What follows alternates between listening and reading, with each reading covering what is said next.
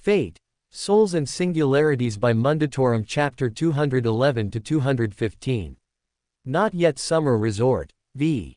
If there was one thing that someone could say about Boudica, it was that it was painfully obvious she was a mother.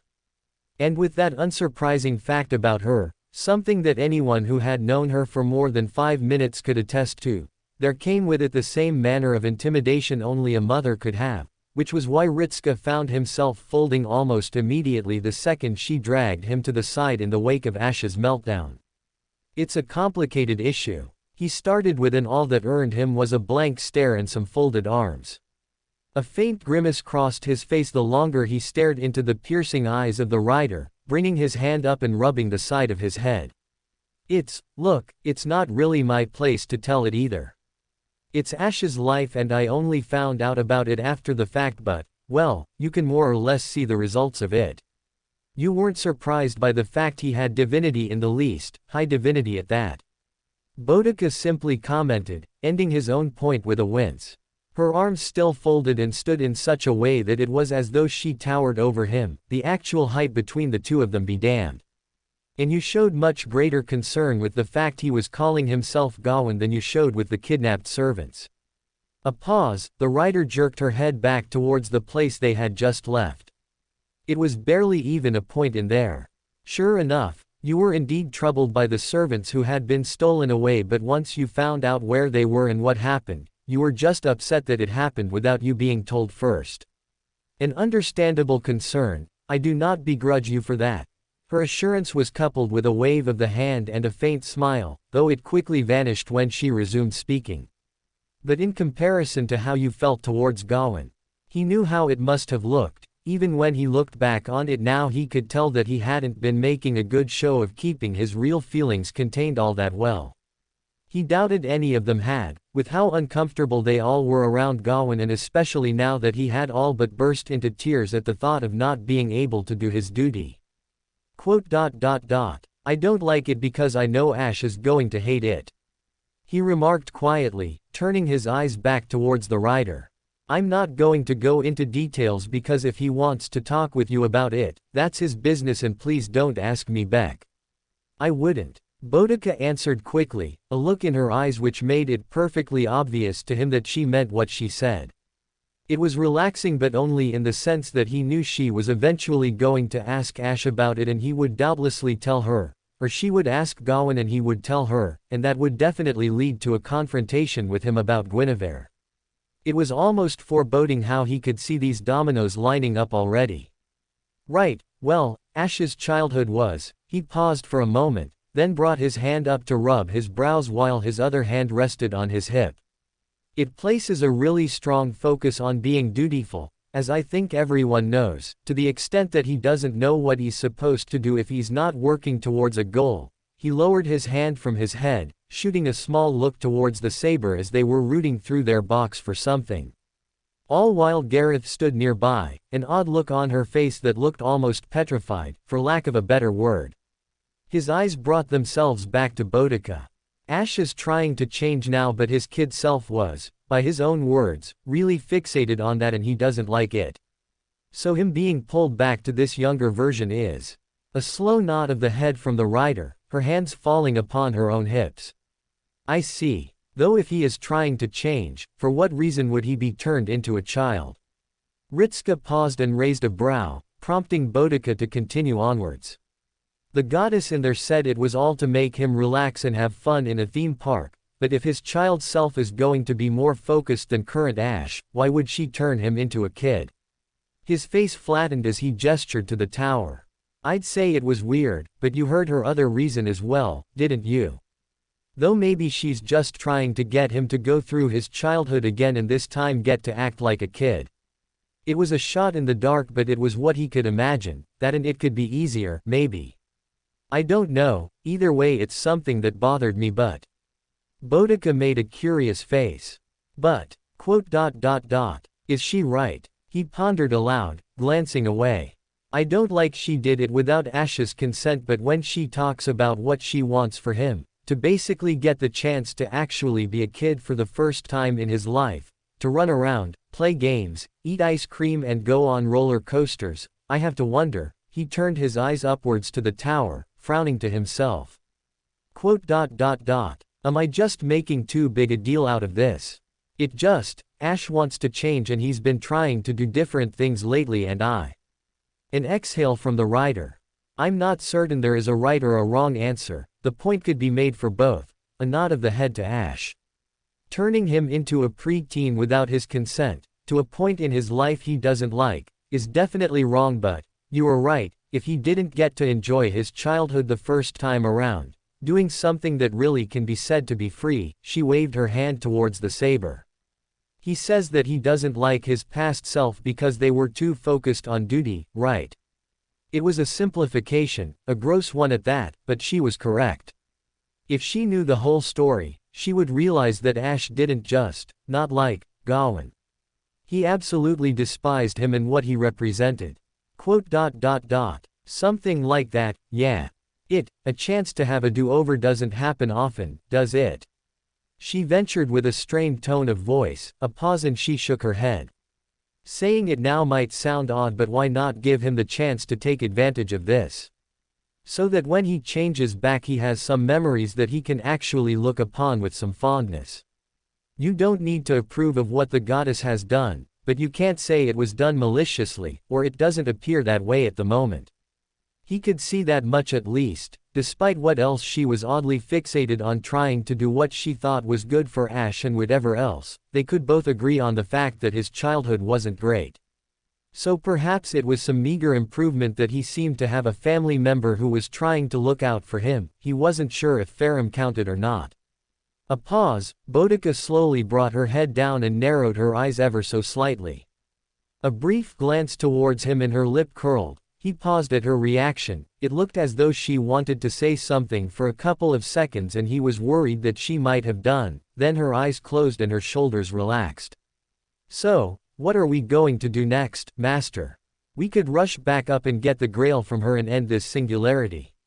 He didn't even consider that yet, too focused on trying to come to terms with everything that had been going on. Even then, there was something else that took precedence over all of that. Bringing his wrist up, he glanced at the communicator the second the screen flashed to life. Not even a need to call upon it, both Romani and Da Vinci appearing in front of him. What did we find out from that? The longer it went on, the more detail we got.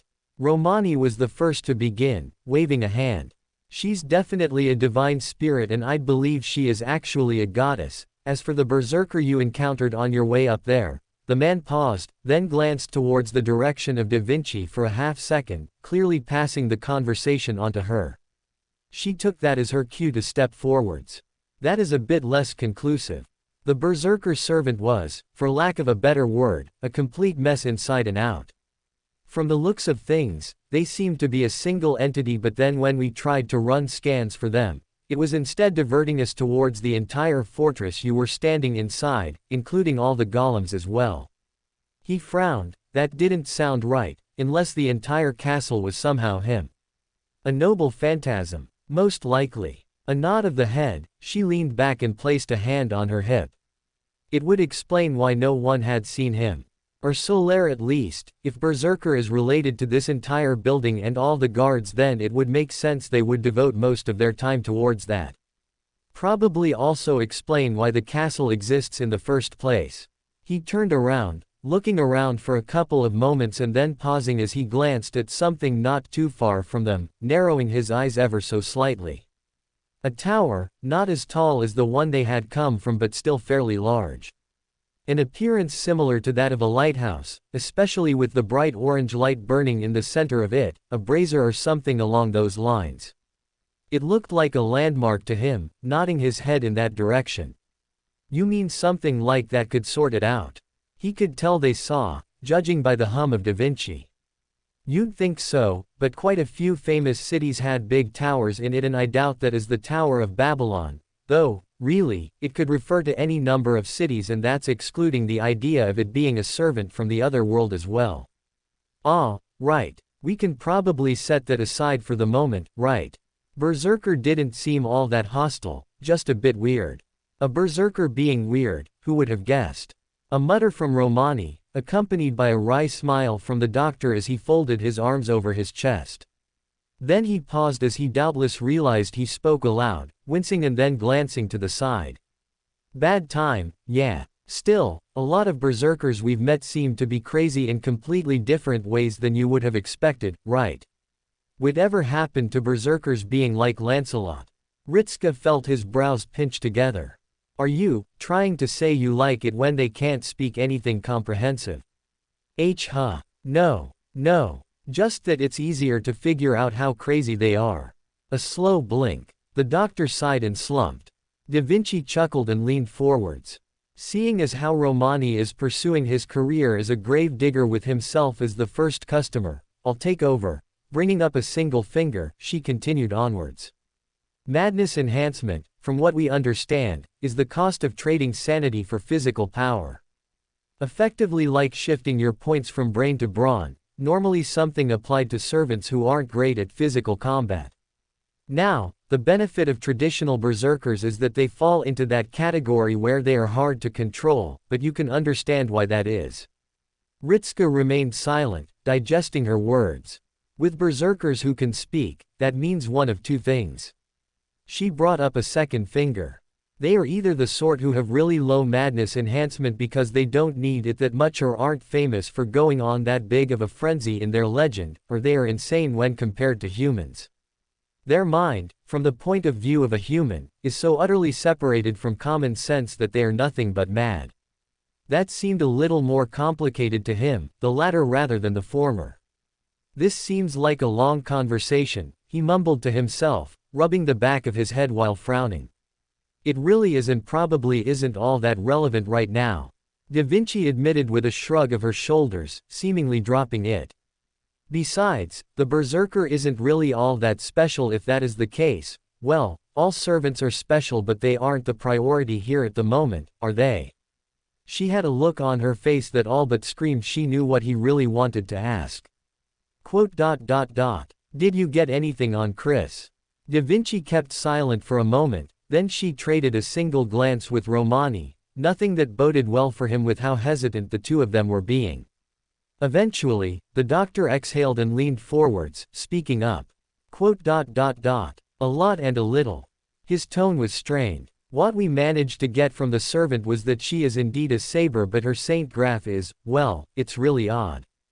To say nothing of her spirit origin itself, which was definitely nothing that we were used to. Leaning back into his chair, the doctor scratched at his cheek. Basically, it looked as though they were. You know that Nero uses her imperial privilege skill to become a saber. It's like that. He doubted this conversation was leading towards the revelation that Chris was an emperor. Though I don't think that the saber you encountered has that skill, instead some sort of highly complicated self-modification which let her change into something best suited for a saber. As for her spirit origin itself, well, that's a bit less clear.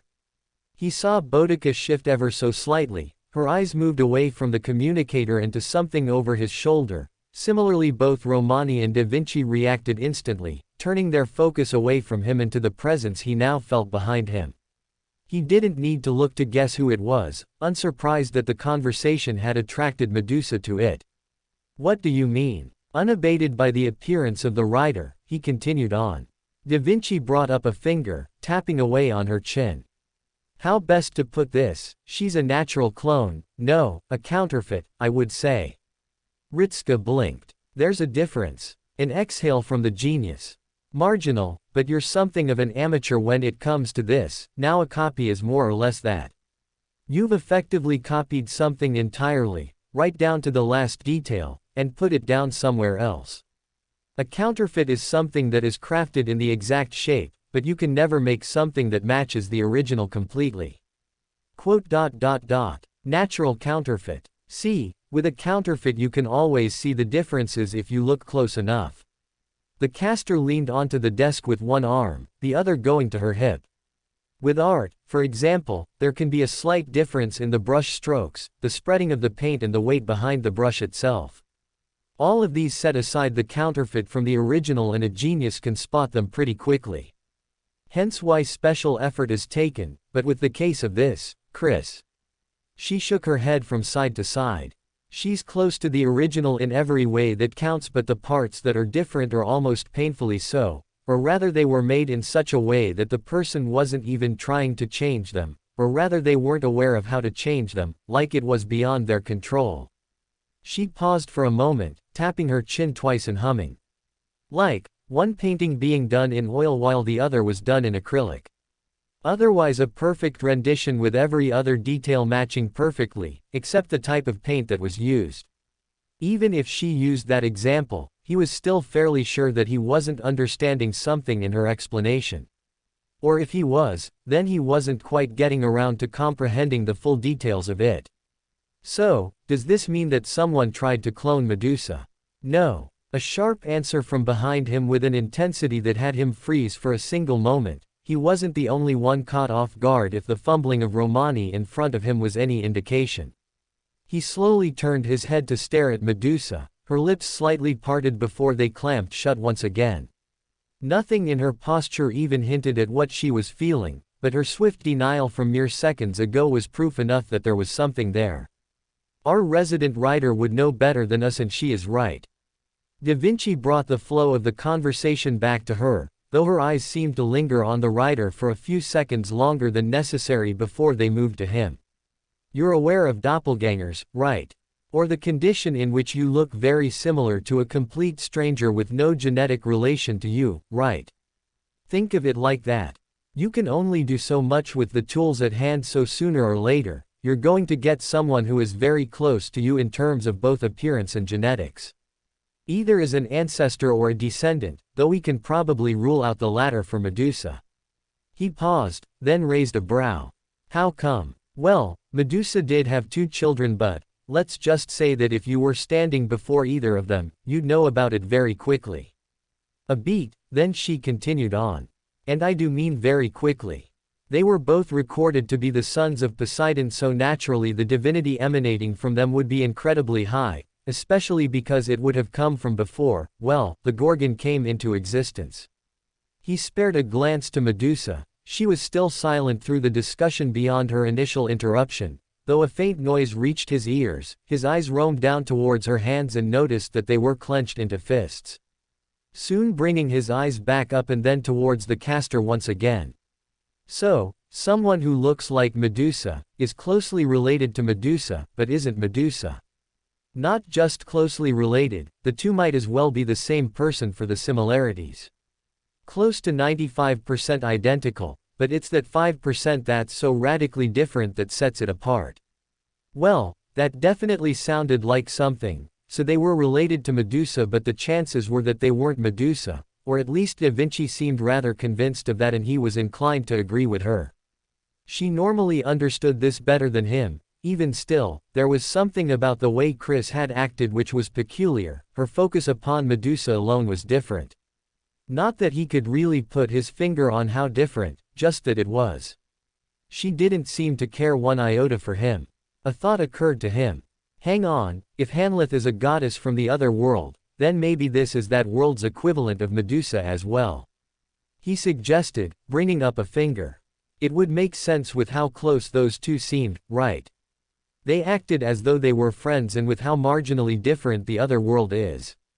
Most likely. Medusa once again interrupted him, though in a reversal it was to agree with him. His explanation ended there. He spared a glance to Medusa and then nodded his head once before bringing it back to Da Vinci. It makes sense, right? A convenient explanation, to be sure. The agreement of the caster sounded as though there was more she wanted to say, but she held back on it. For now though, we should consider what else we know about this servant. Given that they are certainly going to oppose us if we try and take the Grail on our own. That seemed like a good point. He turned, seeking out the resident Lancer. Gareth, what do you have to say about Chris?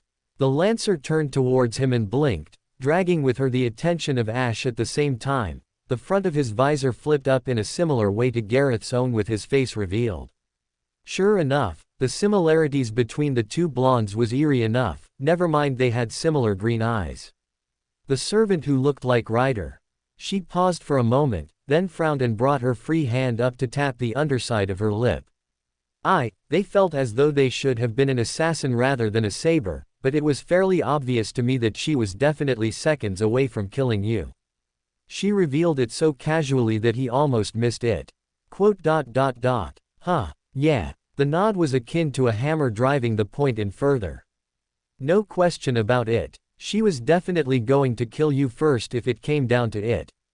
I guess it was. They paused, then teetered their head from side to side. She was a bit like a Gravane. Yeah, that was it. When he was going to do something unpleasant, he would have this look on his face of just not going to do anything. No, that isn't right. Support came from an unlikely source as she started to falter. An erasure of one's intentions. Ash sniffled, rubbing his hand under his nose and wiping away the last of his snot. Though his eyes were puffy red from where he had obviously been crying. Gothard told me about the best killers being those who don't give anything away. It was really different from when Sir Lu fought. You just blink and suddenly they're about to cut your throat without warning. That's it. Snapping her fingers, Gareth pointed to the saber with a grin. You just give nothing away as though you're completely ordinary, but for a servant that's just super weird because, well, you're a servant. She nodded her head up and down once again, folding her arms and then pulling a stern face. Yep, a saber who should be an assassin. That's definitely what they are. A similar case to Kojira but in reverse. Well, they did say that it looked as though Chris had been forced into the class through their own efforts. Wait, but that means that, Mash moved forwards, raising a hand and then pausing, turning a worried look onto him. If Senpei had moved any closer then she would have. His own frown deepened considerably at the silence to her unasked question. Well, that's just common sense for a servant in most cases when the allegiance of a master has yet to be identified. Da Vinci remarked rather suddenly. It should be of note that she left it at unspoken warnings rather than immediately going for it, but that's beside the point. There seems to be an even bigger concern right now, one that is possible to be a threat to both Chaldea and Hanlith. There was. His confusion must have shown because Da Vinci raised her brows at him, then sighed. The troublemakers, protagonista, the chaos demons. Oh, right. His confusion remained, however. Wait, how do we know they're so bad in the first place? She just said that they were being something of a nuisance because they weren't joining in her resort, but that doesn't strike me as being very evil. A glance to the others, though mostly between Mash and Gareth, given that they would have memories. Like Quelaag, she was a chaos demon, wasn't she? I thought she was rather pleasant beyond the. A shudder at the faint memory of the spider body once again, even picturing her brought him out in shivers. That's right. Mash saw where he was going at least. Quelaag-san helped us out in the second singularity. We don't know why they might be opposing this park in the first place. True enough on that part, though she had been rather provocative towards Verndari, she was still a rather valued member of their team during that singularity and her contributions were well acknowledged. So the idea that she or others like her would be causing trouble for no good reason was a little difficult for him to accept. He figured there had to be more going on here than just that. That being said, his experience with chaos demons was limited. Exceedingly so. He'd met two of them and only really conversed with one properly, the other had just been around to the point where he thought Ash would have known them better. Though he couldn't rely on the expertise of someone who currently didn't have his memories, so he'd need to find someone else who knew about chaos demons. Do you suppose that she invited others from around the throne? He posed the question, glancing around and being met with expressions of surprise that soon gave way to contemplation. Because if there are a couple around we can ask about chaos demons, that would be a start. I don't think we'll find Quelaag here though. We don't need specifics. He turned to Boudica, she stepped towards him while resting a hand on her hip. Not from the past, what we'd need to find are servants who have been here during the attacks. The goddess implied they were somewhat frequent and that damage on the walls as we came up looked recent. In fact, you could put in a call for the director, couldn't you? She was supposed to be finding servants in the first place, right? That was, actually a really good idea that he hadn't considered. His hand moved to his communicator, flicking through it before selecting a different channel and waiting as he made the call. And waited, and waited, and waited. He was still waiting. I'm starting to get a little. Hello. I think this is aha. I knew it was still the glowing button. Ritsuka blinked twice as he found himself staring not at the face of the director, but instead at the somewhat bewildered face of Berserker. Their mismatched eyes widened as a smile came onto their face, a clearly pleased expression which soon faded and was replaced by puzzlement. Ah, yes, I'm not sure what is going on around here. I'm a little confused. Me too, he gave a slow answer, leaning his head back and raising a brow. Where is the director? She was near me a moment ago, but then she got to speaking with sisters Marie and Nero and has since wandered away from me, and yes, I believe I might have lost her. Spoken with all the concern of a parent who hadn't realized their kid had walked away from them in a supermarket, coupled with the added bonus of the servant's head swinging around as they glanced across whatever location they were looking over. So, I am extremely sorry about that. Terribly so. Well, it's a little disappointing, but if she's with Nero and Marie then at least she's got some support. He raised a brow, but kept the frown on his face as he considered the implications. What were you even doing? The director said she was looking for her contracted servants. Torin, Brynhilder and Chillane, yes. Berserker confirmed with a nod. She ventured to this, she called it a water park, but I am unsure of how it could be called a park. My knowledge of such things is limited, but there is a lack of grass to fit the description. We had trouble finding them and I thought that Olga would have gotten more disappointed, but it was odd. Odd. Ritsuka narrowed his eyes. What do you mean, odd? It was as though she was losing interest. On our third failure to find them, Berserker's eyes turned downcast and to the side, almost as though he was ashamed to even utter the next sentence. She just sighed and complained about the effort that was going into this, not wanting to use her command seals to summon them because it would be a waste, according to her, in case she needed them later. Then she pondered what the fuss was about before we encountered sisters Nero and Marie. This was starting to sound peculiar to him, more so than he would have expected. Berserker was right that the director should have been feeling disappointed, so to hear that she was just getting tired from all of it was a little strange. How did she end up getting lost though? I was briefly distracted by an odd smell. The servant confessed awkwardly, bringing their hand up and rubbing the back of their head. I turned my head and saw it was Sister Artoria enjoying what she called a hot dog, so we got to talking about them and why humans ate dog meat. I said it doesn't taste as good as cow meat, but she said it was just what they were called and that they were actually pork in the first place. I got confused. He traded glances with the others, seeing their own exasperated expressions at the explanation. None more so than Boudica, the redhead, with her hands placed over her face and sighing into them, dragging them down and revealing a barely amused expression mixed. By the time I turned back around, all three of them were gone, even Stahl was left behind as well. Proving his point, Berserker lowered the angle of the camera and held it to the side, revealing the fact that Stahl was indeed standing stock still near the edge of a series of stalls and just patiently awaiting orders with little else. The image lingered for a moment, then Berserker brought the screen back to face him. It could not have been for more than a minute that I was speaking. Right, keep looking for the director just in case. He waved a hand ever so slightly to reassure the servant. If it's Nero and Marie, then it's a good chance that they ambushed her and dragged her off or something like that. Though I'm not going to write off anything yet. A low mutter, it sounded off, but he couldn't be sure. Maybe the director really was just loosening up. Something smacked against his face, his vision turned black and a surprised gasp pulled itself free of his throat. He stumbled backwards in shock, swiping a hand up and grasping hold of something which crinkled in his grasp, ripping it away and restoring his sight. The faces of everyone were fixed on looking between him and what had smacked him in the face. He glanced down and then frowned. The concern left him as quickly as it had arrived. Did I really just get hit in the face by a stray burger wrapper or some? His sentence was cut short. The frown vanished, replaced by parted lips of confusion as he noticed something. Though it was a thin piece of paper that would have been wrapped around a burger, it had no trace of ever being used for its intended purpose. Instead, he saw indentations on it as though something had been pressed against it. Flipping it around, his brows rose up. Okay, that's weird. Senpai. Mash's call was answered silently. He brought the wrapper up and flipped it around for her to see.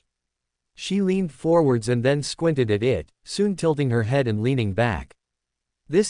I'm not sure I understand, Senpai. Me neither, he remarked, then lowered the paper back down. But I get the feeling that there is someone else on this little island that is suspicious, or they want us to be suspicious at any rate. Another glance to the paper and the message scribbled upon it in rather surprisingly neat handwriting. Trust nothing. HF. Rather ominous. Boudica commented as she leaned over his shoulder and pointed at the message. He was rather inclined to agree with her. And somewhat paranoid as well, especially given that they scribbled it on a piece of paper and then threw it out into the wind, so they're probably someone with some skill, given that it smacked you right in the face when it did. Yeah, it seemed rather cliché to him that he was thinking about how suspicious this place was and then mere seconds later he is smacked in the face by a note which supported his beliefs wholeheartedly. Either way, it was something to keep track of if nothing else. Folding the paper over, he stuffed it into his pocket and then faced the others. I'll keep hold of that to see if we run into another of the casters. I'd summon them, but the director was right that it would seem a waste to use a command seal now when we might end up needing them later. A shrug of the shoulders, though he was aware they didn't have very many casters around in the first place, there might have been more he could enlist the aid of, maybe. What should I do? His attention was brought back to Berserker. For the time being, keep looking for the director and let me know if something ends up happening either way. Before you go, he interrupted again when it looked like they were getting ready to hang up. How much do you know about chaos demons? A blink. Oh, those things. Not a lot. They didn't spend a lot of time coming up to the surface, and the few who did, well, I didn't speak with them and they didn't speak with me. Soon shrugging his shoulders, Berserker continued on with a mild frown. I sometimes saw them in the company of Lightkin, but they seemed to attack everything that wasn't one of their own kind. Then again, everything else seemed to attack them too. Cupping their chin, Berserker visibly pondered it for a moment, then grunted. I don't know. I never met or spoke with one before. Why do you ask? Something to do with this singularity. Apparently they're involved and I'm trying to get some opinions on them before I sign off on anything. Okay, I'm not sure how many would know about them. I just know that at one point Orlando used to have more knights and then they all went off somewhere with fewer coming back, then that's when sometimes a burnt knight would appear. Burnt knight, huh, that sounded. The noble phantasm of Archon. You've been a big help, Berserker. Thanks. The servant blinked, then sent him a wide and earnest smile. You're welcome, Ritska. His screen shut off, leaving just Da Vinci's behind, the woman raising a lone brow towards him with clear intrigue. Sounds as though you've just realized something. Archon's noble phantasm, it sounds like he's encountered them in the past, and we know for a fact that Quelaag knew of the Silver Knights, something about an attack on her home. I can't remember all that well, but everyone calls Izalith the home of the demons, so someone who knew of them would probably have more to say. At any rate, asking around is something I'm going to do, try and get a motive out of why they would be attacking. A raised brow. Are you suggesting it's more complicated?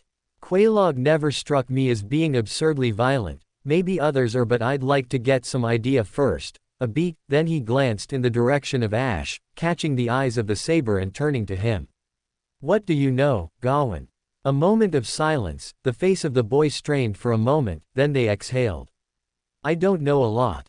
I just know that demons are strong and dangerous. Sorry. It's fine. He now knew where he had to look. He was sure it would be fine. There is no more repulsive a race than the Chaos Demons. And right off the bat, things were off to a fairly low start. He leaned back at the venom in the words of Archon, having found the Silver Knight near one of the little quieter areas. In actuality, it was a small artificial beach with more than a few guests sunbathing on it. A beach in the middle of the ocean. It got weirder by the second. That's a bit. I am being generous. Archon cut him off before he could get out the rest of his sentence, somehow sensing what he was going to say. Though he couldn't see the face of the knight, he was certain they were scowling deeply. He could have sworn, if only for a moment, that there were crimson-red dots glowing through the slit of his helm. If there is even the slightest hint of infestation, even only a rumor, then this entire place must be torn up from its foundations to root out the vermin. Vermin. They are parasites, chaotic parasites at that. The knight continued unabated. Even those who somehow found themselves tamed into the service of the gods were little more than rabid beasts aimed in the right direction. That was their only value for such a savage race. Why do you say that? They were starting to sound like Verndari now. A sigh from the knight. It would take too long to explain. Merely trust my advice in that any demon you spot that is born of chaos must be cut down before it can cause the damage of its namesake. With a shake of the head, Archon stepped away from the tree he had been leaning on. Understand this, my lord. Chaos demons are as dangerous as they are savage. A display of intelligence they might show, an inkling of wit, is nothing more than parroting the movements of their betters. It was disturbing how easy they were writing all of this off. All right then, perhaps another. Archon turned, looking past his shoulder, a low grunt of disapproval. You share a resemblance with the saber. If you are a relative of her, then I would suggest you remind her that continued insults against me will eventually earn retaliation. Ritska slowly blinked. Medusa answered. Bring your problems to them. Leave me out of it. A click of the tongue. You sound just like her. What have they said? Archon scoffed loudly, turning sideways. Aside from insulting my knighthood and calling me a killer in a fancy dress. Well, that was imaginative. Are there chaos demons here? Verndari sounded startled by the question, looking around before their hands tightened into fists. How can? Hypothetical. He hastily brought up before the knight went into full panic mode. We're just looking around. A beat, Verndari relaxed. I see, you had me worried for a moment, my liege. But chaos demons, their voice shifted into one of disgust. Troublesome beasts they are, as their name suggests they are all without basic intellect, or if they have such wit, they have long since discarded morals. Being without shame or mercy and are deserving of none. That creature you met in Rome was nothing more than a lingering remnant of what they might have once been and nothing more. Even though he knew the answer was coming, he was still surprised to hear them say that so candidly. Especially after all the help that Quelaag had provided. But, Quelaag-san helped us. Verndari exhaled, shaking their head from side to side. Your naivete shows, Mash. That thing aided us out of self-preservation. A natural feeling for all creatures that live, from the highest to the lowest, whatever else, we were merely the best chance it had for survival, their arms folded over their chest. Make no mistake, she helped herself and merely used us for that sake. Why else do you suppose she has not yet answered a summons? Mash frowned but said nothing. Verndari capitalized on it. You have a kind heart, but when shown to such things, they will take advantage of your kindness and twist your mind. Bringing their hand up, they tapped against the side of their helm. In every single instance we have encountered one of their ilk, in every single legend and fable that centers around them, they have always been brutal, savage beasts. They cannot be reasoned with, and must be dealt with as monsters demand. Swiftly and with steel. Destructive. Vermin. Those were the only two words that the dark-haired woman uttered before she fell silent. He didn't even know who she was in the first place, but he'd been directed to her by Romani, who said that she might have something to offer them. His eyes drifted from her to her companion, seated at the table with his arms folded over his chest. He barely recognized the man from somewhere but couldn't quite place where that had been. A tall, broad-shouldered man, bare-chested and with baggy ginger hair, twin horns jutting from either side of his head. They spared a glance towards the woman, a caster, he had been told, and then turned back to him before offering a single shrug of the shoulders and an unintelligible garble of the mouth. Ritska opened his mouth to respond, then paused as he watched what appeared to be a looming cloud of dark red fog form over the shoulders of the man. He frowned and leaned back as twin glowing orbs formed within the deep shroud and gave him a look that pierced his very soul, or so it felt at least. The ghostly whisper of a woman's voice came next. I will speak for my dear husband. else those vixens at your side try anything. His brows shot up at the rather offensive comment, but they continued on before he could react. She is in mourning, her soulmate was so cruelly taken from her, such beasts that savage true love are deserving of nothing but a swift end, wherever they might be found. His eyes lingered on the fog, and then onto the man. They offered a noncommittal shrug of the shoulders with their eyes speaking of the same story. It is what it is. That is what those orbs said to him. I'm under the impression that people really don't like chaos demons. Given that everyone you asked about them seemed to insult them in one form or another, I would say that it's a fair bet that they've done something, Romani replied slowly, the man scratching the side of his head as he did so. Then shrugging. Maybe they have a point. From what we know, Quelaag is different from the other chaos demons in that she came from before the whole fire thing. Fire thing. He raised a brow at the man for the rather clumsy explanation but kept silent as they continued onwards. Yeah, I know. Not the best way of phrasing it, but the point remains, maybe they really were just summoned here by accident to cause trouble. A beat, then the man grimaced. If they are anything like the demons you get in our history, then there is reason enough to be concerned about them. They weren't exactly famous for being reasonable. That sounded like a thin reason for him, even if loads of people said it as well. There is some truth in his statement, Master. A surprising interruption from Medusa once again. He glanced towards her as her lips pulled down into a faint frown. In my own personal experience, even if a demon were to have intellect, they would face persecution for their nature, though the inclination for harm is something that I cannot comment upon. Slowly, he shook his head from side to side. I'm not about to write off an entire race as bloodthirsty monsters because of the actions of a few, especially because I don't know what instigated the conflict in the first place. All I know is that the Silver Knights marched into Izalith and then fought the demons. That doesn't paint the forces of Gwyn in a good light, but, well, I can't deny that they might also be the aggressors in other situations either. It was difficult to get across. Look, we have Asterios, Quelaag and Quellan. They've all been reasonable people and they were all demons. A beat, then he carried on. All right, Asterios is a different type of demon, but I like to think we call catch my meaning. Nods all around. So I'm withholding judgment. He explained further. Will I deny that the demons have been attacking? No. The evidence is pretty strong that they have been, but I'd like to get to the bottom of why. Because demons going out of their way to attack a hotel resort seems weird to me. That just seems like a big waste of time. Why go through a whole summoning just for that? Mash raised her hand. What if they are aiming for the Grail? He paused. That actually makes much more sense, yeah. She smiled, looking rather proud of her answer. It's probably the only thing worth getting around here anyway, aside from enjoying the resorts, but, His hands fell to his hips, a thoughtful frown upon his lips. If I might make a suggestion. Boudica moved forwards. I'd say that, for the time being, we should try and defend this place from potential attacks while we continue to look further. Honestly, we'd rather get the Grail out of here as soon as possible, but it makes more sense for us to fight one enemy rather than two. She wasn't wrong on that account. Yeah, a slow reply left him, nodding his head up and down. Defending the resort seems like the smarter call to make at the moment, at least until we get to the bottom of everything, but Hanleth has to know we're eventually going to make a move to retrieve the Grail, right?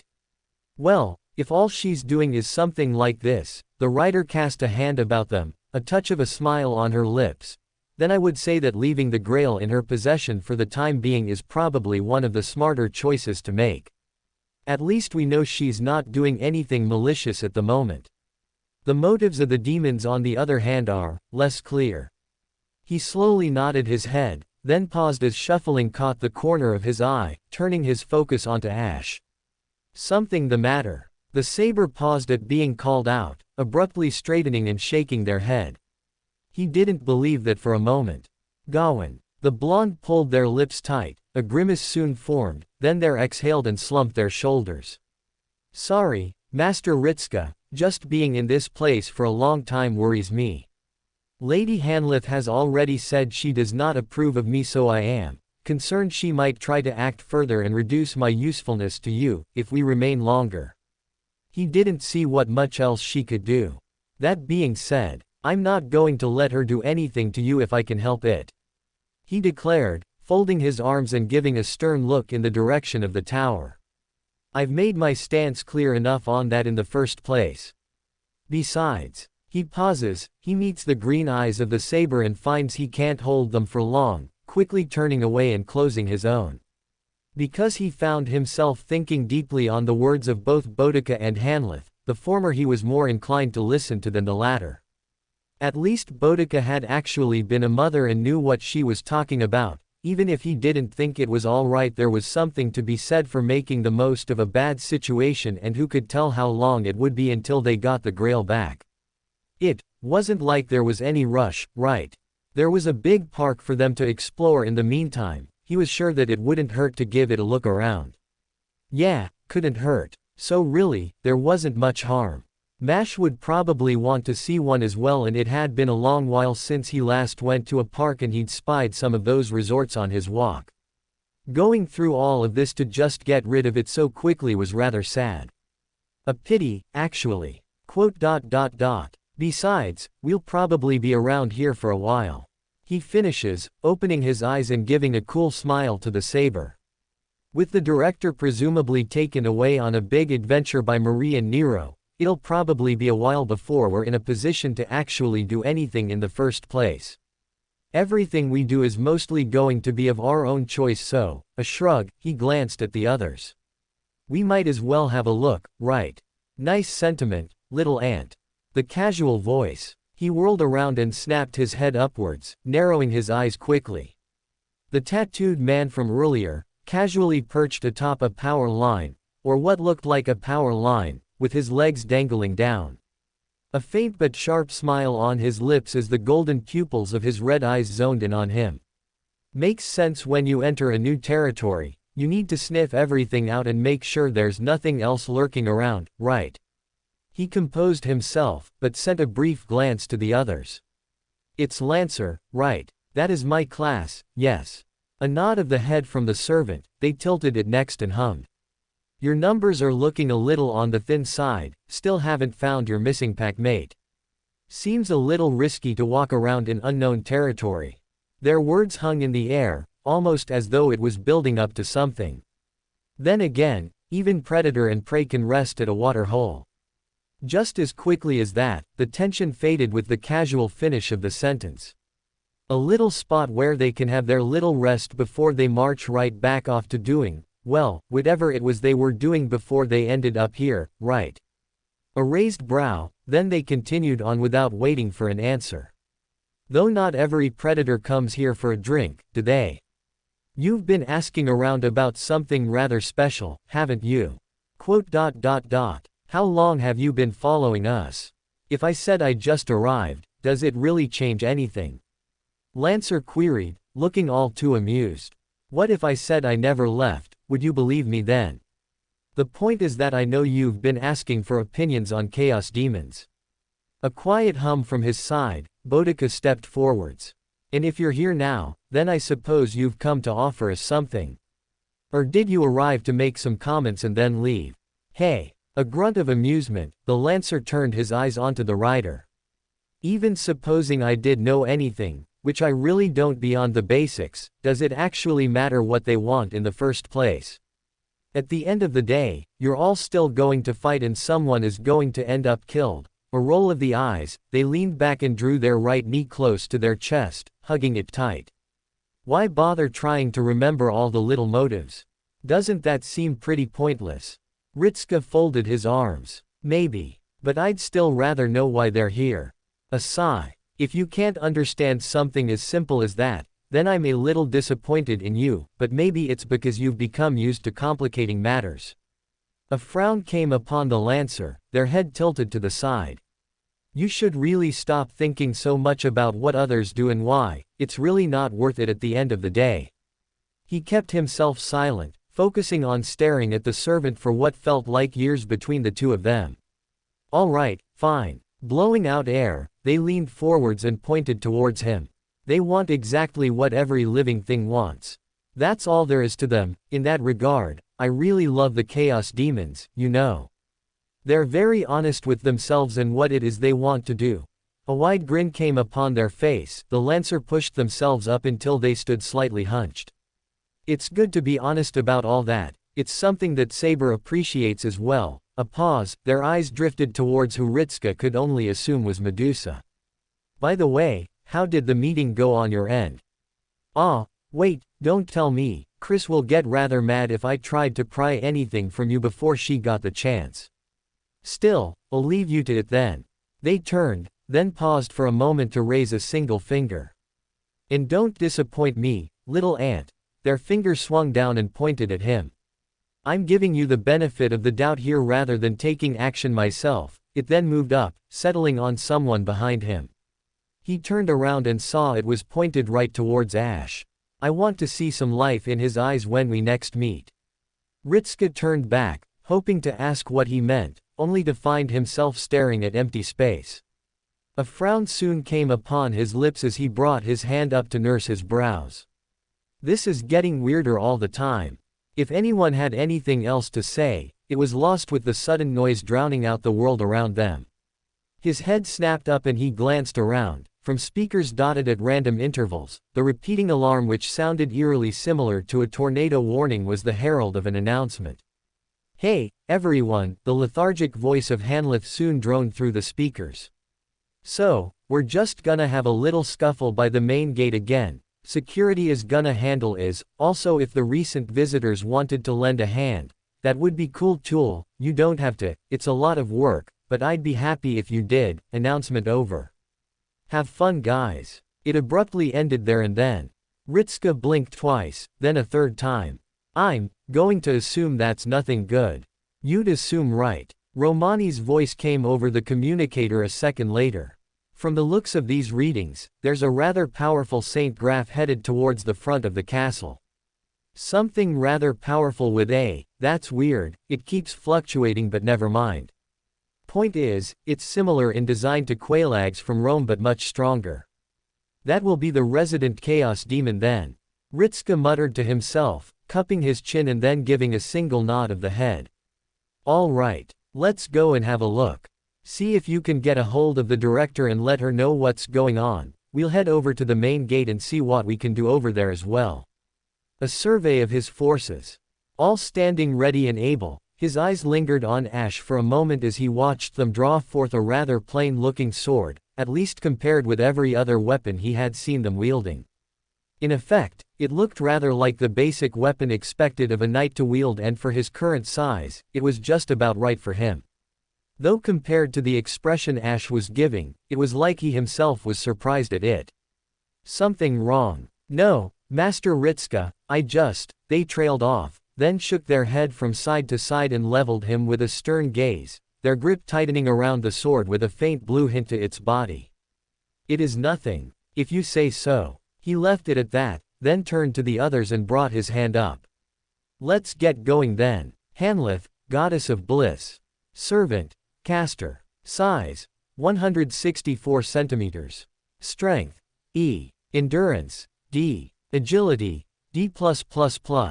Mana, A. Luck, C. Noble Phantasm, C+++. Blissful Wonder, can't we all just take 5? C+++. Anti-Army, max target, 500, max range, 0 to 50. The authority of the Bliss Goddess is reduced to a noble phantasm, but it remains rather potent. Hers is the power to charm the mind, but unlike that of her mother Guinevere, it is much less obvious. Instead, it appeals to the nature of the servant directly, finding items that they become more willing to focus on. Retention of their priorities becomes a little difficult, they become more concerned with fulfilling their own little desires.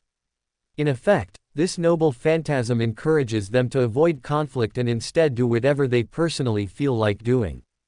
Class skills. Territory creation. A. Item construction. C. Provided she actually retains enough motivation for it, she can construct some decent enough mystic codes. But the times where this actually happens are quite uncommon. Divine core of the blissful goddess, X. Personal skills. Appeal of wonderful bliss, B. Those who fall within the domain of her territory will have their interests revealed to her. This way, she can better target their desires correctly and work around them. Reflexes of a layabout, D+++. Rather surprisingly, she can have good reflexes when it really matters. Hand-eye coordination is second to none, picking out details swiftly.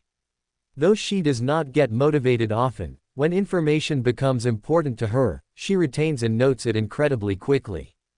Blessing of the blissful goddess, A. If she truly feels motivated enough, she can bestow power onto an individual. The power of the blessing rises with the mood of the servant. For instance, a servant who enjoys battle would benefit from a far greater blessing than one who did not. Summoning. Hey, servant, caster. I'm Hanlif, nice to meet you, I'm going for a nap. Dialogue 1. Hey, what do you guys do for fun around here? Because I guarantee it isn't enough. Dialogue 2. Master. Servant. Meh, don't worry about all that. I'm just here to make sure you get relaxed, speaking of which, I'm going for a nap, wanna come with? Dialogue 3. If you have Caffrey. Geh. Caffrey, oi, aren't you supposed to be respectful towards your big sister or something? Hey, quit bugging me, I am doing my job. Dialogue 4. If you have Nar Alma. No matter how many times you say it, killing isn't relaxing. You're just crazy. I'm not helping you with that stuff. Go away. Dialogue 5. If you have Flan. Oh, great. Dad is here, why did you have to summon him? He's never going to let either of us have a single second for ourselves now, you know that right? It's just going to be work, work, work. Dialogue 6. If you have Osaka behind. Finally, someone who understands the value of relaxation. Good work, tiny mortal What's with the bats? Isn't that a little too creepy? Are you saying you like living in caves or something? Dialogue 7. If you have Ganesha. Oi, what is this? Don't humans call this plagiarism? Hey, get out of here. I'm the one with the actual authority over relaxation, you're just being lazy. Huh, no, I'm a professional slob, you just do this as a hobby. Dialogue 8. If you have Elizabeth Báthory. Hey, master, I think I made a mistake. I told someone to do something relaxing, now she's singing songs at me. It's scary, I think she's actually trying to kill me with her music. Dialogue 9. If you have Nud Nuada. That old grandpa dude. Yeah, he's alright. He sometimes just hangs out with me, says relaxing is also important, so that's all good. Why do I call him a grandpa? Because he has old man vibes. Dialogue 10. If you have Guinevere. Mother, seriously, her. Well, I guess it could be worse. Hate her. No, but it's just that she always does what she wants and doesn't really need me to do anything for her, or is it like the opposite? I don't know, but it never feels like she does anything, or maybe she can't relax. I don't know. It just makes me feel weird. Dialogue 11. If you have Leonidas. Absolutely not. No way. Never. Get out of my room. I'm not going to the training field.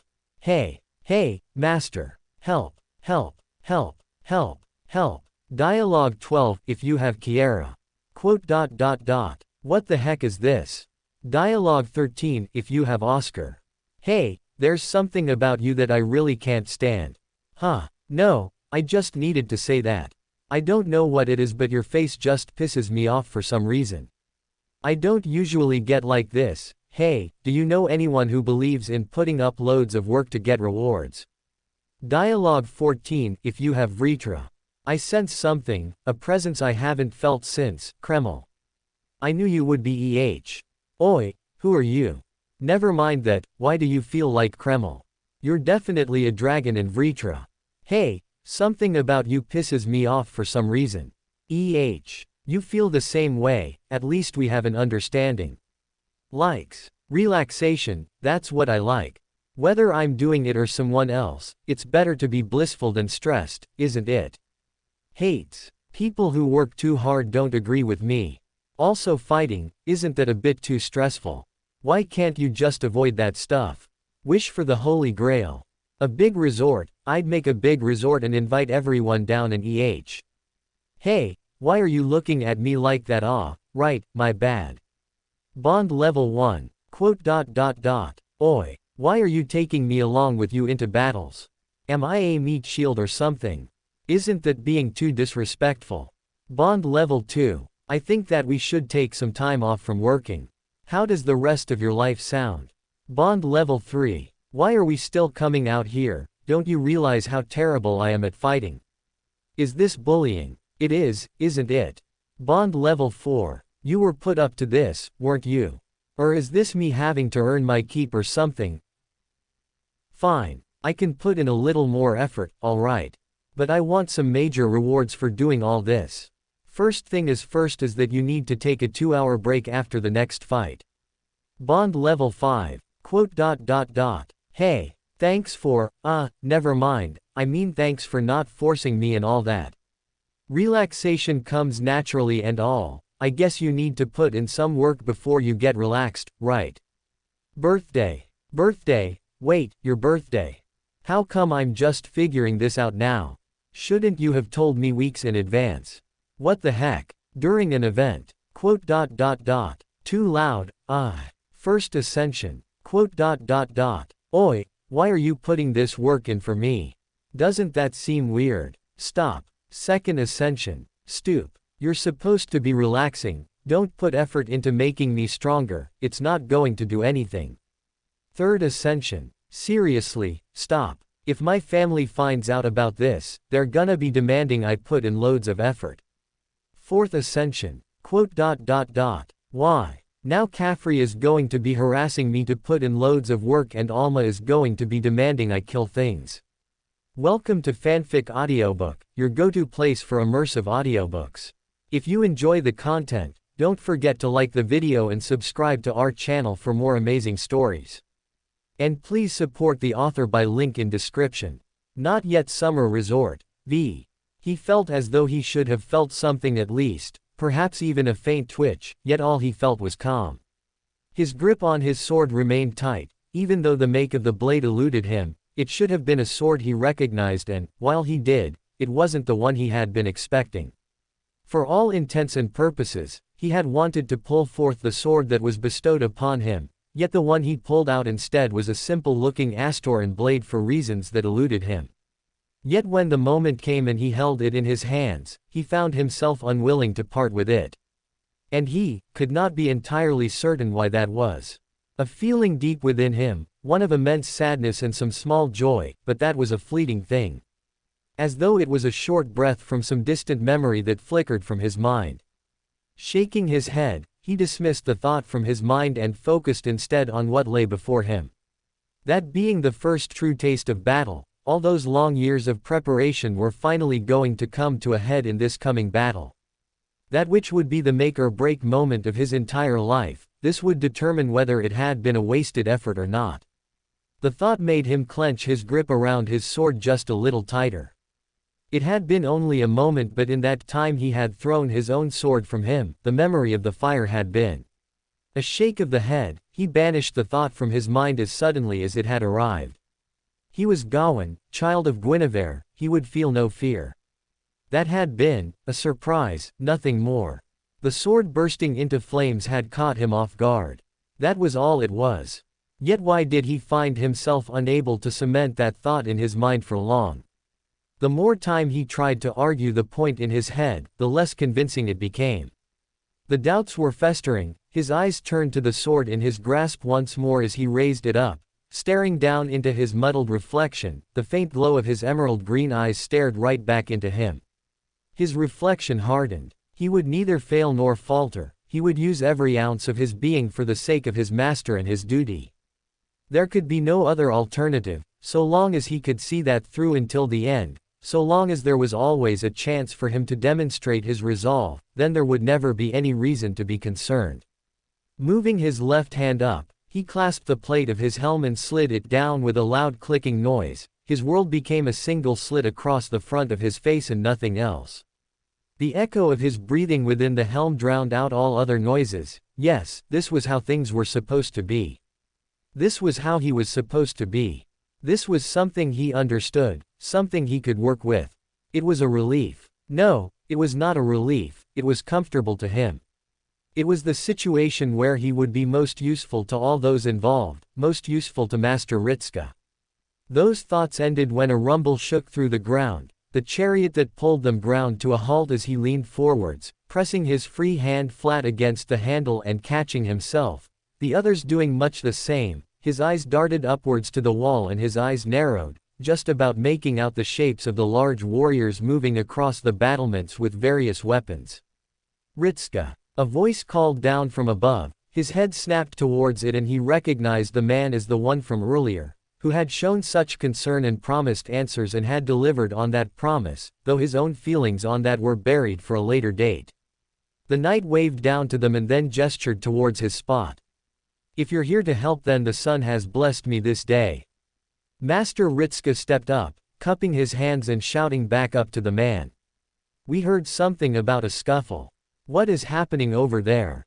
The knight made to answer, though never got the chance. A flash of brilliant light and then a deep roll of black smog consumed the battlement he stood upon.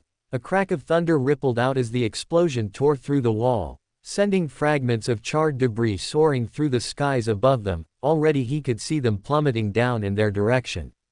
Senpai. Squire Kyrilight was dutiful as she was swift in her response, bringing her shield up with ghostly image of a wall forming above their heads. The rubble clattered off the aegis and rolled down onto the ground around them, even as their origin point billowed with thick obsidian smoke. His eyes were transfixed by the sight, a tightness gripped him as he refused to part with the sight, the rumbling blaze and the rising pillar of darkness that found itself spoilt by an occasional sputter of deep orange, a crackling roar as embers flickered down. The world dissolved into muffled shouts, the chariot roared to life and charged forwards, all while his eyes remained fixed on the inferno. His chest felt tight. ETS moved to the top. A shudder as the chariot dissolved around him drew him back into the world with a jolt. His head snapped around until it landed upon Master Ritska, his lord already pointing up towards the thick of the inferno.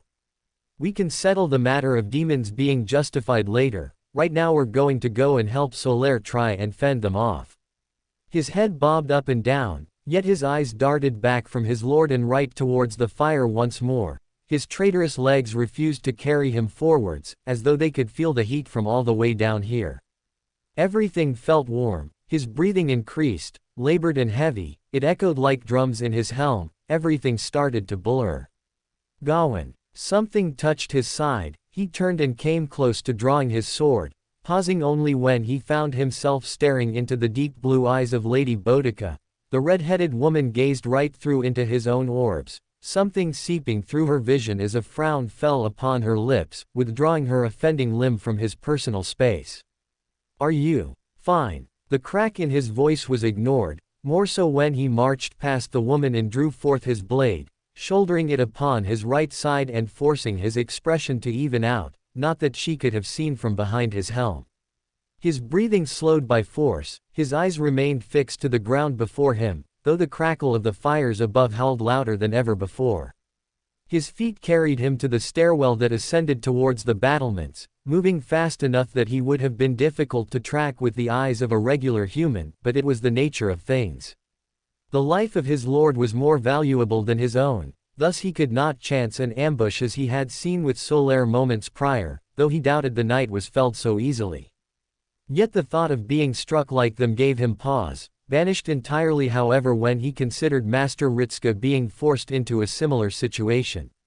Reaching the summit, he swung his body around and peered over the battlements. To his shame, he lacked the necessary height to look without rising onto the tip of his toes. Though given who the battlements were made for, that was not as great a slight against him as it could have been, though the knowledge still stung. His eyes moved over to the pier where they had first arrived. It felt as though his heart stopped in that one moment. The ocean was ablaze, towers of fire rose up from the depths and bubbled the sea of blue around them. Hissing and spitting as distant swarm of darkness rose up with them, all he could do was stare in mute horror as shapes pulled themselves up from the depths, each one more mangled and distorted than the last. The first were twice his height or had to be at least, though their skins were a matte brown and chipped away, bare-chested and muscular with only scraps of cloth to cover themselves. Yet that was not where the horror lay. Instead it was the skull of some cattle that adorned their heads, stripped of the skin and flesh, leaving only bleached white bone with piercing red eyes which glared with such hate and fury that he could feel it from where he stood. In each hand the figures carried large clumsy machetes each his own size as though they weighed nothing, charging out of the depths and moving towards the walls with incredible speed. They were followed by larger monsters, bloated bodies with feeble arms, a skin an ugly green and with lipless grins. The twisted monster with what seemed to be horns jutting from its body let out a rumbling growl as it charged forwards, wielding a lump of shaped rock as a mace as it did so. Then his eyes fell upon the one who moved slower than the others, who felt as though they were more. Body aglow with fire, skin like rock and a face like a skull, the hobbling monstrosity dragged itself through the boiling oceans at a steady but determined pace, using its weapon like a crutch as it did so, each step eliciting a deep and aggressive hiss of steam upon the surface of the ocean as it drew closer and closer. Gawain kept himself silent. At an impossible distance, the two made eye contact.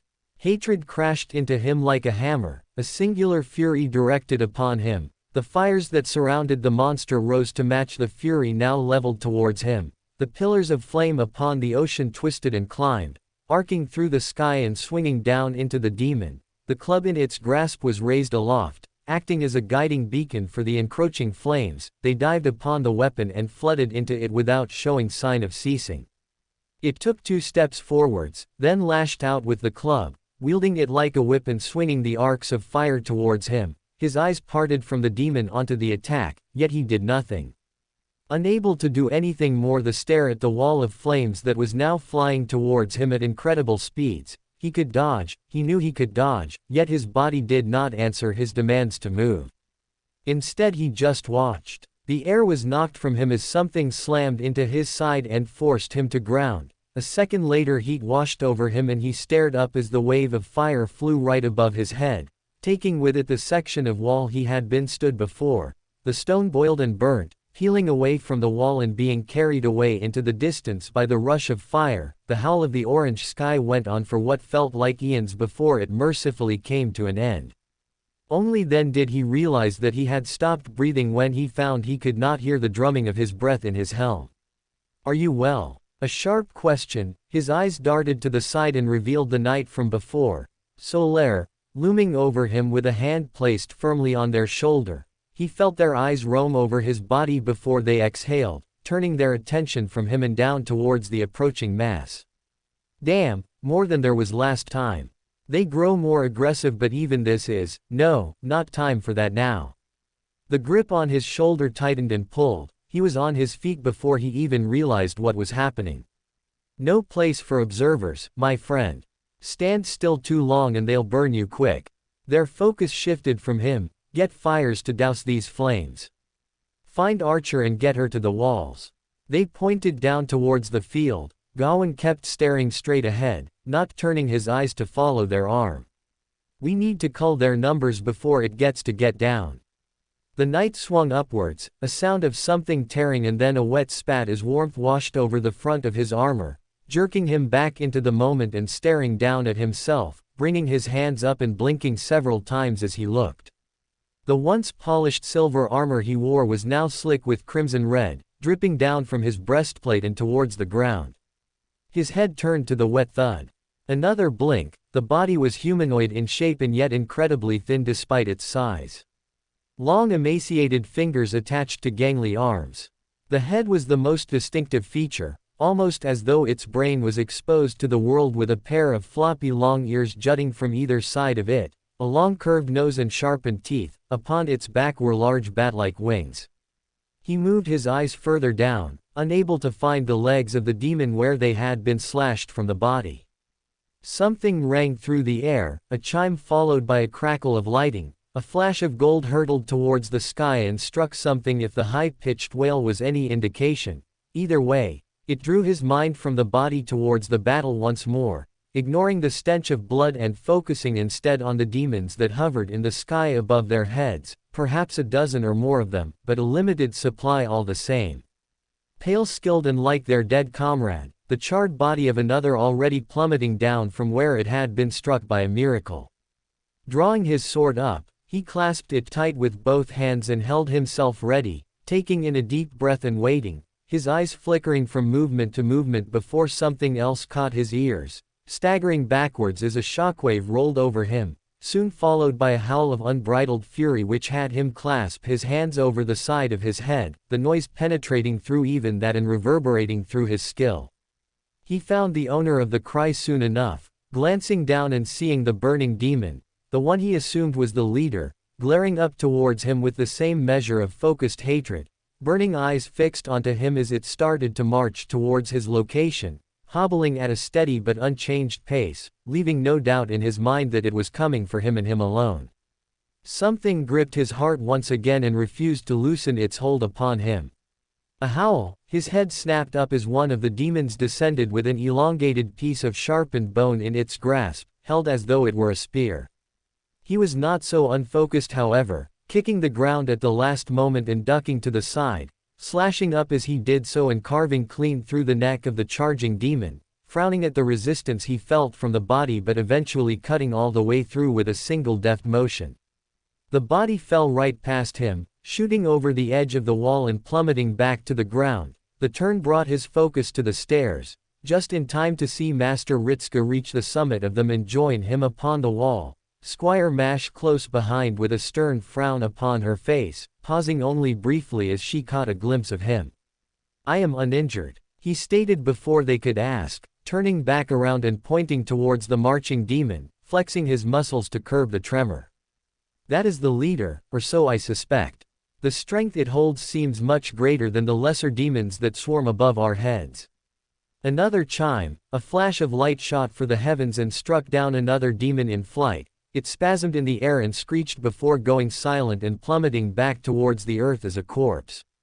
He spared it barely even a glance before he brought his focus back to Master Ritska.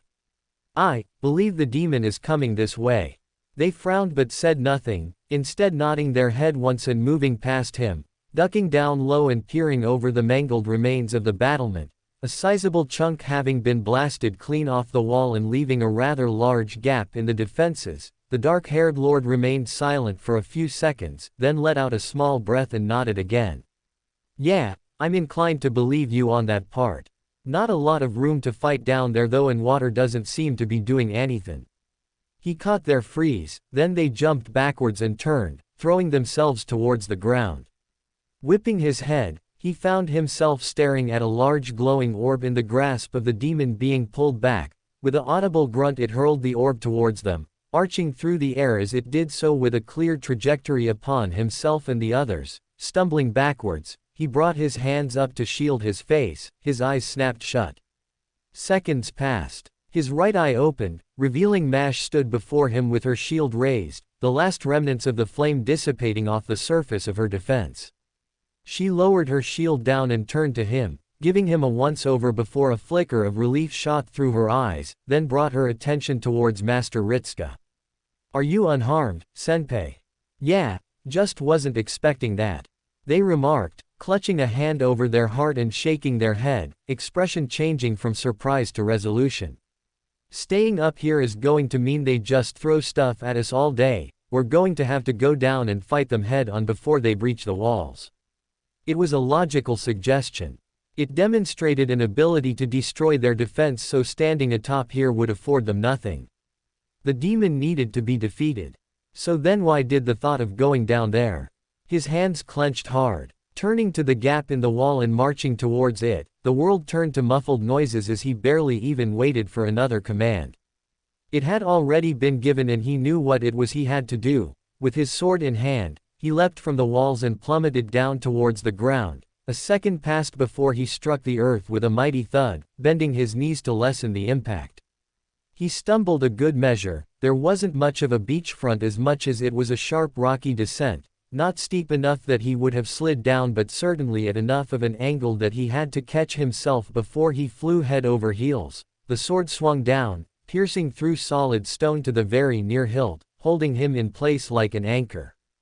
Allowing himself a single moment to survey the world around him, the chaotic mess that it was quickly becoming, he locked onto the closest target to him.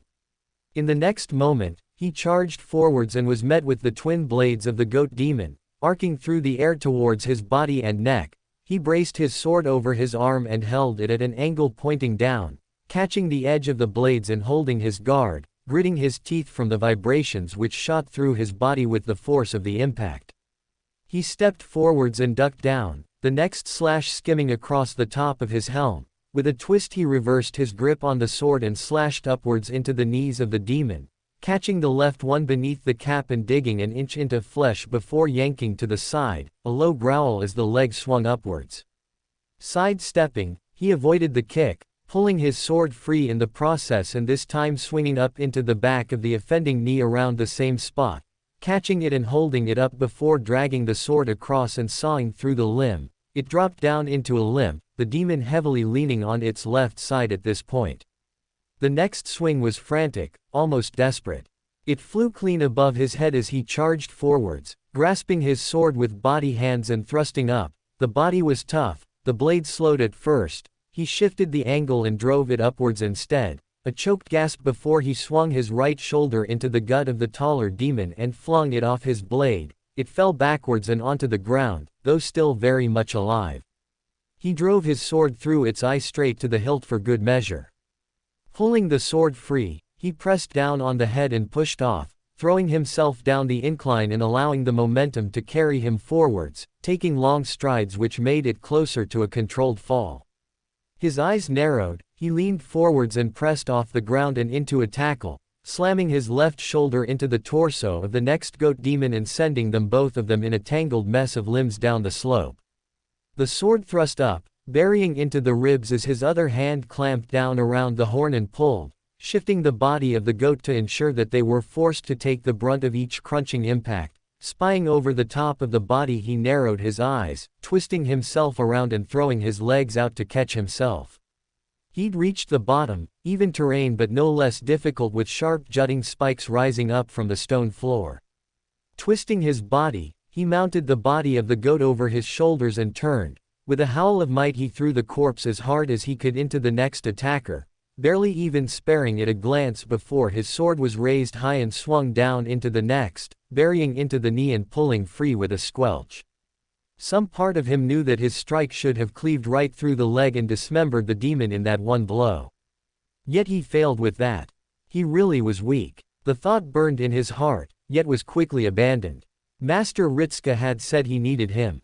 Therefore he would bury his doubts. He knew he was needed, he knew his duty would carry him through. That was more than enough for him. A crash of steel, his guard held as the shower of sparks spilled over his visor. The large machete screeched as it slid over the flat of his sword and soared above his head. The demon let out a single grunt before it fell backwards. Gawain blinked twice and then raised himself to look up at the head. Another blink as a chained spike found itself buried into the neck of the demon. He managed to make a half-turn to see who was responsible, only for a gust of wind to blast right past his shoulder and slam into the demon. The body vanished in a red mist and caused him to stumble away from it. A single moment of respite was afforded to him. He watched the blur shift directions and lash out with the same spike. The image froze for only a moment to reveal the purple-haired woman with the blindfold. Then she shot away like lightning, already slamming her heel clean through the skull of the next demon and shattering it like glass. A mental curse fluttered through his mind. He was unused to allies and had charged down the slope without them. He hoped that they had not been forced to accommodate his failure in this regard. A loud growl turned his head, already tensing himself for battle and then pausing for a moment as he beheld the image before him.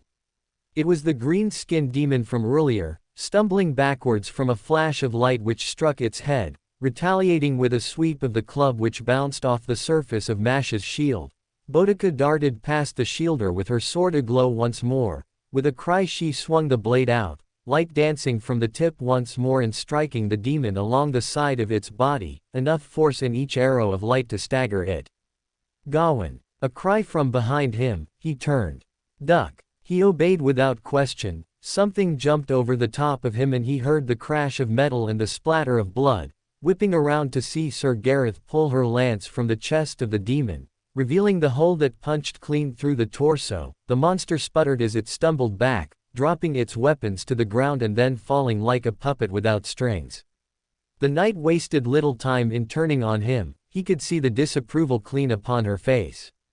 That was really reckless. You're seriously just like Gawain, you know that.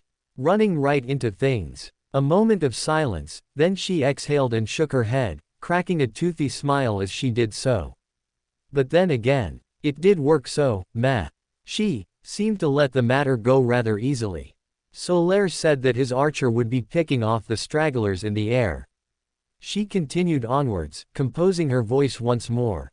The golems will be making their way down the slope and deal with the demons who charge the front gate, so we just need to hold this flank until. It was only a single flicker, nothing more than a brief glimpse from the corner of his eye. But he caught it all the same, his instincts carried him through. His boot slammed into the gut of Gareth, shunting her backwards and using her as a kick-off to throw himself aside as well. He saw the confusion through her eyes for only a moment, then her face was obscured by the orb of fire which moved between the two of them, burning like the morning sun and forcing his eyes shut to block out the light. He slammed down hard into the ground made it difficult to control the roll and he found himself crashing into something else when he tried to rise up, opening his eyes once again and turning around to face a burning mass of rock consumed his vision, hurtling towards him. He just needed to dodge. He needed to dodge. Dodge. Dodge. Do. His body didn't even try to move. It slammed hard into his face and shoved him backwards. Whatever resistance was behind him gave way in an instant. A roar filled his ears, whether from his attacker or from the outcrop he had just been flung through didn't truly matter to him. All that mattered was that he couldn't breathe, desperately trying to draw air into his lungs as he soared through the sky, finding himself staring up for only a second until he struck the ground. Twice. Then a third time where his back slammed into something that would not give, but was still broken enough that it kept him upright, trapping him in the face of the jagged wall of stone. A weak hissing noise filled his head. It took him a moment to realize it was coming from him. His eyes followed the trench of devastation, landing on his attacker. The same burning demon from before, drawing its hammer back and slamming it into the ground triumphantly. A growl like a furnace blasted out from its lipless face. Either it was without skin or the skin was so thin that it had clung tightly to the shape of the skull. The tangled mess of horns which jutted from the side of its head looked more like the branches of a dead tree than any living thing. Its head reared back, he heard the intake of breath. Then it swung down, jaw open and unleashing a torrent of orange from its throat. The tsunami of flames rushed right towards him, rolling over the bodies and turning them to husks in mere moments of contact, a herald of the fate that awaited him. He still couldn't move. He just stared down at the flames that would kill him. Why couldn't he? Lord Chaldeas. A resolute cry, a snowflake shadow dropped before him and a flash of sapphire blue light. The wall formed and the flames parted around them, lapping away on every side but never piercing the defense, even through the grunts of exertion from the defender. It felt like years and he found his eyes fixed on the sight before him. His hands tightened and his eyes snapped shut, his breath left him in whimpering pants. He didn't want to be near the fire anymore. He didn't want to be near the fire, it made him feel weak. It would kill him. He had to get away from it, he had to. His eyes snapped open with a gasp, air flooded his lungs with greedy gulps, head whirling around and seeing Master Ritzka looming over him, the fading light around his outstretched hand as he looked him over. First aid should deal with the worst of your injuries. They informed him, then turned around and stared towards the direction of the demon.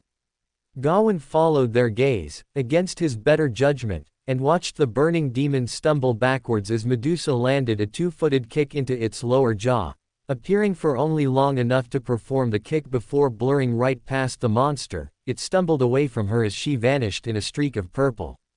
Two lights struck from the other side, both thinner and more emerald, and earned a low snarl from the monster. Its head snapped towards the direction of an attack.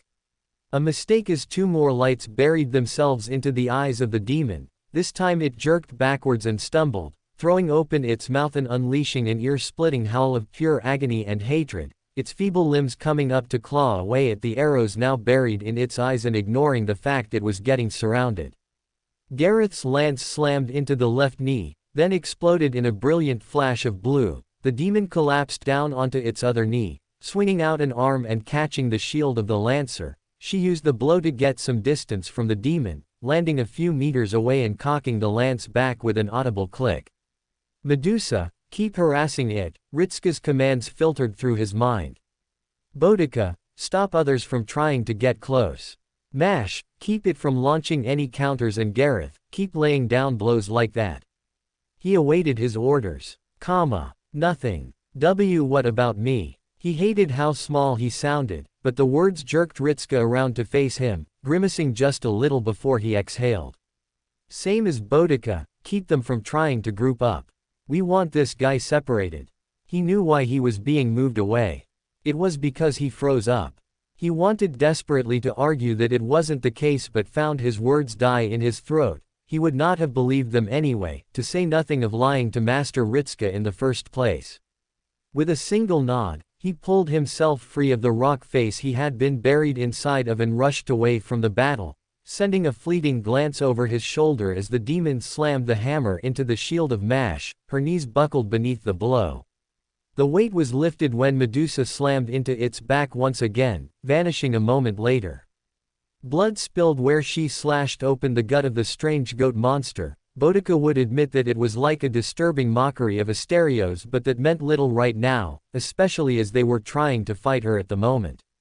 She turned, bringing up her shield and catching a slash against her along the rim. She grit her teeth from the blow and then pushed back, letting out a yell as she did so, ducking down over the second slash and thrusting down. Her sword pierced through the top of the left foot. It made a small grunt and tried to retreat. She reversed the sword in her grip and yanked upwards, splitting the leg vertical from the ankle to the knee. The weight fell away, the demon cried as they tumbled backwards. Steel burst through its throat. She paused as she watched the tip of a sword get yanked back with the corpse toppling to the side. Ash, or rather, Gawain, turned to face her with his helm still down, giving her a single nod of the head as he wiped the sword clean with his gauntlet, then turned and brandished it once more. She caught where he was looking, narrowing her gaze and turning as well. The green monster from earlier, now missing a few teeth from a rather heft shield back, was marching towards them with clear intentions. She readied herself too. A blur shot towards the demon from above. It caught the scent and turned a second too late. Chris slammed down hard into the head, catching herself on its right horn and sweeping her sword across its stubby throat in a single motion, opening it up. The demon gasped, or made the attempt to, dropping the club in its hands and moving them up to its attacker. Chris drove her sword to the hilt between the eyes and twisted it. The orbs rolled upwards and the jaw hung low. Not satisfied, she flipped over and grabbed the other horn of the demon, handstanding briefly and then spinning herself around. The neck made a muffled crunching sound as Boudica now found herself staring at the back of the head rather than the front of it. Chris dropped down and drove her knees into the broken neck as the body fell, clambering up and pulling the sword free before throwing herself forwards. Right into the fray of another group of demons. To call what Gawain and Boudica witnessed a fight was a complete understatement. It was a one-sided slaughter. Chris landed in the middle of the group of demons, the stone cracking beneath her. Her free hand lashed out as soon as she did so, seizing a demon by the throat. With a simple twist of her wrist, the demon's neck broke and blood gushed from the wound. Its fellows gaped, and did nothing. That was their last moment of life. Chris tossed the head aside and slashed out with her blade. The steel bit into the neck of another demon, severing it completely in one smooth motion. Turning on her heel, with an almost bored expression, she kicked a demon in the knee, with enough force to dislocate the limb entirely. As the demon screamed in anguish, it fell silent as a series of slashes reduced it to a pile of blood and flesh. One of the demons sent a punch towards the still Chris, who merely wiped the blood from her sword, uncaring of the attack surging at her. Boudica saw it first. She was sure Gawain saw it next. He stepped forwards and brought up a hand. She imagined that under his helm he opened his mouth to shout a warning. Which was totally useless. The demon's fist, with enough force it could have pulverized Ritska with no issue, stopped as it neared Chris. Not for any reason as silly as it losing strength or dying, but a far more horrifying one. Without turning, Chris' hand had stretched out. The demon's fist had crashed into it and refused to move. No matter how much the beast struggled, its veins popping with prominence, it could not make Chris' hand move even an inch. HMPH, Chris muttered, looking at the demon with a blank, uncaring stare from the corner of her eye, pathetic, as always. Deliberately slow, her hand clenched and dug into the fist. Golden shimmers ran down her hand obscured by her sleeve as blood spurted from the puncture marks her fingers made. The demon howled, but could do nothing else as Chris herself pushed forward, and the demon moved back. As it bent down to one knee from the pain she was inflicting on it, Chris' hand flicked out, with as little effort and contemptuous ease as she could muster. The demon's head flew off its shoulders, into the air, and crashed down beside Chris' foot with a squelch. Chris didn't look at it as she stomped down on it with her boot, sending gore and brain matter flying and caking her clothes. Despite the extravagance of her garments, ruining them utterly, no emotion crossed Chris' face, only the look of deep, unsatisfied boredom. She looked towards the two Chaldea servants, and without a sound, disappeared in a blur of black and purple. It had been mere seconds, perhaps more or perhaps less. She blinked and the slowness of the world hastened into the chaotic mess once more, though quieter now that the slaughter was over. Yet as the moment faded for her, she shot a glance to her companion and felt displeasure cross onto her features. He stood perfectly still, almost as though he was in a trance, looking across the bloody smears and corpses littering the ground, seemingly still experiencing the moment even now, caught up in it.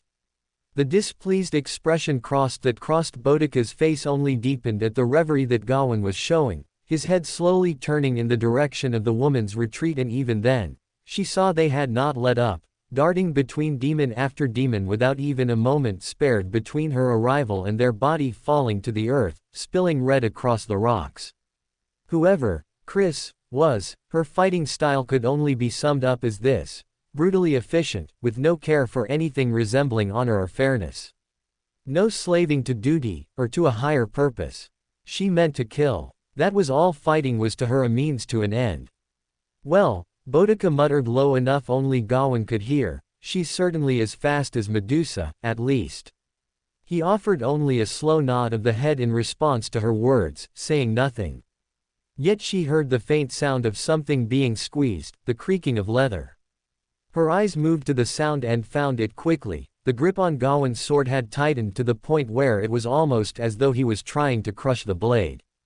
Ritska had to hand it to whomever their archer ally was. They were definitely becoming a boon for them, with each of their many shots raining down on the demon. Whatever was allowing it to heal quickly was having a hard time keeping up with being frequently blinded.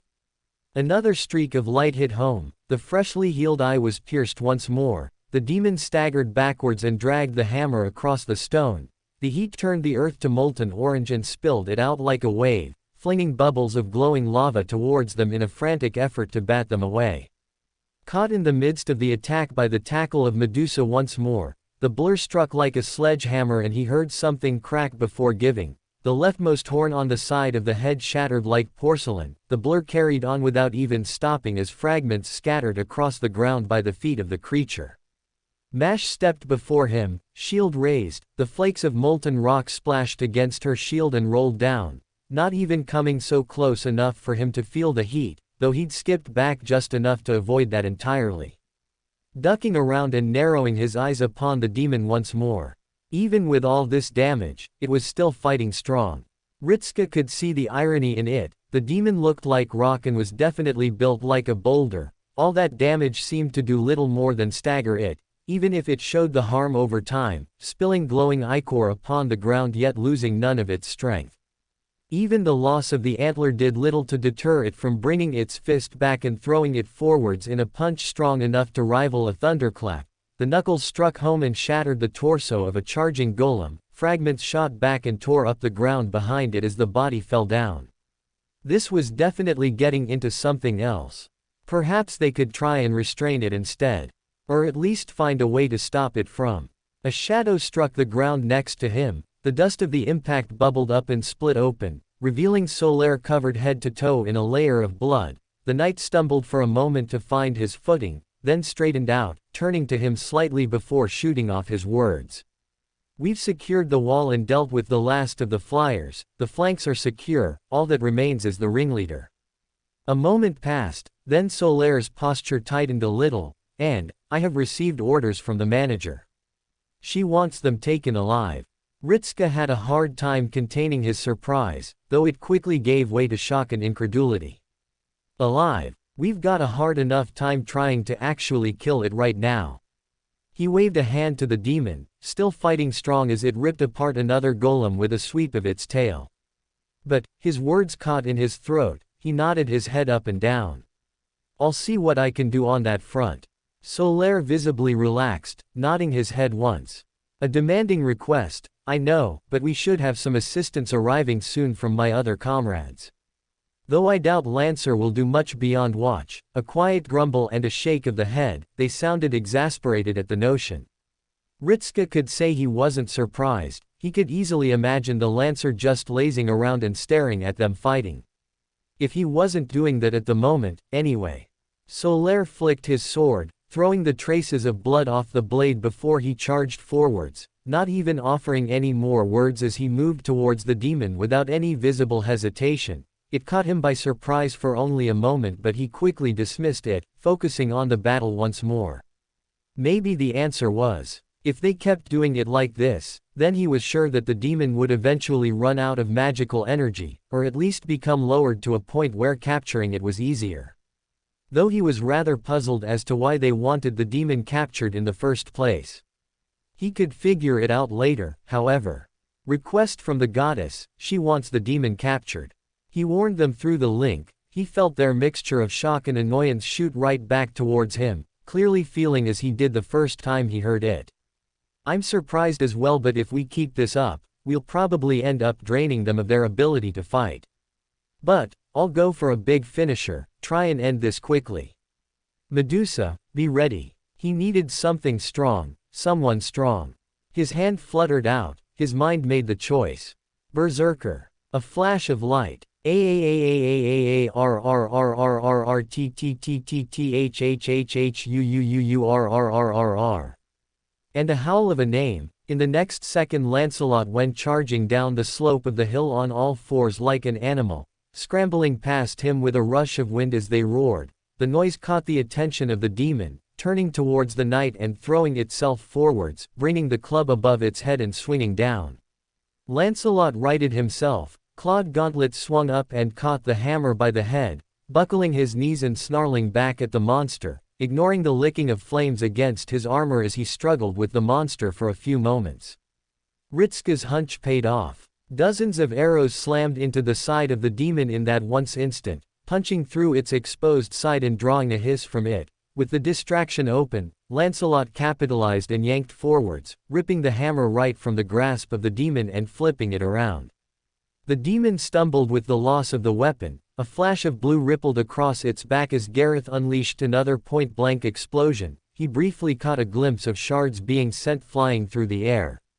A chime like a bell, Solaire pulled an arm back with glowing light forming between his fingers. The golden lightning danced across his palm before shooting out on either side. He drew the lance of light back before he hurled it forwards.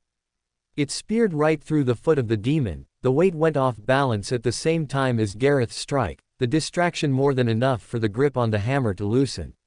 Lancelot howled, span on his heel, and swung up into the bearded chin of the demon with its own weapon. Something crunched at the moment of impact. The beard shattered like glass and the jaw split. The head snapped backwards as the hammer continued onwards. The feet of the burning monster were lifted right off the ground as it sailed through the air. Now. It was the chance he gave. The blur of purple shot across the sky like a shooting star, aimed right for the demon.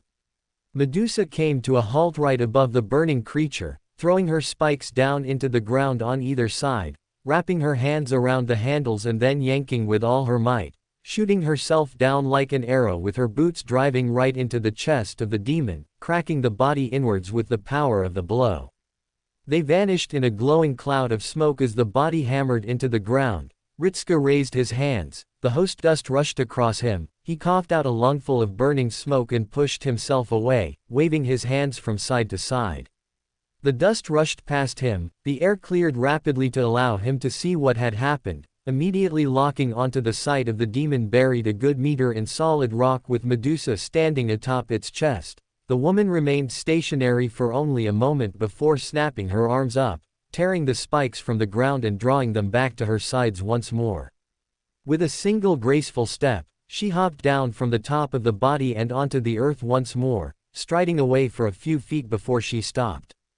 Ritska tore his eyes from her and onto the demon once more, narrowing his gaze a little before bringing his communicator up.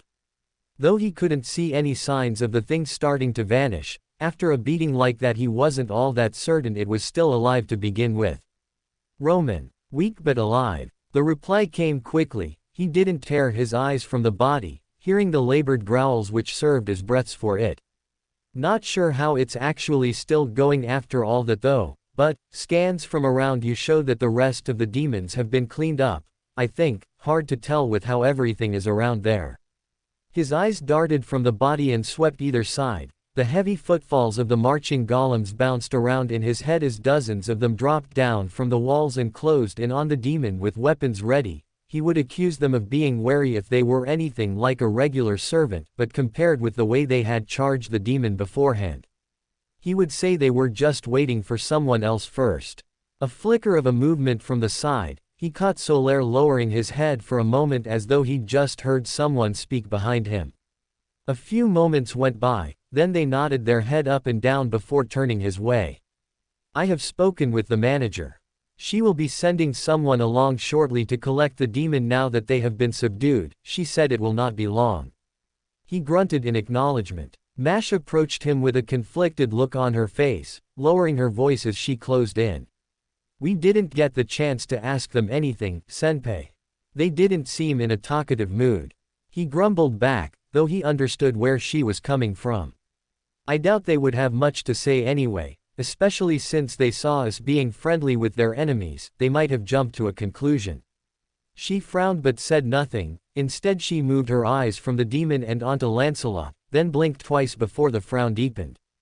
Her initial reaction caught him off guard. Then he slowly turned his head to the berserker and found himself blinking in stupefaction at the sight. Utterly bewildered as to how he had failed to notice it the first time around. The only piece of armor Lancelot was actually wearing was his helmet and gauntlets, everything else was a simple butler suit.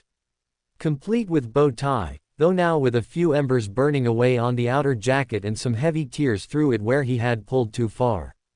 Turning their way, the berserker let out only a single low groan which sounded almost abashed before their helms shifted so it wasn't pointed right at them. Thanks for the help, berserker. Waving a hand to them as he did so and allowing the connection to snap back to where they had come from. He had no idea what they had been doing but it looked interesting to say the least. Aarrrrr, releasing another quiet growl, Lancelot dissipated to where he had come from once again. He waited for a moment, then turned to Mash. Well, that was definitely a thing. ... Yes, she answered after a moment, an odd note in her words that sounded a mix between irritated and confused. Her features pinched, bringing a hand up to rub at her temples. I was just a little surprised by that, Senpai. Why would he even wear something like that into battle? It just seems a little careless. He shrugged. Probably didn't even realize it. I did sort of pull him right out of what he was doing in the first place. That made it mostly his fault, though he didn't see how he was supposed to predict something like that. Then again, Gwendolyn had been wearing a swimsuit. So actually, he really should have known better. Rapidly approaching footsteps drew his and Mash's attention. Gareth was bounding towards them while rapidly darting her head between the general location where Lancelot had been and them, raising an eyebrow as she skidded to a halt. Was that Sir Lancelot just now? Did I miss him? He nodded his head. Yeah. A dissatisfied frown crossed her features.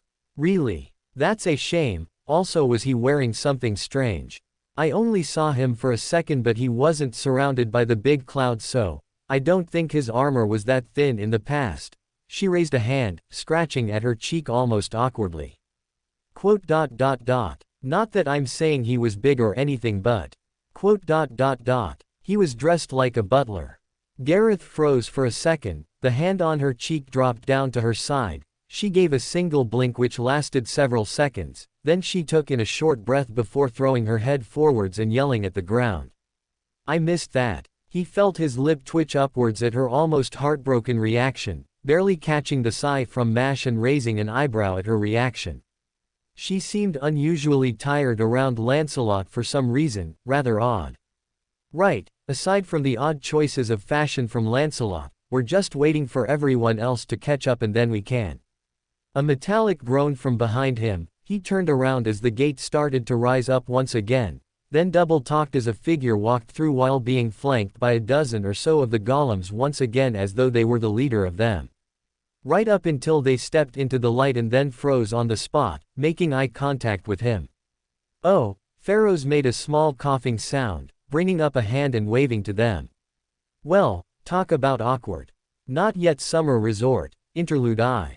Another grunt and the feeling of his weight flying out from beneath him was the only indication of warning he got before his face splashed down into the water and he was swept away in the fast-moving current, spinning several times before his body thudded into the safety mat and kept him affixed there for a few seconds.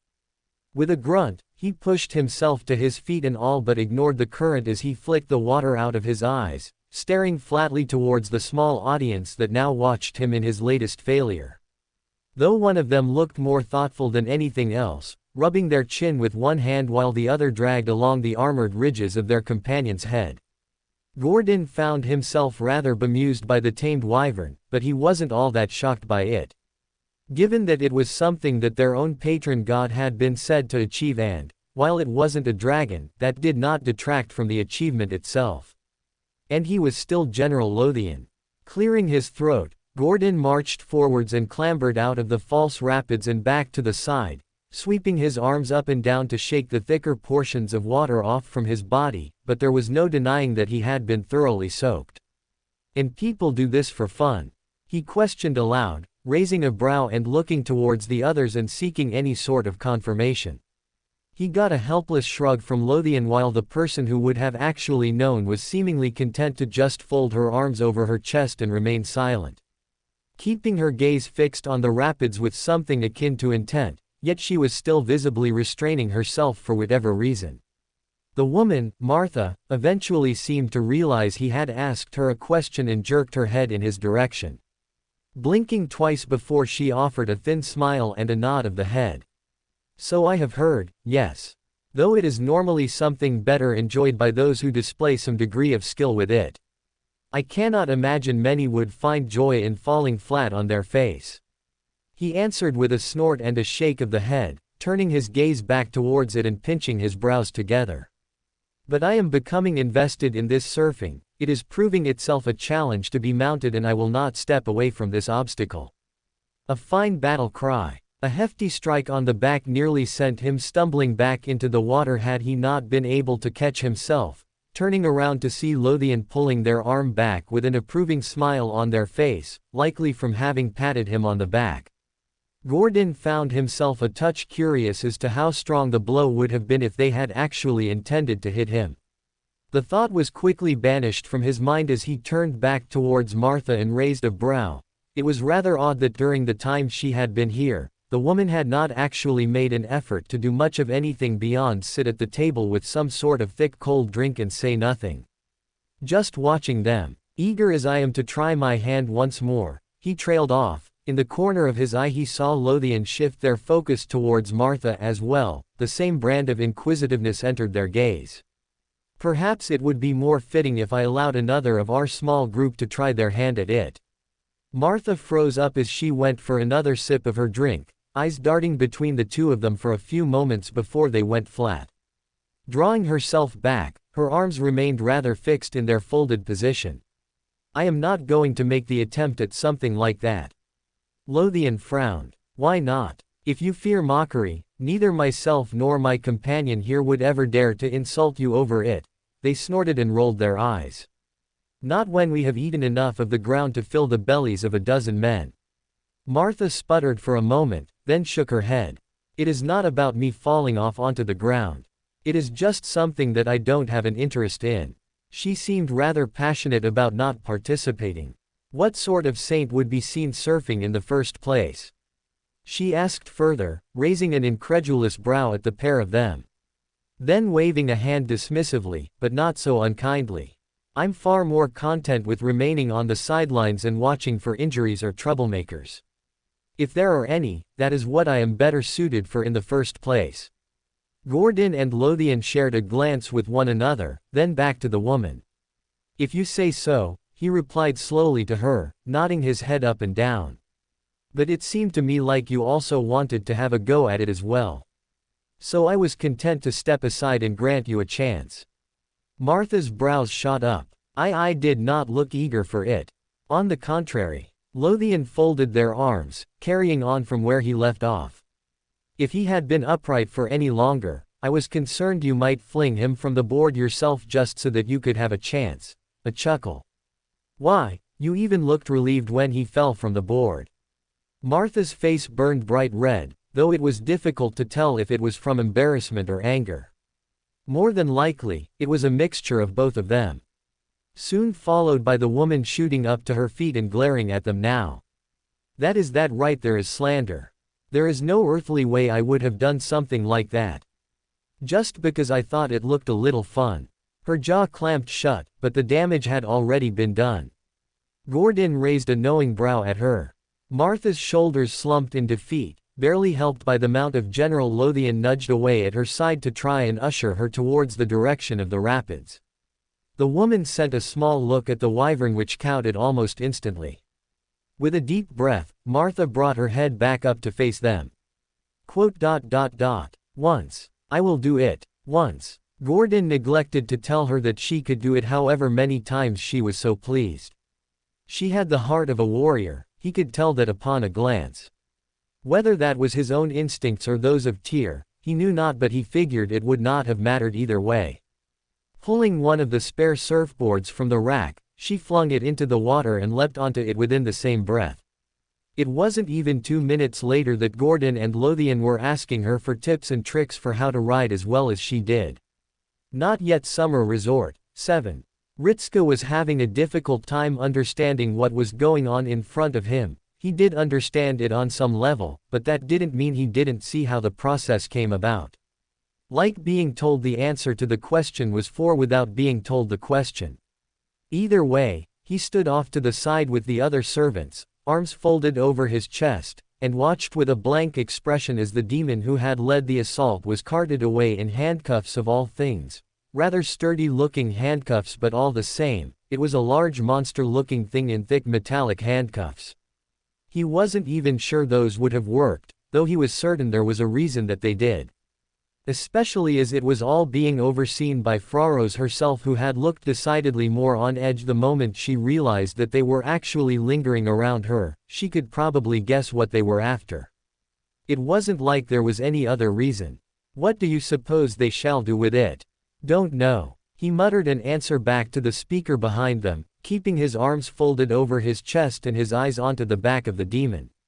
There was something about this that was still not adding up to him. It was going very smoothly, even without the whole fact that this one demon was still alive while the others were slaughtered.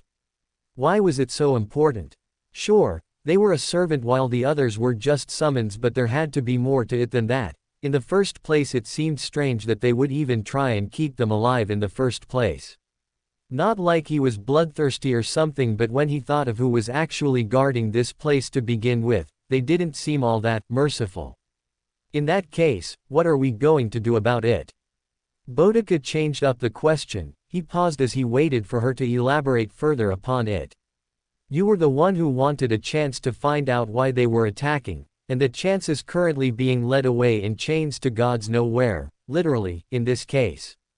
He suppressed a snort at the little addendum, but nodded his head up and down. She was right on that front. Even after all of that, they were about as blind as they were when they first came down here. The fact that neither the director nor her servants had materialized during the battle didn't put him at ease either.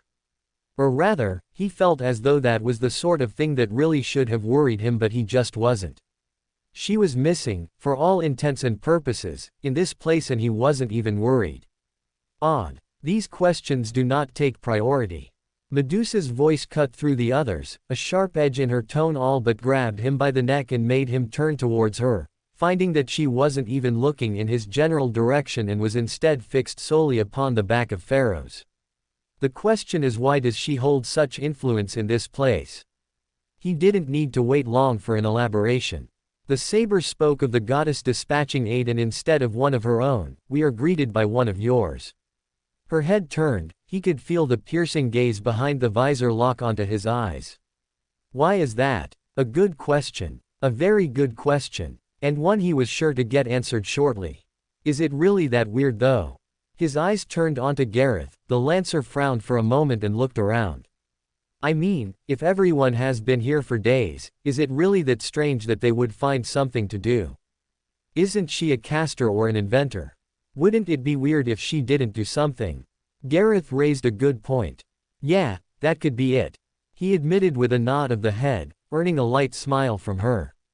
Pharaoh's is a bit like Da Vinci, so if she was here with no way of contacting us, then it would make sense that she would try and make the most of this. Though still, I can't help but feel as though there might be a little bit more to this that we currently know. A brief pause, his hands came up placatingly.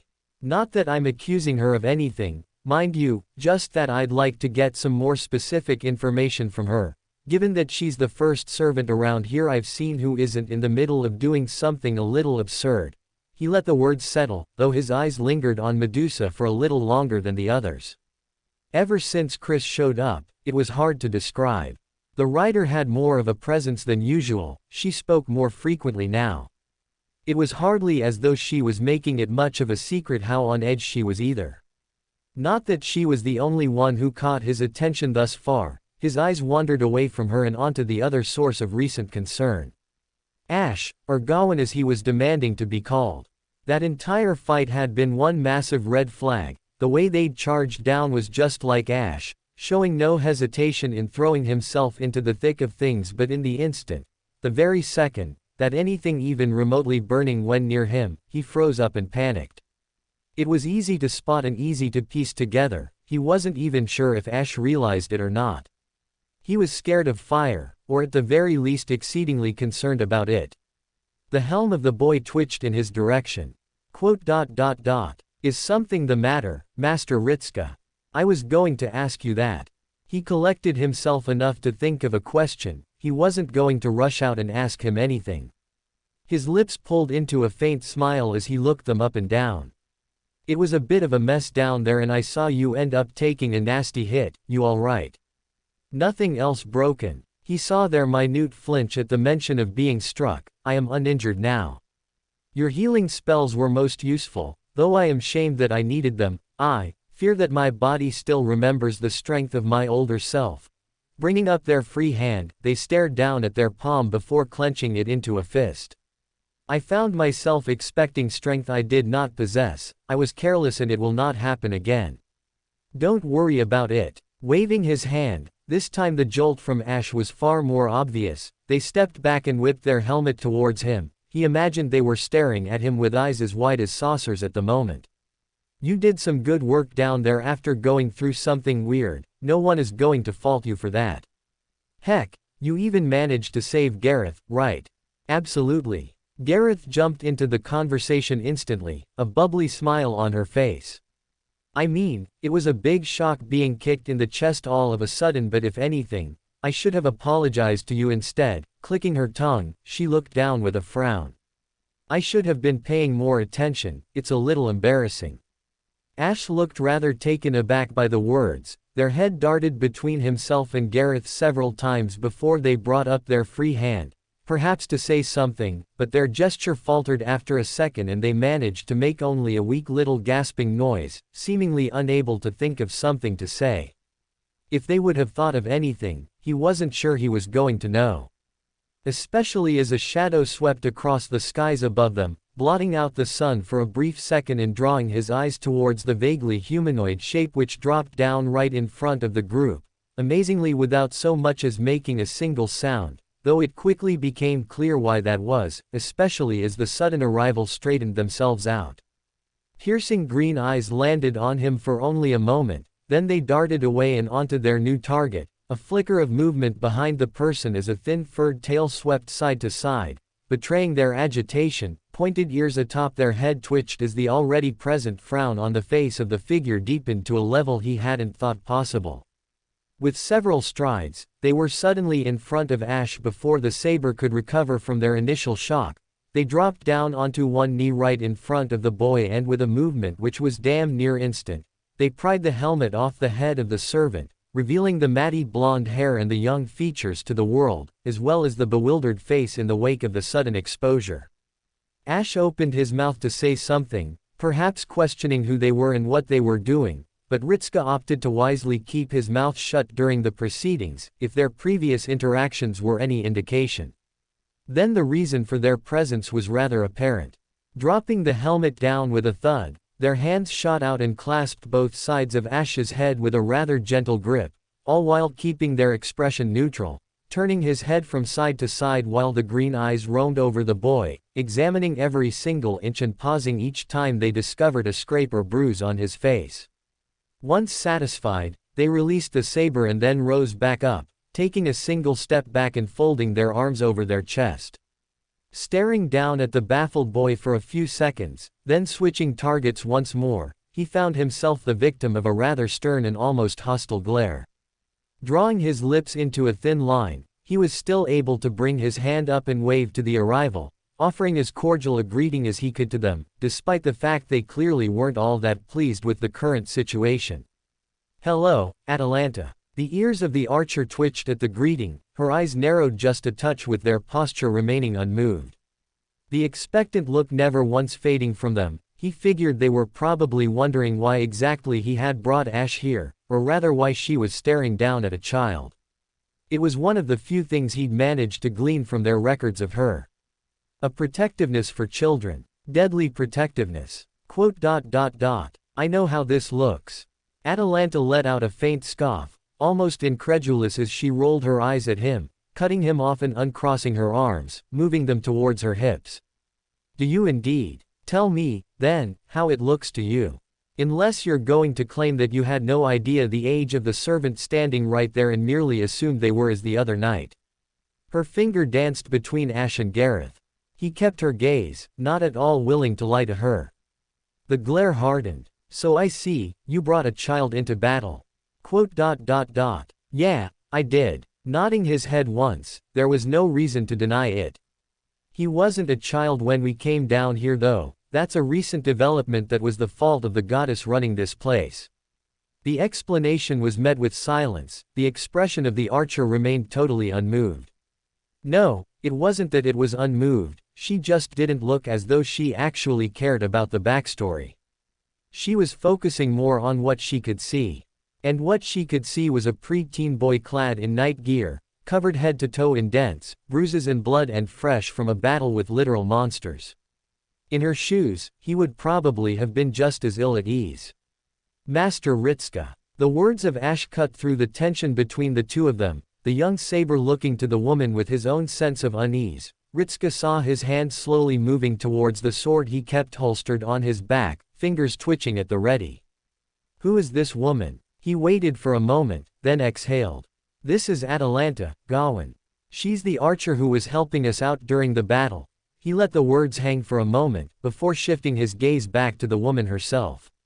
Thanks for that, by the way, I'd say you really came through for us. She didn't so much as blink. I was not going to allow a child to run headlong into the jaws of death. That probably meant she saw Ash throw himself from the walls and go sprinting down into the front lines. He fought back a flinch as he recalled the mental image. They were mentally the same person but all the same. It was still watching a literal kid go leaping into an actual battle and start killing things without hesitation. It was weird when he found out Jack the Ripper was a little girl, and it was weird now. It was his choice to be there. He almost cringed the moment he spoke the words. He could tell right off the bat that it was probably the wrong thing to say to her, especially from the way her eyes shot wide and her nose flared. She opened her mouth, likely to berate him, but he beat her to the punch. And I mean his choice. Even if I could have ordered him to remain behind, he would have come rushing right back. Naturally. Ash cut through the sentence, shooting a suspicious gaze at the archer. My duty is keeping you alive, Master Ritska, and I will not let my current condition keep me from seeing that through. And what about yourself? Atalanta turned on the saber, pointing towards him. Ash paused for a moment, an uneasy look passed across him. I know I am weak at the moment, but that is no reason for me to shirk from my duty. No, it is the one thing I can never do. Must never do, they stated, narrowing their gaze further. And I stand by the judgment of Master Ritska. I will not let anything keep me from seeing my duty through. The woman scowled, opening her mouth, then pausing for a moment and closing it again. Leaning back, she looked the saber up and down for a short moment, almost as though she was seeing him again for the first time. Bringing a hand up and cupping her chin, letting out a low and thoughtful hum.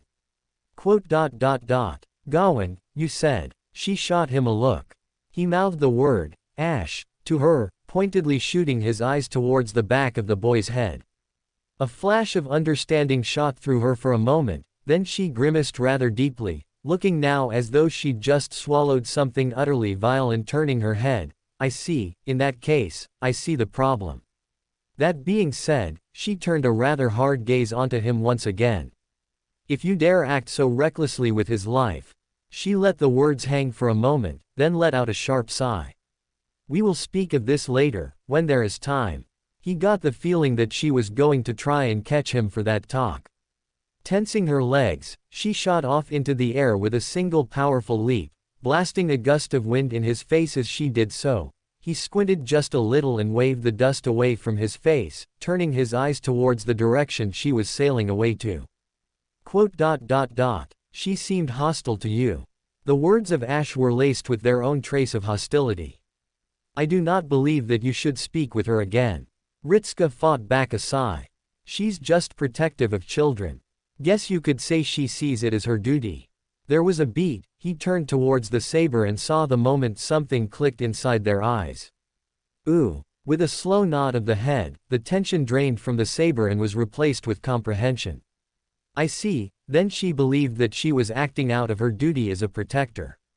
That makes sense now, but we will need to explain to her that I am not like other children, so she does not need to worry about me.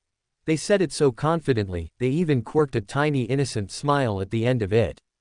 His eyes met with Boudica, who had watched what transpired in total silence. She met his gaze with a blank look, then gradually pursed her lips and turned her head away from him, closing her eyes as she did so.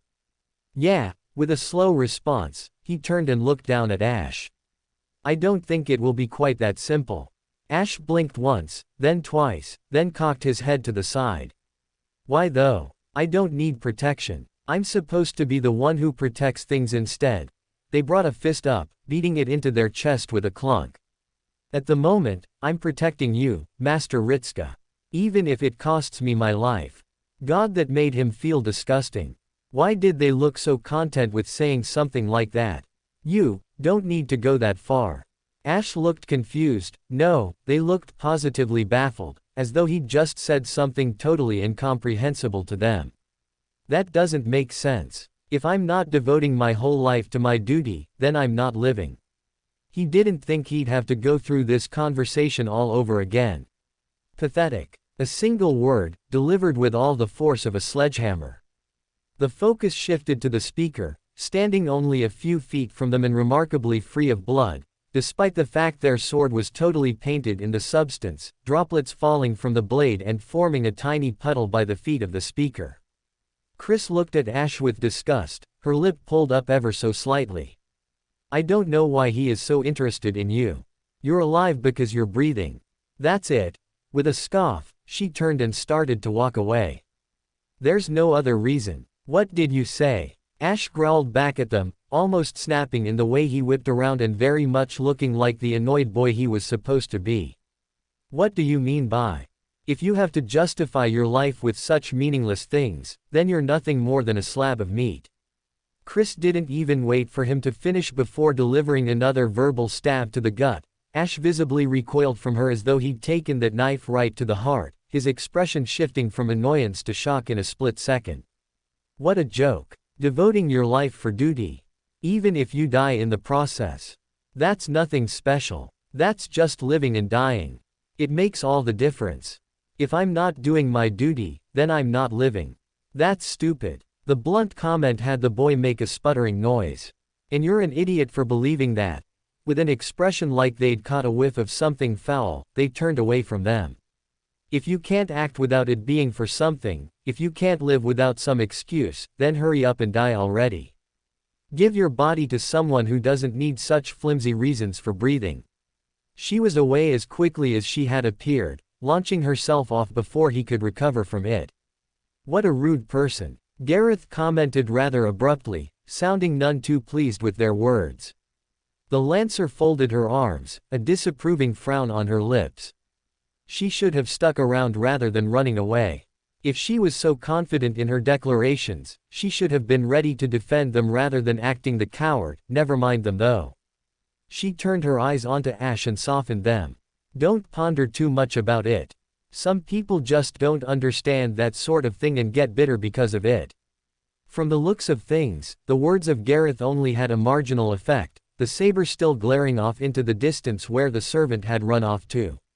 With a click of the tongue, he leaned down and took his helmet off the ground and back into his hands, batting the dirt and grime off it before sliding it upon his head once more, flipping the visor up as he did so to expose his face. That being said, despite the curt words of Chris that were rather hurtful, he found his eyes drawn towards Medusa, trying to see what her reaction would have been to them. She kept herself silent, once more keeping quiet throughout the entire interaction.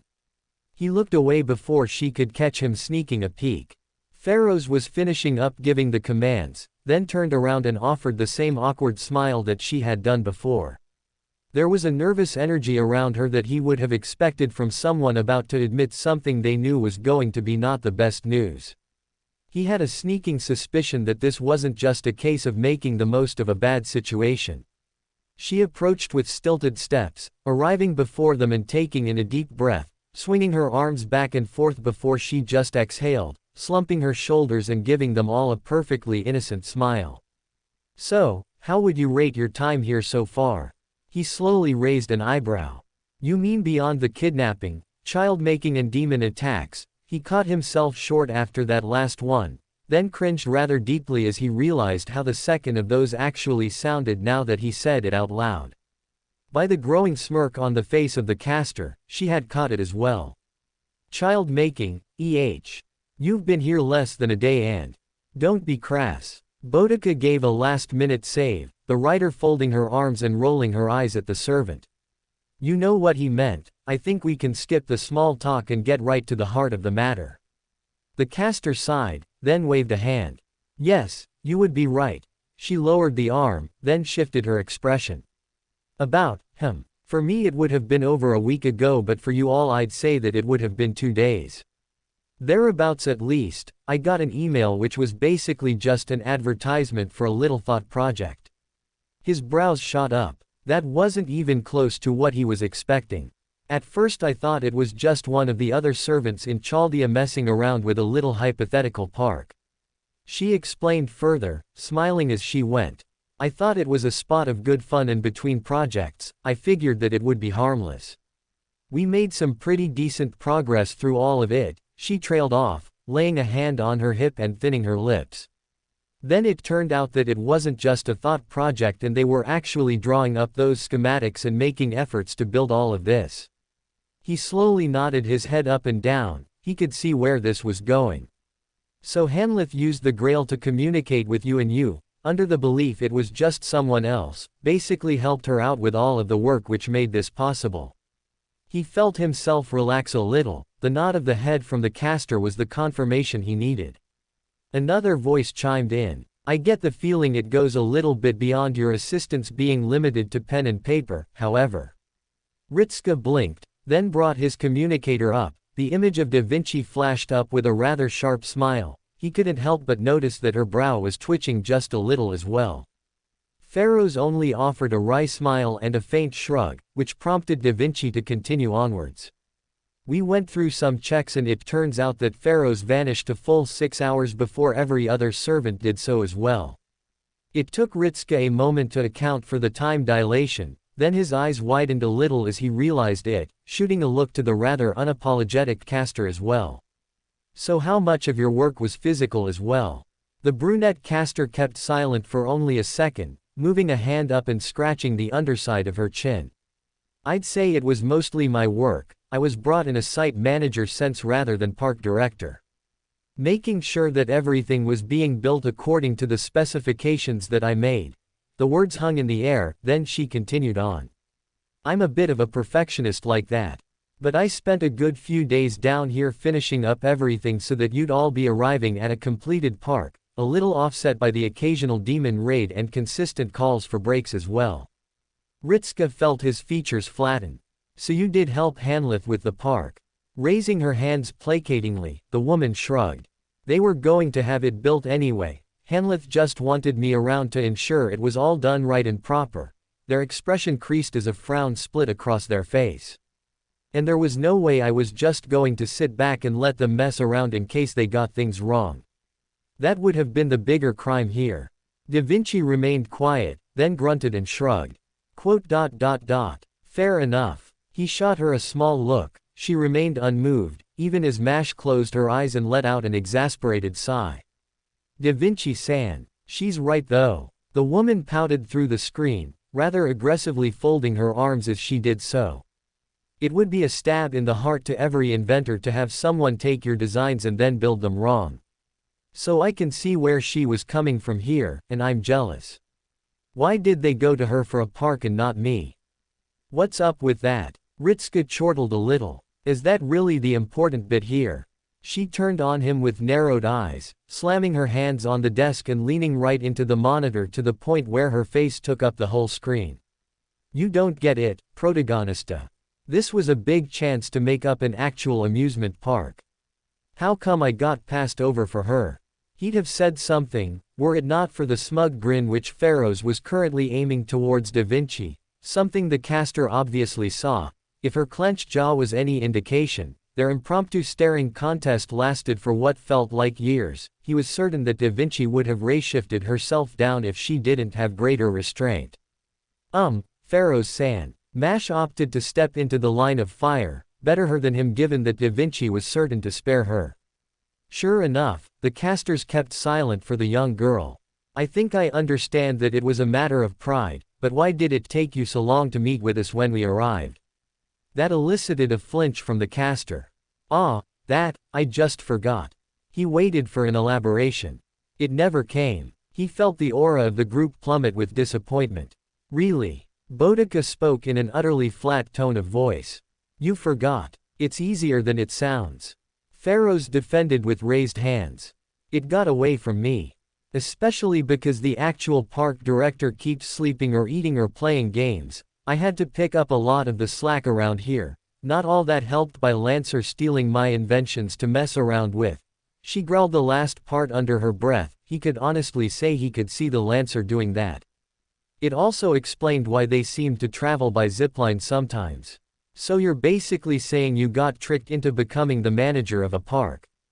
The summary started with him raising his finger. And by the time you figured that out, you got too invested and forgot about everything else. Pharaohs kept quiet for a moment. Then she nodded once. Yep, that is it. Well, clearing his throat, he lowered his arm and turned to the others, all of whom were staring at the caster with varying degrees of incredulity. Except Ash, who looked at her like she'd grown a second head. You forgot your duty to Master Ritska. The boy said it slowly, as though trying to make sure his words were actually getting across. His face shifted with confusion. How? Pharaohs parroted her answer from earlier. Like I said, it's easier than you'd think. I just had a lot of fun here and figured you'd eventually turn up. She paused for a moment, then turned to face him once more. The kidnapping servants thing wasn't me, however, I didn't have a clue that was going to happen until it happened. I just saw loads of them and figured you'd already agreed to make use of the park. I actually spent a day looking for you before I got told by Solaire. Well, that was that then. Okay, so now that's all been explained, can you actually tell us why the demons are attacking in the first place? Pharaohs looked at him oddly. Because they're demons. His brows pinched. Look, I'm not sure what answer you were hoping for there, but they attacked because that's what they do. She continued onwards, shrugging her shoulders as she did so. Not everyone has a complicated reason for doing it. Demons are just aggressive and don't like anyone else. They probably showed up by accident and then do what they do best. Really, it's mostly just been Hanlith wanting them to relax like everyone else that's kept them around so long, otherwise I'm sure we'd have just killed them by now. Once again, some strong hatred for demons as though it was natural. But you don't think there's any other reason? Pharaohs exhaled, reaching up and rubbing at her eye. I'll tell you what I told Hanlith, Master. You can't communicate with chaos demons and expecting them to understand you is just gonna end badly. Lowering the hand, she shrugged. You just gotta treat them like animals with a bit of intelligence, or like a mimicry of people. They do the same things as humans sometimes, use tools and make stuff, but that's about it. They're just copying what people do without understanding any of it. He wasn't so sure. He really wasn't so sure. Actually, that sounded incredibly racist. His eyes moved away from her and onto the sight of the demon being led away from them, all the way towards the tower. So if that is the case, then why are they being captured and not killed? A sigh. That's just Hanlith being optimistic. She just thinks they've got a bit of a temper to them is all. That's why they were throwing up a fuss. The caster rolled a hand. It's certainly a temper. They would have torn down those walls and killed everything in here if given the chance. Where are they being led? Probably to the dungeons. She explained. He shot her a look and was about to ask why a theme park had a dungeon to it. Before you ask, this place is the noble phantasm of an actual castle that existed. Looks a little bit like Haida to me, but some parts are similar to Drangulik. Might be a mix of the two, but it would be part of the original noble phantasm. He blinked twice. He'd heard of the latter but not the former. Haida. Yeah, that's all I know about it. The caster grimaced. Nothing else. Just the name. Not sure if it was the kingdom, the capital, or one of its founders or something. No one knows. It was the oldest ruin anyone had ever heard of. All you really saw of it were the knights who wandered the world, mostly benign unless you struck first. He saved that little detail away for a later date. That wasn't really what the most important bit right now was, however. And I take it to speak with the demon, we'd need to get permission from Hanlith. It took a second for his words to register with the caster, but he could tell in the precise moment that they did. Her expression shifted between bewilderment and shock, right into morbid intrigue, if there was such a thing as that. Speak with. She parroted the words slowly, as though not quite believing them. With a shake of her head she flattened her features. All right, if you won't take my word for it then you just need to see for yourself I guess. As for the matter of Hanlith, I can lead you down there myself. I'm overseeing most of the operations around here so it saves you a trip. She jerked a thumb over her shoulder, in the vague direction the demon had been carted off to. Glancing over his shoulder, he looked over the faces of the servants, then back to the caster and nodded his head once. You didn't need to go down there, they had it handled. She suppressed a frown from the very first words uttered by the goddess. The second she entered the lair of them once more, she could see them leaning around their hanging cave, golden eyes narrowed just a touch. A ghost of a pout upon the lips of the woman. You summoned me for one thing. She explained patiently, as she had done a dozen times before. Ceasing her movements just shy of actually stepping into the light between the two of them, what little existed in the room, and content with staring down her summoner. I performed that task. I do not see why you are complaining. The annoyance shot at her was almost palpable. With an exaggerated sigh, the goddess slumped back into her seat and wriggled around for a moment, like watching a cat trying to find the spot that was most comfortable. With how little the goddess moved and how often she rested, the comparison was likely the most apt. Though they would have made for a poor cat. The movement brought a twist in the chair, turning it about so that it was now facing her direction, all while the goddess remained slumped on her side, eyes half-lidded. The point was that I asked the Chaldeans for help, Chris. It was supposed to be the one time that you could have actually played it easy. Her fingers twitched for a moment. They were a threat. I dealt with the threat quickly. Keeping my distance would have exacerbated the damage. None of the others alone were sufficient for the task. They handled it. I handled it faster. It wasn't a boast, it was a simple observation. She had seen the capability of the Chaldeans during the battle. She was far from impressed at what they had done. Their efforts had been slow with an emphasis on prolonged battles. A complete waste of time and energy. They didn't even try to cripple the demon until the end. An exhale from the goddess, her hand was brought up and rather furiously rubbed at her features. A stifled groan escaped the woman before she pulled her hand away. That's not the point, Chris, you've been doing too much work and lately I'm starting to get the idea that you're not getting enough rest. Her brows twitched at the insinuation. Rest. This was not the time for rest. Not now. Not when she was so close. If the purpose of this location is to ensure one is where they are most comfortable, then I fulfilled that function. The explanation was met with silence. She would meet the goddess upon her own game. From the irritated frown now spreading across their lips, it would seem as though they realized it as well. I was most comfortable in that moment. That was my rest. There was a brief pause, then the goddess slowly raised a brow. The irritation retreated from her and was replaced by veiled interest. I wonder, did you go there because you had to or because someone else was also there and you wanted to see? She stilled, eyes narrowed just a touch. Even if you don't like them, Archer and Saber could handle it fine themselves. They've done so before. The goddess continued on, oblivious to how dangerous her verbal steps were taking her. As they spoke, the expression of the goddess got brighter and brighter as though pleased with their deductions, or content with them. She could not decipher which it was, but she was far from pleased with either of them. I'm just curious, was it because a certain someone was there that you wanted to show off? A blur shot right past the right side of the goddess's head, messy hair fluttered in the sudden gust of wind as a loud bang echoed across the room, silencing them before they could finish their next sentence.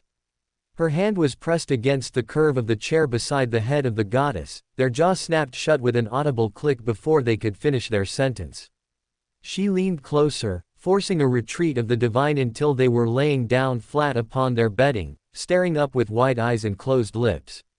She cast a shadow upon them, leaning into the chair itself by the time she stopped moving. The distance was closed between them in less than a heartbeat. Her eyes fixed themselves upon the golden orbs of her summoner. Neither one of them made a sound beyond the breathing, one louder than the other. I think, she dragged the word out for as long as she could, ensuring that she had the full attention of the goddess. That you should focus more on the Chaldeans. It will not be long before they make their decision, and when that happens, it will be a matter of time, either way, until they destroy this place. A wince passed through the face of the goddess, their eyes broke away from her own and looked away. She pulled her hand away from them, ignoring how inviting the warmth of the pillow she had pressed her palm upon was, drawing it back to her side and letting the cold fall upon her once more. With a single step she increased the distance. What do you intend to do? Where are they at the moment? She watched them for a second. Something in the tone of the goddess sounded a little small, but she ignored it for the moment. It didn't matter. They pursued the demon. For what purpose, I don't know. Hanlith froze for a moment, a flicker of panic shot through her eyes. You don't think they? No. There is no reason to suspect that. The possibility was cut down with a shake of the head. Perhaps they intend dialogue, but that is all I can say.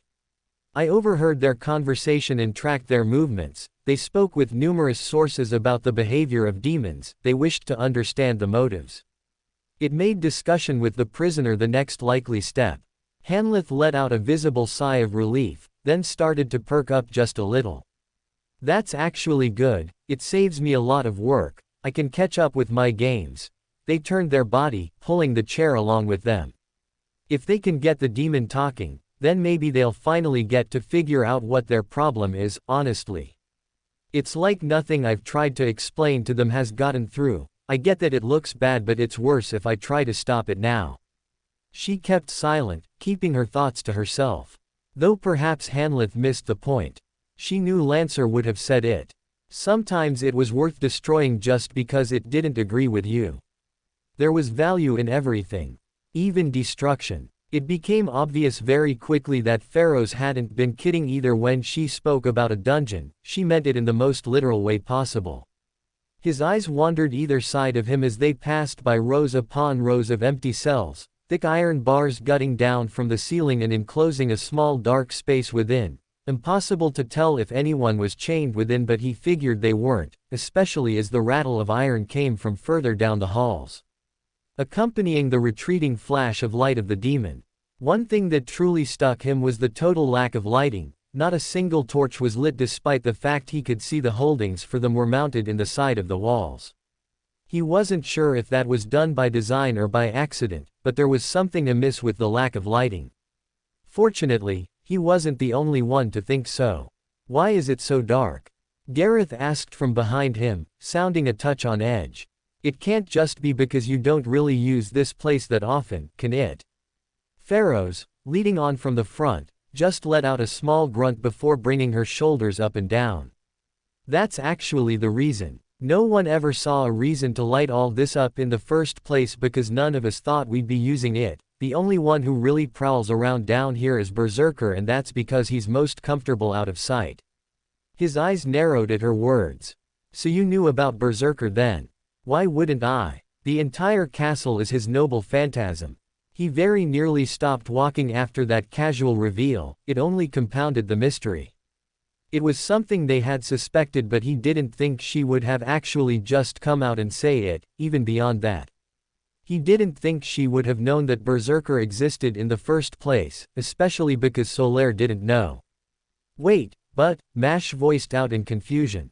"But then Solaire-san didn't know about Berserker and he was summoned by the goddess, why didn't he know?"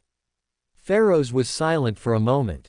"Not all that sure. Maybe there was supposed to be a meeting on the subject, but I only found out when."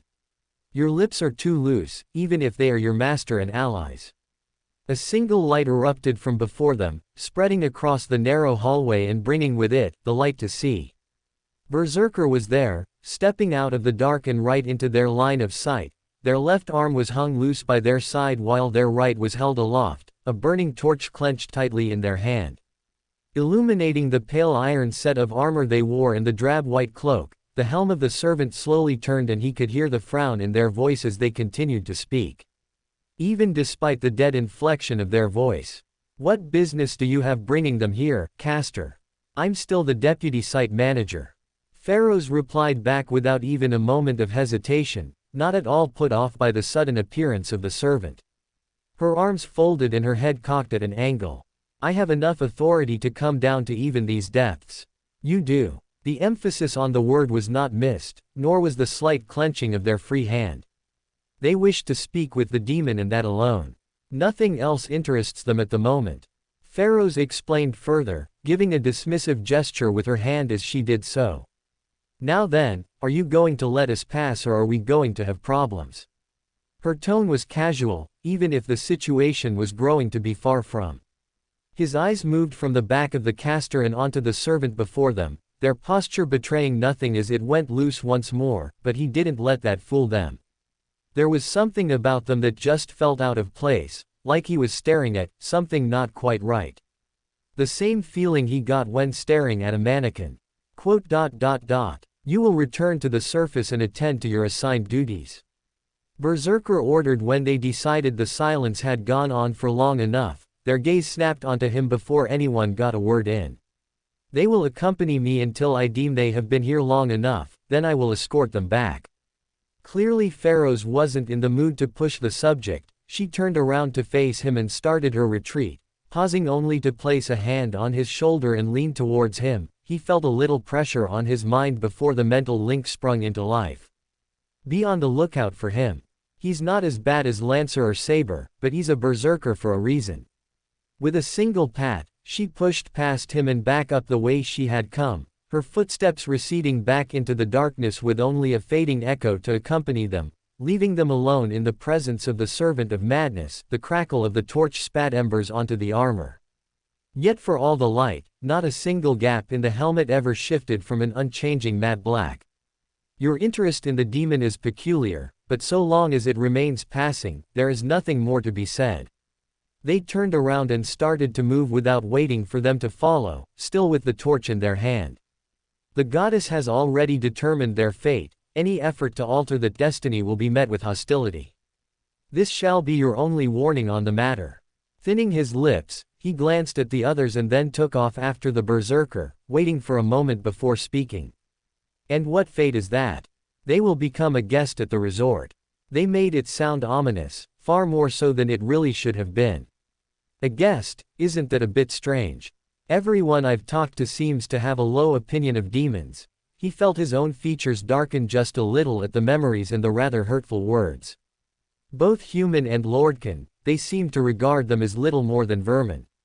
Berserker kept silent for a second. And what of you? I've met some who weren't that bad. More silence, then Berserker replied slowly. It becomes simple to kill something when it is different from yourself. Easier, cleaner, purer. It is not like you, there is no guilt to be felt. The goddess is different, she sees the similarities rather than the differences. Demons live like all things, they fight like all things, and they must rest like all things. It is madness. He heard Gawain grunt from somewhere behind him. It was quiet but their words echoed out enough to be heard. Berserker's head twitched just an inch because of that choice remark. It is for the goddess to decide. If you have objections, raise them in private. It sounds ideal. Ritska opted to interject with a shake of the head. Perhaps too ideal. Everyone has their own means of relaxing and some might consider it to be worse than others. I know a couple of people who consider fighting to be relaxing. And Berserker didn't even miss a beat. Lancer says you're all the same. You all want the same thing. Maybe he's right, maybe he's wrong. I just see you all killing one another without regret. Ritska frowned at the words. That seems a little. You can't argue against it. Berserker sharply cut him off.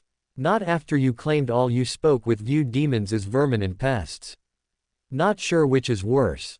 Gods have long memories, they still think of the Embering War.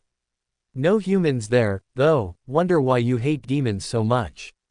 Maybe just because they're different. Wouldn't surprise me. Ritska really wanted to argue, he well and truly did. But in the same token, it would not have surprised him in the least if it truly was the case. He remembered the way in which Verndari spoke about giants. It was beyond hatred, they didn't even view them as an ally at the time. Not even when Goff had proven himself, their words were cold and disgusted. To say nothing of the way they spoke of Quelaag. Everyone seemed to have a grudge against the demons. All demons, regardless of whether they were the architects of their misery or not. They stopped moving, then stepped to the side. We are here, it lies through there. He blinked twice, then glanced to the door that was right in front of them, the great gate of solid metal. Another warning before you enter. Berserker's toneless words drew him to the servant. Do not touch the chains. You will not want to release them if you do. With that ominous warning, the gates were thrown open.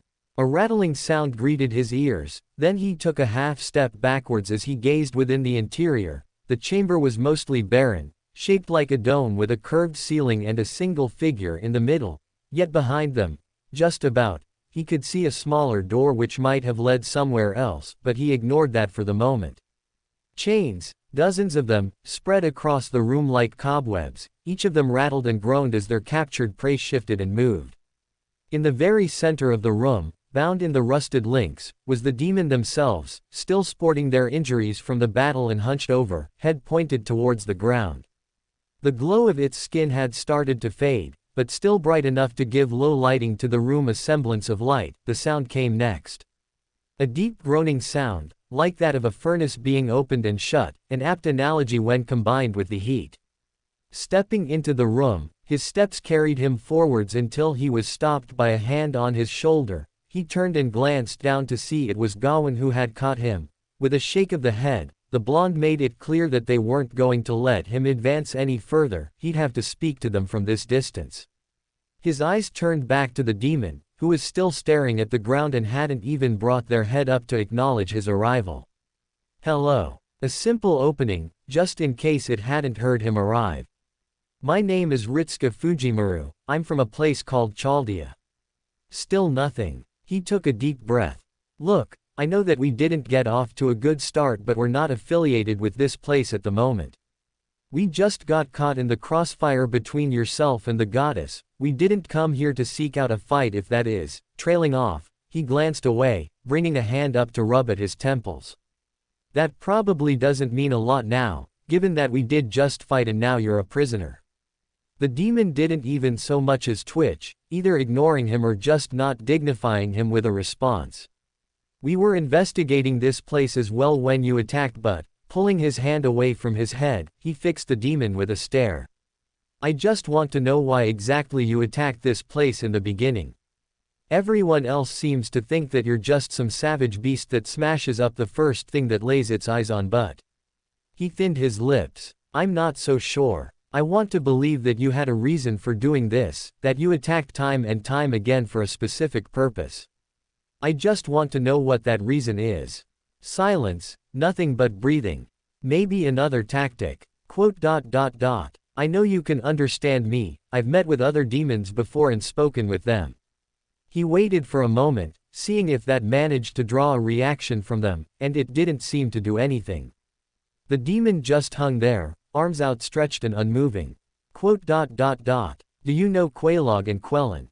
Nothing again. Thinning his lips, he turned his head to look around at the others. Their downcast expressions only seemed to match his own. Mash brought her hand up and opened her mouth, perhaps to say something, but she never got the chance to do so. Her eyes snapped open and the shield manifested in her grasp. He heard the cacophony of moving chains in the next moment and whipped back around, taking a half step backwards at what he saw. The demon stood up straight, eyes that glowed like the morning sun bore into his own with an unblinking gaze. "Names of the oldest." The words rippled through him like a speaker, the bass shuddered the air around the mouth. He heard the sound next, a deep sniff of the air and then an exhale. Awash with their scent. A truth, rather than a lie. But no exception, are you? Ritska kept silent for a moment, then brought a hand up to wave down the others behind him. He got the gist of what the demon was saying, frowning at them. "You're saying that I'm just like everyone else. You say you are not." The swift response sounded almost mocking to his ears. "You heeded words of others. They speak of my savagery. Never what caused it." Ritska thinned his lips. "I know you have history with the gods. Lordkin. Oh, you speak of the First War." A disinterested grunt followed. They looked almost insulted. "Assumed you talked with your own race. Humans mingle poorly with others. Enjoy own supremacy. I did speak with humans who said the same thing. You said there was a reason for this." The demon stared at him, long and hard. "Ponder the reason. Answer me. What sort of response was that? Why would people think if demons is savage and violent? No, they claimed it was in response to something. Which meant they would counter." His brows furrowed. "You were attacked. Why?" A loud snort. "Why do you think?" He could guess. But he really didn't want to think it was something as petty as that. Though he couldn't put it past people either. Especially when he looked at them. First impressions and all that. It was because of how you looked, wasn't it?" The demon kept silent, then answered with a single nod. "Lords were confused. Frightened. We were new to them. They to us." Words fell and fangs were bared. Ritska exhaled. Different with people then. The growl that followed churned the air, chains rattled. Humans were hateful. Still are. We were not them. Wanted us gone. Exterminated us. He turned his head away from the demon and closed his eyes, bringing his hands up to nurse at his face. It sounded so trivial, but he really couldn't put it past people to do that. No matter how much he wanted to. Especially after hearing how they all spoke of the demons earlier, regardless of Quelaag and Quellan. You're saying I'm like those who attacked you on sight. His eyes returned to the demon. You are. Hidden deep within, buried in the soul, but just like them.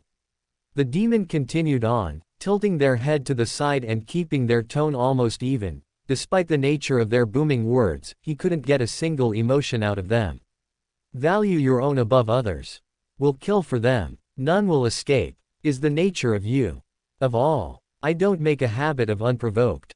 Living is provoking. He was cut off, attention in the words now. My life is a blemish to your sight. Differences are wrong, unknown is evil. No difference between you and them. Quote. Is that why you attacked? Because they'd have attacked you if given the chance. He kept his incredulity out of his voice as best he could. Perhaps not enough if the mocking snort of the demon was any indication. Already attacked first. I came next. Responded in kind. Ritska furrowed his brows. What do you? For speaking of the oldest, a single boon. My offer, as final king. Your ear to the ground. Listen to heartbeat. That was cryptic. Why tell me, if I'm not so different from those who persecute you? To prove it. To you. The demon chuckled, a low sound like an avalanche, then they abruptly stopped and straightened their head. To yourself. Why else do you walk with my killer?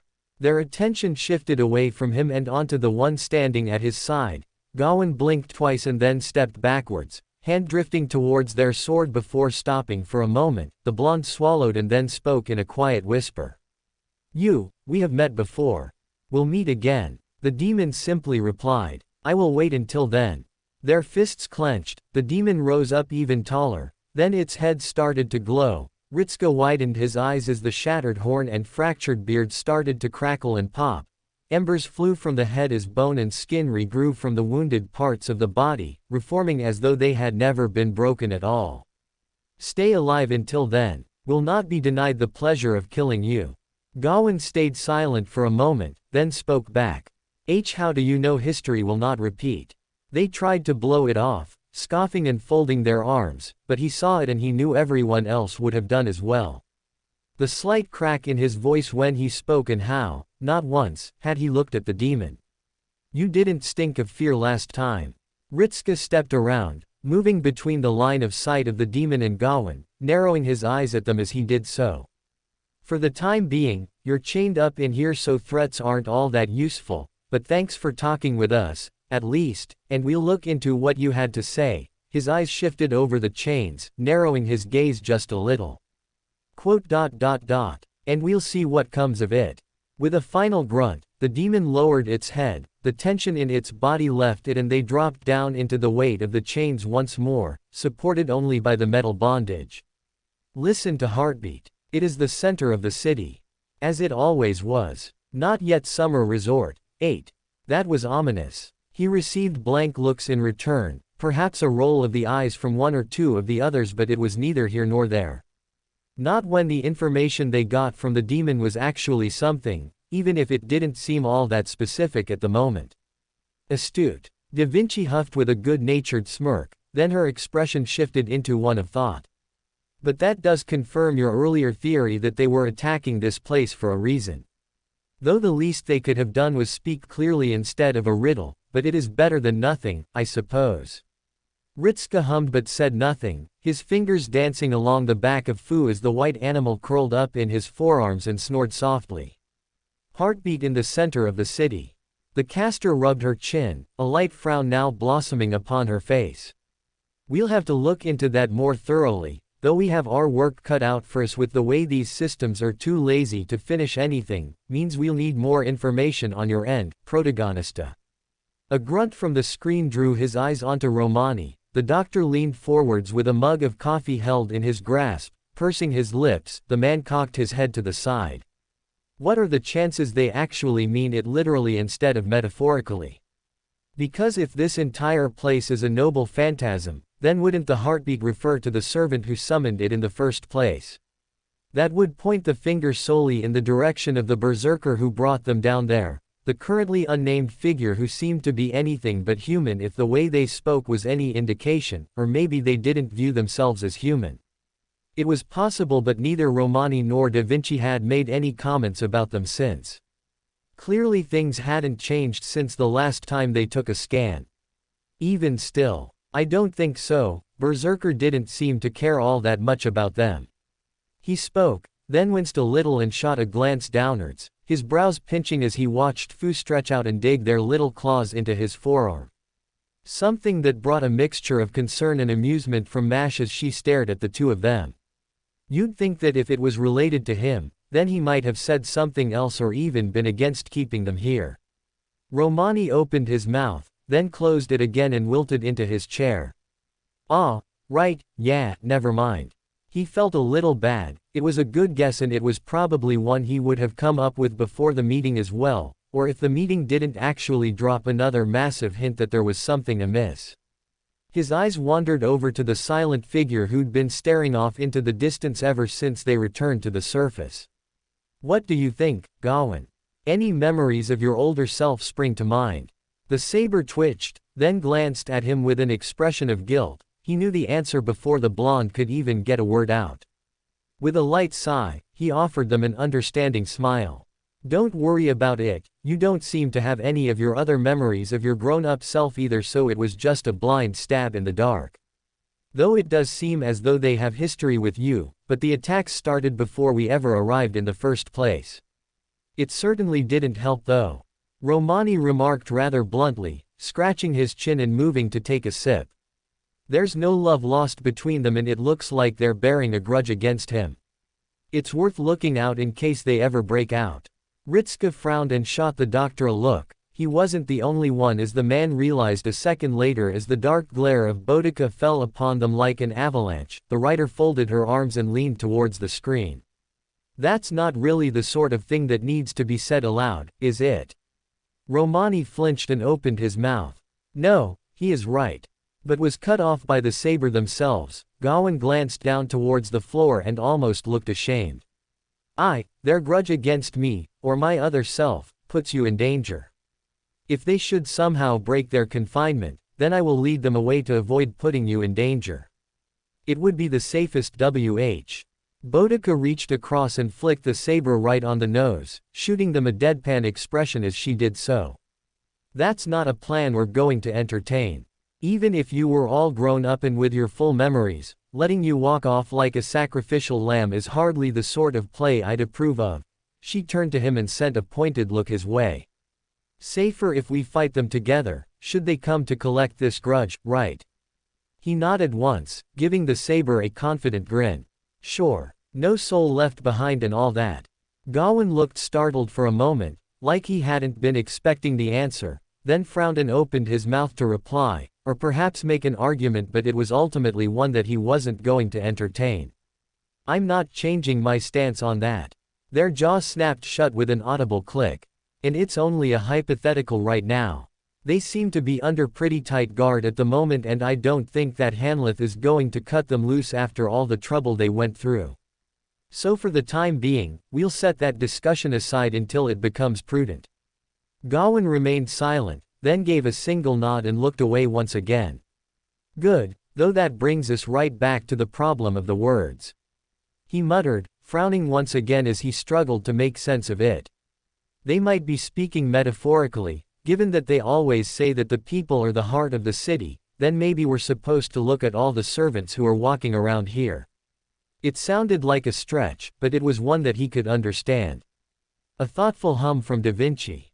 I could see it. We've all but confirmed that there is something amiss here that we aren't seeing, and we've still had no contact with the director after she went looking for her servants. Were it not for the fact that we're still getting telemetry from her, I'd be a lot more worried.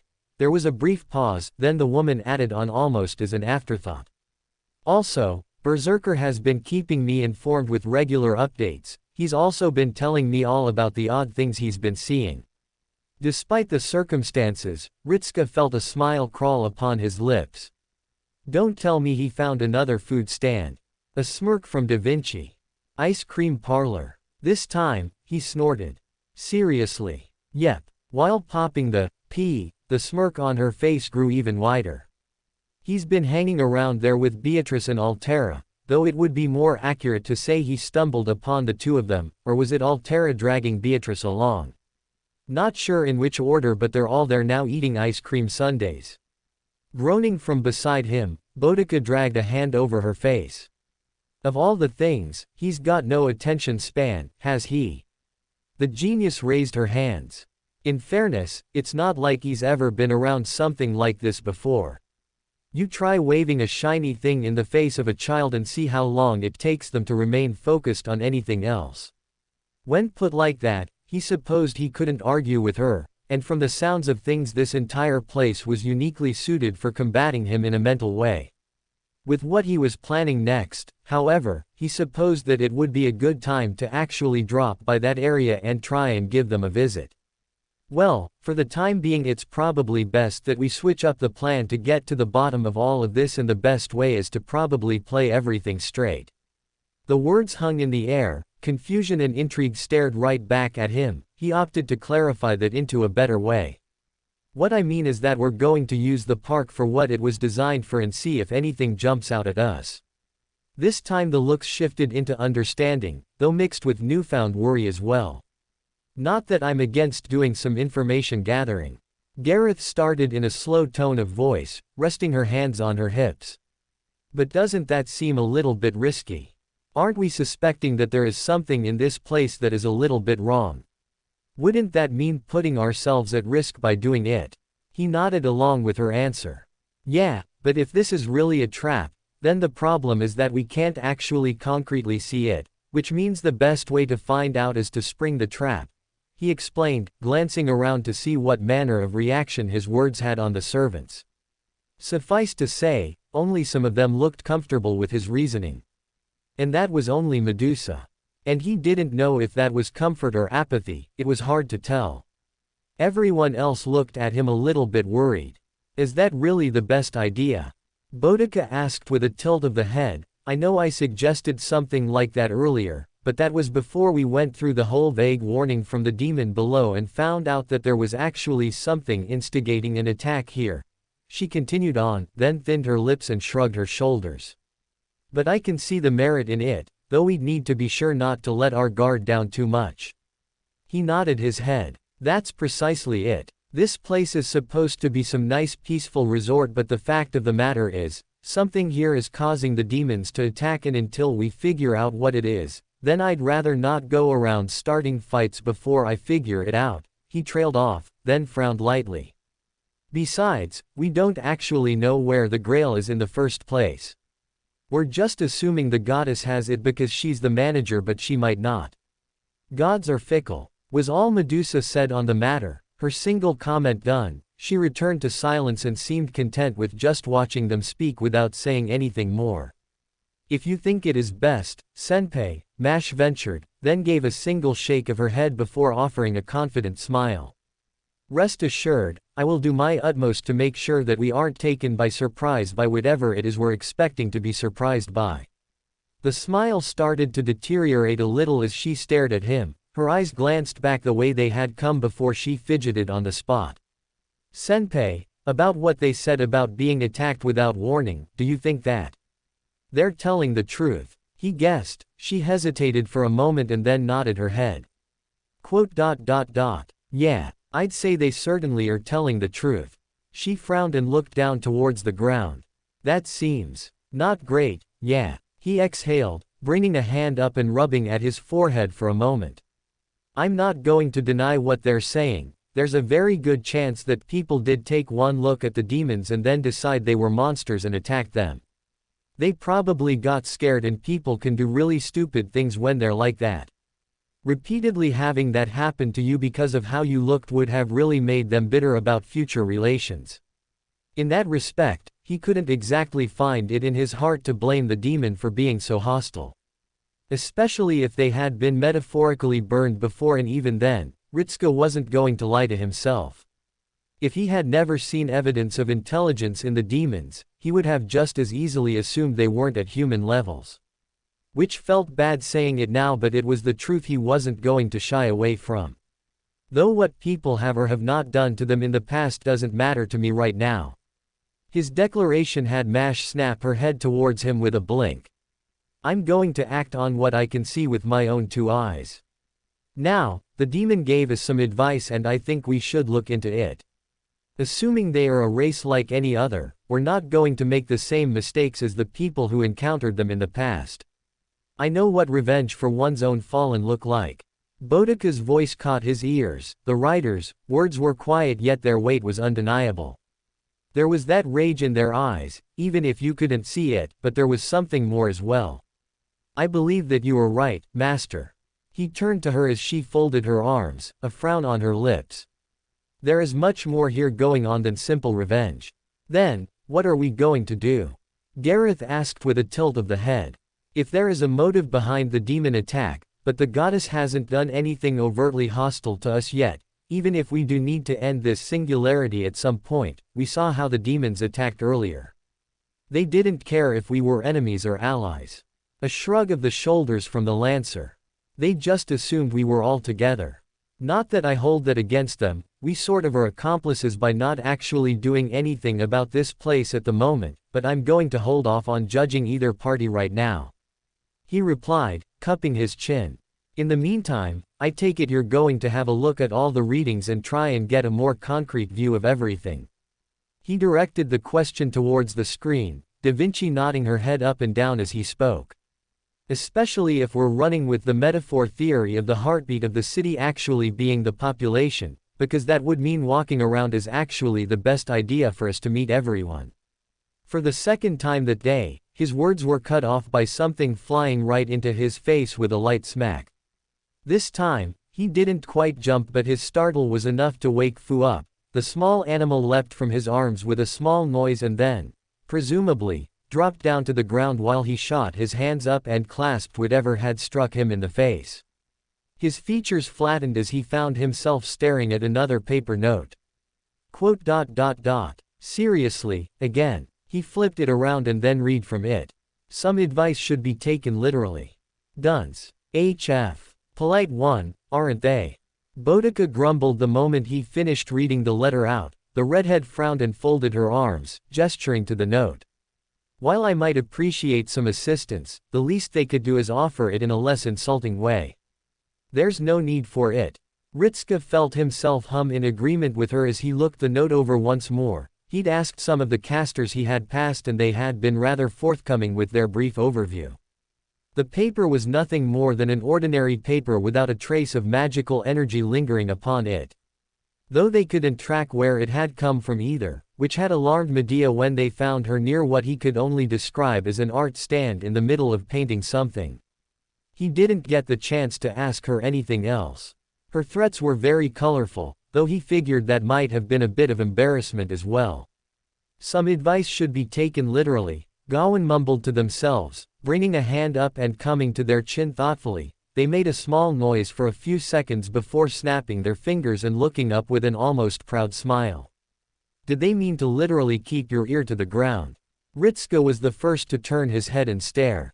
One by one, the others joined in, all of them giving the boy the same unblinking mask of an expression. A light heat flushed across the cheeks of the saber. Perhaps they mean the heartbeat. Try sticking your head onto the ground, protagonista.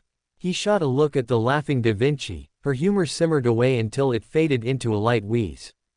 But a literal heartbeat. That would have some disturbing implications, not least of all because Romani managed to cotton onto an idea before me. She shot a teasing look at the man who was caught between looking pleased with himself and mortified with the fact she might be right. The brunette woman frowned, moving a hand up to cup her chin and rub her fingers along it. Muttering under her breath and to herself. But, perhaps they could be referring to the magical energy signature of the singularity. Or it really does all relate to the berserker in the end. We'll let you figure that out while we have a look around. He responded, getting a half wave from the caster as her focus was clearly elsewhere. Romani was a bit better as he offered them a small smile. I'll bring us over to where the director was last spotted and see what is going on there. We'll get back to you if we find anything. Take care. You as well, Fujimaru-kun. With that, the communication came to an end for the time being. The screen flickered off and his arm came back down to his side. Well then, guess we're off to explore a theme park then. Even with the situation as bad as it was, he couldn't fight off the smile that was starting to emerge on his face. However else this ended up going, he was sure that there would be moments where he'd have fun with it. As it turned out, finding a dragon-turned-human wasn't anywhere near as difficult as he thought it was going to be. That being said, it turned out to be a lot more than he was expecting, especially as he stood at the outlier of a crowd with his arms by his sides and an eyebrow raised ever so slightly. Trying to make sense of whatever this was, as it turned out, was the most difficult part of this entire ordeal. Which was truly saying a lot of things. With a rather loud yelp, Berserker brought up the wooden staff, large foam red balls on either end of it, and blocked the downward strike from the person opposite him. With a single roar, they shunted their attacker backwards and then brought the staff to bear, swinging it down with pure strength along and slamming it directly into the head of the person. Naturally, when faced with the pure might of a berserker, even the relatively harmless-looking implement turned into a rather sturdy weapon and struck the person with force enough to send them flying off the narrow pillar they had been stood upon and careening down into the pit of plastic balls. Ritsuka watched their descent, his other brow climbing up to join the first and making a small noise as he did so, then turned his attention to the announcer who was positively ecstatic as they cheered for the berserker. And that is another victory for the currently undefeated berserker.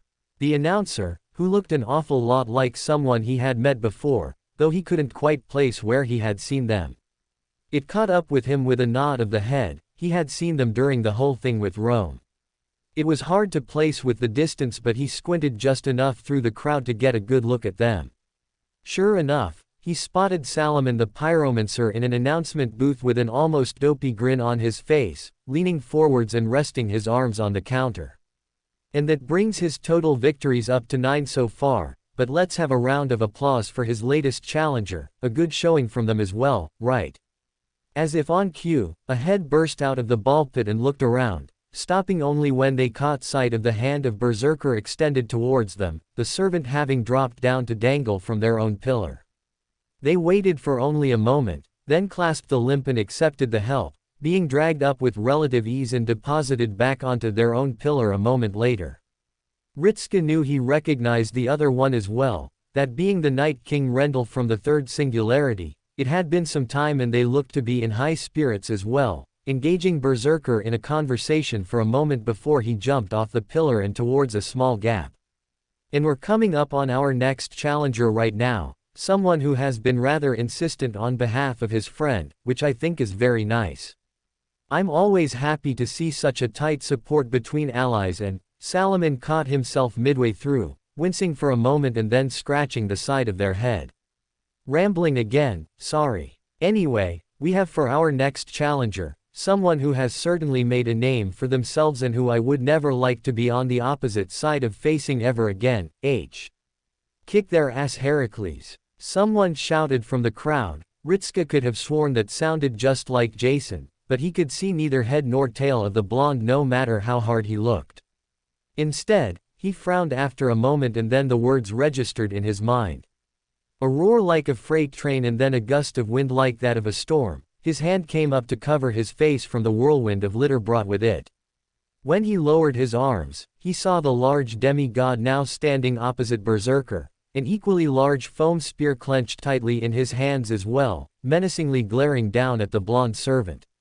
Is this all right? Boudica whispered behind him, a tinge of apprehension in her voice. Because, well, ...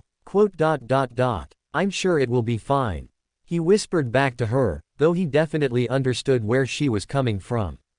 This has been going on for a while and no one has died yet. I think so. I'll say that everything will work out, but just in case. Both combatants ready. Well, off you go then. It was a rather casual remark for what signaled a titanic clash. With a roar from both servants, they swung their weapons as hard as they could into the other end. The sound of splintering wood filled the air. Both servants stared at the weapons they were holding, now missing the top half of them. Both blinked, looked at the other and then looked down towards the ground. The eyes of the crowd followed them and stared at the top layer of the ball pit, where a thin layer of sawdust now coated the area around the space between the two of them, along with the shredded foam remains of their weapons. Bringing their heads up, they wordlessly flipped them around, holding them now like swords as opposed to spears, and then swung at one another once again. Once more, the shattering sound of wood filled the air. The layer of sawdust at their feet got larger. Small fragments of wood fell between the fingers of the pair, staring at their palms rather mutely and then towards the other. Neither looked as though they had any clue what they were supposed to do at this point. Wordlessly, they turned to the announcer. I didn't think this would happen. We could get some of the spares. That would probably punch him in the face, Heracles. A shout from the same direction as Jason's earlier remark, leaving no doubt it was the blonde once again. Ritska widened his eyes, then opened his mouth to say something before a strong gust of wind slammed into him. He wobbled and staggered back from the force, blinking twice and then staring at Berserker leaning backwards, staring at the sky and the still smoking fist of Heracles hovering directly before their face from where they had just punched him. Their arms slowly retreated back. Berserker lowered their head, sniffed the air, then spat something out to the ground. It looked like a tooth, and then gave Heracles a blank stare. Another sound like a cannon going off. Heracles' head snapped to the side and faced the crowd, Berserker pulling their arm back from where they had retaliated with a haymaker against the servant, shaking their hand a couple of times. A thoughtful look passed across the face of the demigod, their jaw rolled a couple of times and then they brought their palm up, spitting something into it and frowning rather heavily. Their thumb pushed at whatever was in their grasp. Ritska had an odd feeling he knew exactly what it was and, sure enough, Heracles brought it between his thumb and index finger, revealing the item to the world. A tooth. With a blink and a grunt, Heracles turned his attention to Berserker and made a low growling sound. Berserker stared right back and then frowned. "You started it." Flicking the tooth from his hand, Heracles slowly clenched his hand into a fist once more. At the same time, Berserker brought up his own arms and assumed an amateur stance on the pillar. Ritska pinched the bridge of his nose. "Oh boy." A cloth dabbed over the cut, eliciting a faint grunt from the Berserker as they retreated away from the cloth, earning a flat look from the person trying to treat him. "Don't act like that, it's your own fault in the first place."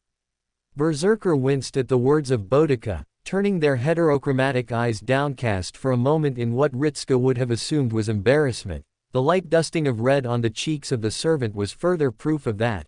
It was somewhat amusing to see the taller figure acting much like some scolded child, but that was after he was getting himself free of the worry of their injuries.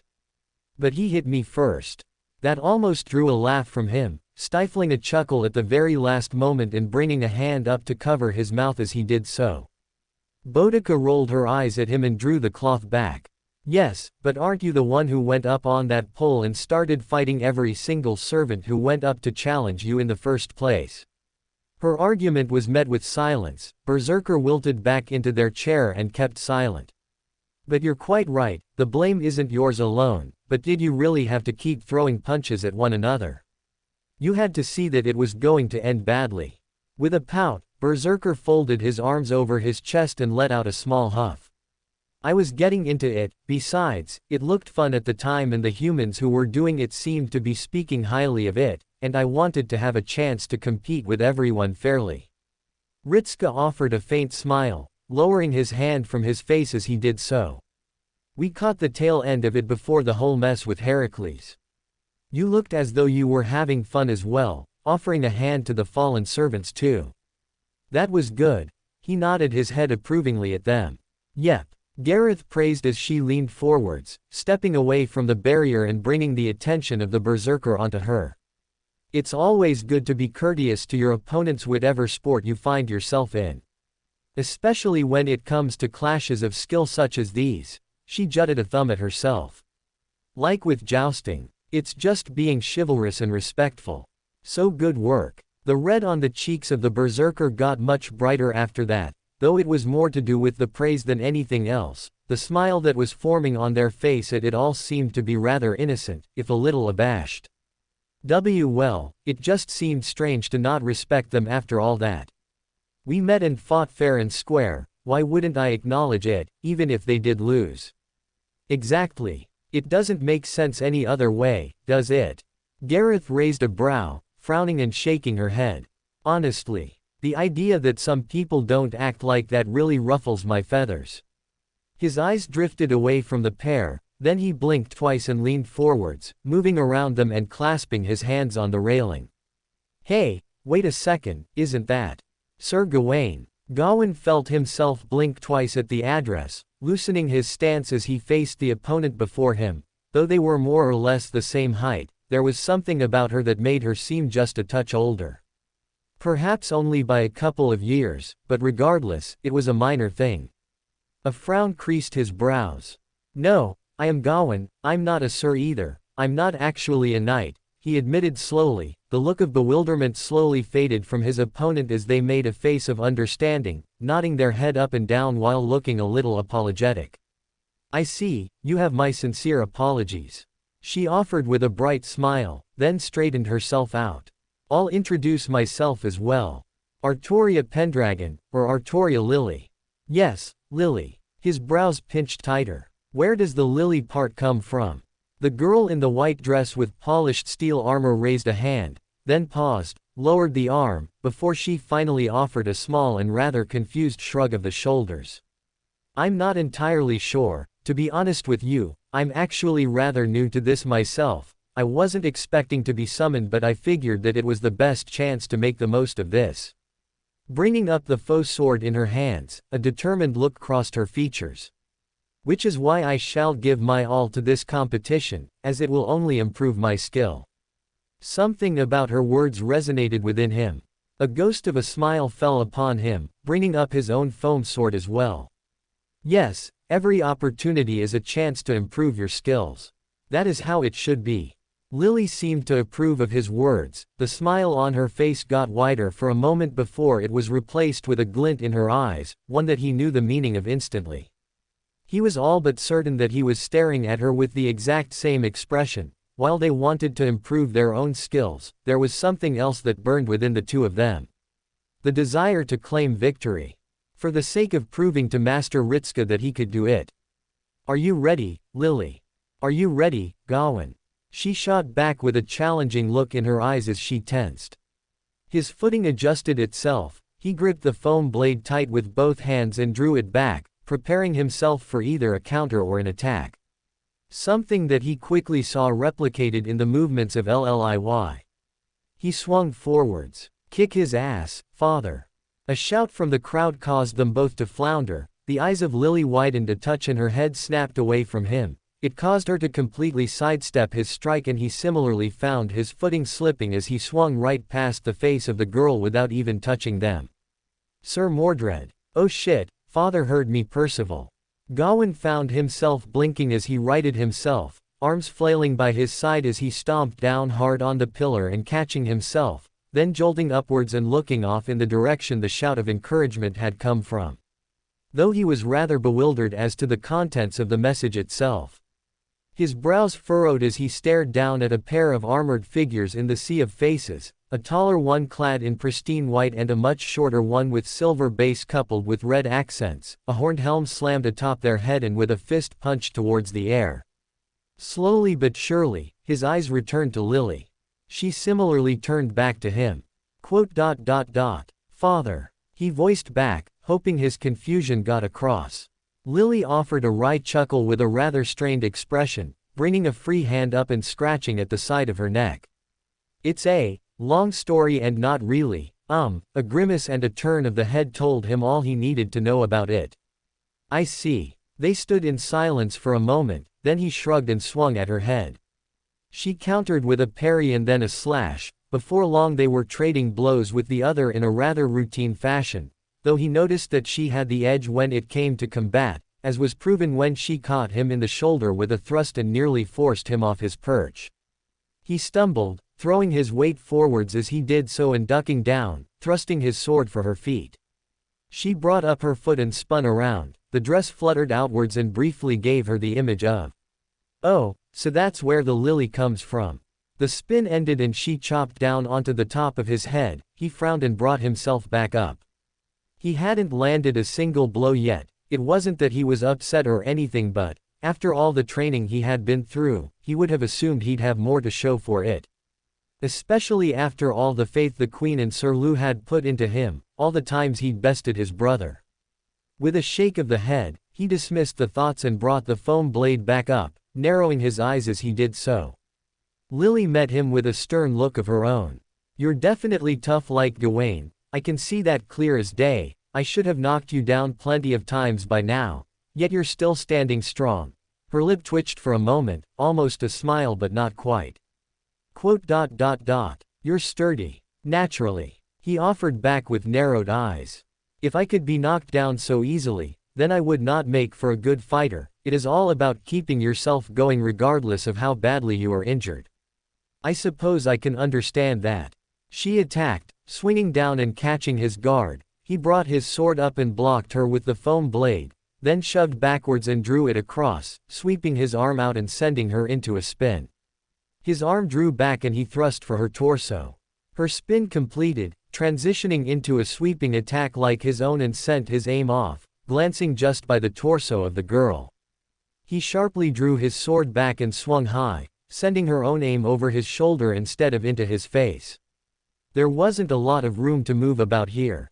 He thrust back, catching her in the wrist and forcing her arm back. A faint gasp escaped her as she wavered around on her podium, swinging back and forth. A chance. Drawing the foam sword across, he swung it out and across, aimed for the side of her body. Lily's eyes narrowed as she tracked the attack, then he watched her press down onto her foot and push upwards. His sword sailed right beneath her as she flipped backwards through the air. His eyes shot wide as he stared at her, dumbfounded by the sudden action, his attack all but forgotten as he watched her twist through the sky and then drop back down onto the podium right before him. A shout escaped her, the sword was clenched with both hands and thrust itself forwards, the flat tip slammed right into the bridge of his nose and snapped his head back. A small noise of alarm escaped him as he fell backwards, stomping his feet down as one went skywards. Balanced awkwardly on a single foot with his body teetering over the edge, he waved his arms around at his side in a motion that was nothing more than desperate flailing. By luck or the grace of the goddess herself, he managed to right himself just in time to block the follow-up slash. He shoved backwards as hard as he could, pushing the blade from him but no further, locking swords with Lily with neither one of them proving to be the stronger of the two. Their eyes bore into their opponent, neither one making an effort to back down. So he resorted to the techniques taught to him by Sir Liu. His other hand moved up, grasping the top of his sword and then dragging it across the length of his opponent's. The hilt of the foam weapon snagged on the blade and carried it away with it, drawing it out of position. His hand, positioned at the top of the weapon, clamped down tight as he pulled his other away from the hilt.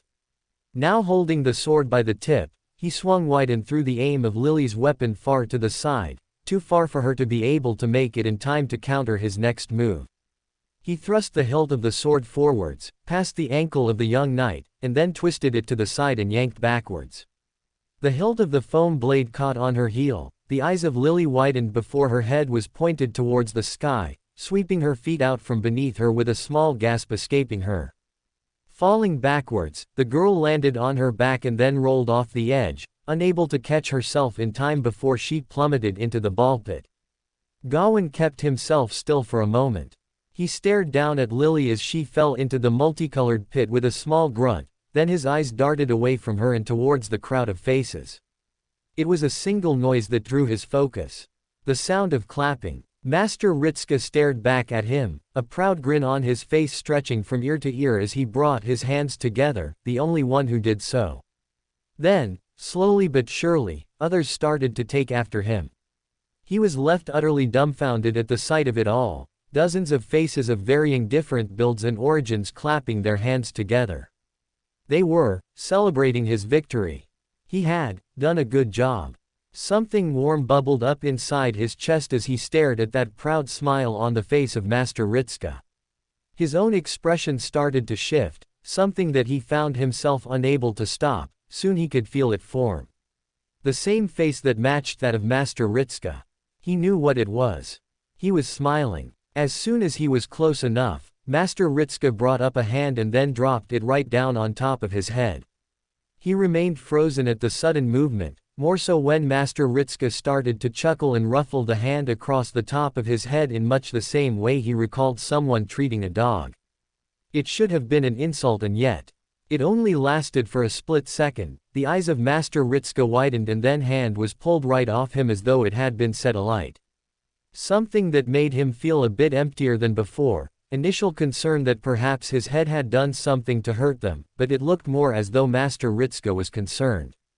"Ah, sorry about that." They pulled the hand down into a fist, bringing it before their mouth and then coughing into it, avoiding the effort to meet his eyes. "Got a little ahead of myself there, but that was a good show, Gawain." The smile remained, however, on the face of Master Ritska. Looked a little close there for a moment, but you went up and fought, was that King Arthur? Because it looked like King Arthur. A question directed towards Sir Gareth. They remained silent, still staring off into the distance where Lily had wandered off to.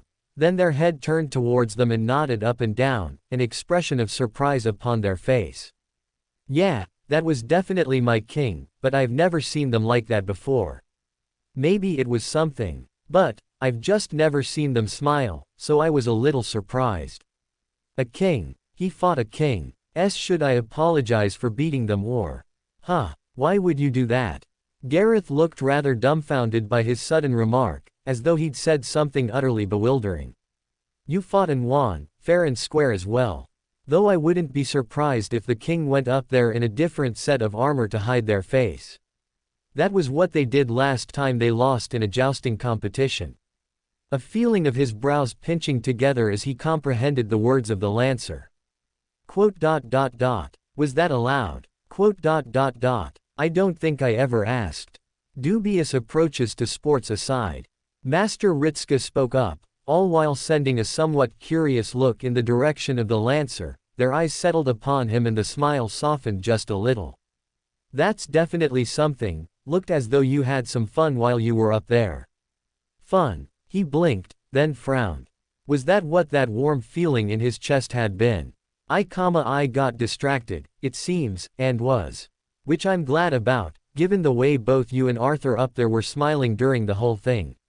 Master Ritska continued on. He doubted they'd even realized he was in the middle of speaking. But their words gave him further pause. His eyes shot wide as he registered the sentence. He had been smiling. I didn't realize I was. Trailing off, he rolled his lips inwards and looked away for a moment.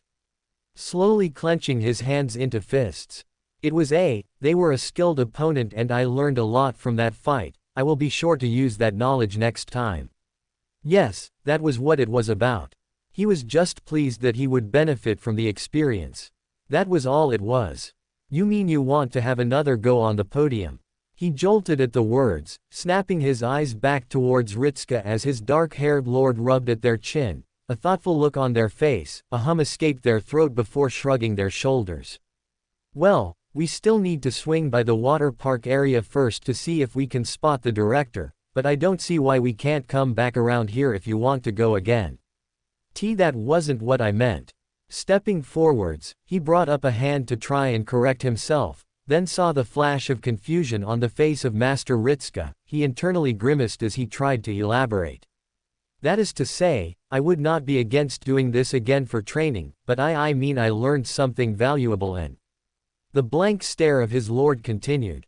He might have been making a fool of himself. I mean, I would be satisfied if we returned here for further bouts. All right then. The speed at which they agreed was rather surprising. It had been something of a selfish request on his part, but clearly Master Ritska similarly saw the value of it. That was fortunate. Again, sorry about the hole. They brought their hand up and gestured to the top of their head. He frowned. No, you don't need to apologize for that. I wasn't troubled by it. If you're sure, but you don't need to force yourself to.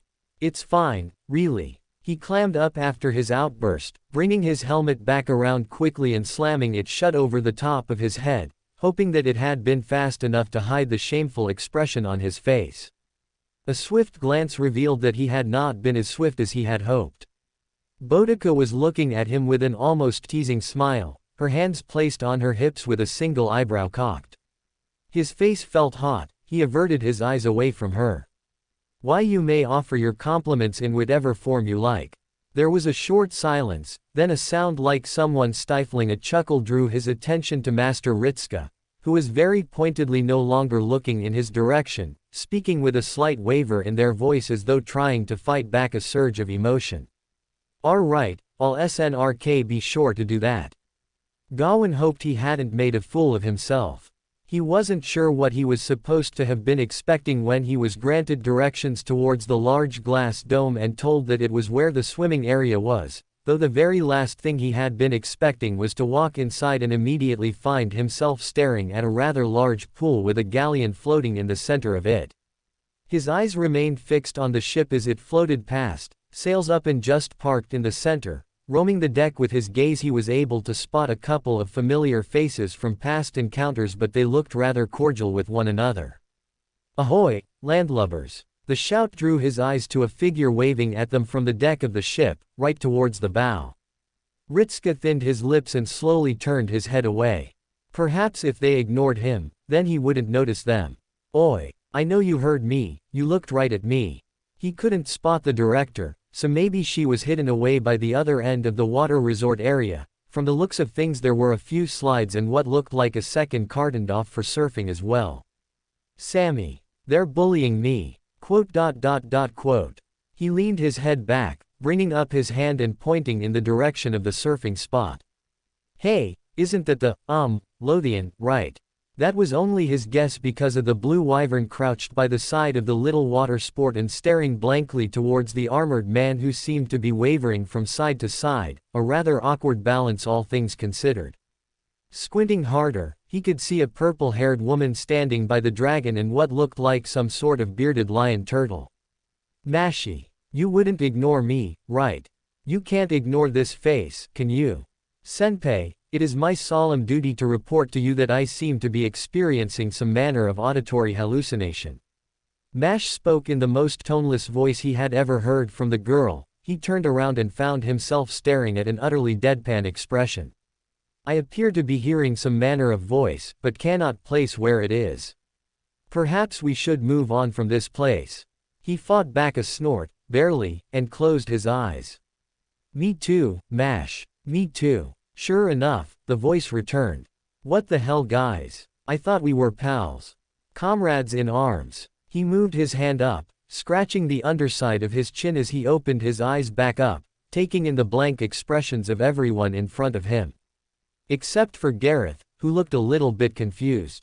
Giving them all baffled looks before slowly bringing up her arm to point in the direction of the voice. "I think it's that servant over there who is." Boudica placed a hand on the raised arm of the lancer, then gently pushed it down while speaking in an almost indulgent tone. "Don't be silly, Gareth, there's nothing over there, unless they've gotten to you as well." That only served to make Gareth look flabbergasted beyond words.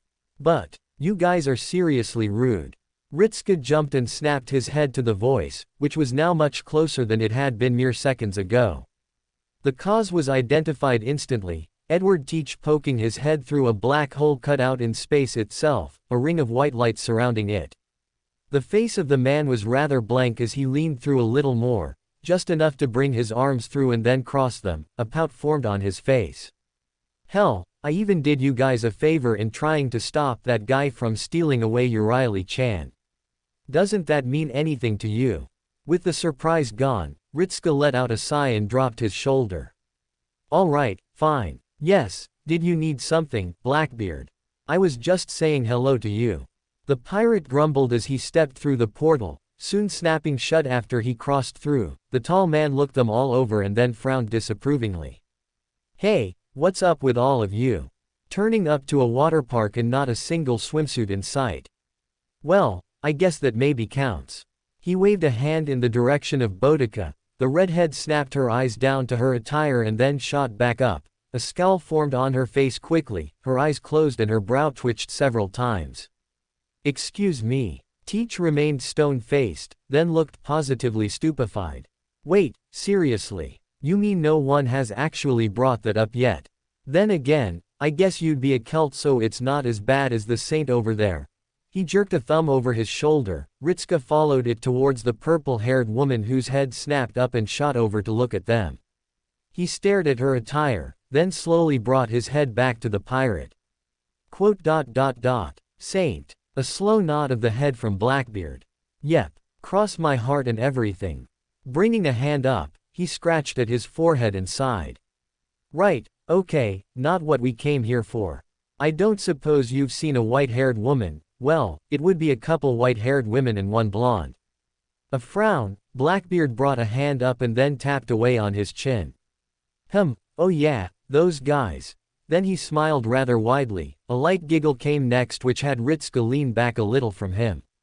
Real stunners they are, formed a idle group. Ritska could swear he heard the sound reality shattering like glass around him. And called themselves the swimsuit swashbucklers, because they got Anne and Mary joining in and some lady with a teddy bear. With a dopey grin, the man continued on. Quote, Even though they banned me from watching, I still catch some sneak peeks at them from a distance. Telescope and the mast of the Queen Anne's Revenge are good for something, you get me? No, he didn't. In fact, he was certain that the man was utterly mistaken. I think we're talking about someone else. Yeah, Starfall, Glass Petal, Red Rose. Teach continued onwards, the names bounced in his head along with the impossibility of what he was saying. Mistress Moonlight and the Booty Bounty Hunters. He breathed in wrong, that was the only reason he now found himself choking on nothing but thin air. There was no way. There was no damn way. Where? That a way. The man pointed while sporting a wide grin. Trust me, I understand the allure as well, from what I've seen, ooh, my. His brain wasn't working. This had to be a mistake. This surely had to be something like a mistake. But what was he going to do if it wasn't? Senpai, maybe he's talking about someone else. Mash spoke up, sounding as unsure as he felt but trying to pump some confidence into her words. Why yeah, if the director is involved, it might be as a manager or something. He knew how strained his expression was, he could feel it on his face. He knew there was no reason she would even be the manager of an idol group in the first place. What is an idol group? Blackbeard whipped around with such speeds that it was like he teleported, instantly brushing past him and crouching down in front of Gawain. Then flipping the front of their helmet up to expose their face, making a noise of understanding. Young blood, are you? Not to worry kid, just call me your senpai in this sort of thing. I'll let you know. Absolutely not. Mash shouted out with a rather strong degree of force. I forbid you from calling yourself senpai. Quote, Meh. A shrug, then the man clapped Gawain on the shoulder and stood up, turning around and pointing straight ahead, all while grinning wide. Come, my young Padawan, we shall now induct you into the ways of the idol. Sammy, get the portal ready. This was utterly insane. Not yet summer resort, interlude 2. It was a rather peaceful time of it. Or rather, that was how he envisaged it being. Sure, they were near a park, but this little section had been cordoned off and converted into a small little nature resort with green grass and a thin stream moving down the middle. He wasn't sure how or why it existed, but he was certainly going to make use of it. Just him all by his lonesome catching some fish by the small little stream with only the distant sounds of enjoyment for company. Yet, as Cu cast a side-eyed glance at his peers in this situation, he found himself more than a little annoyed.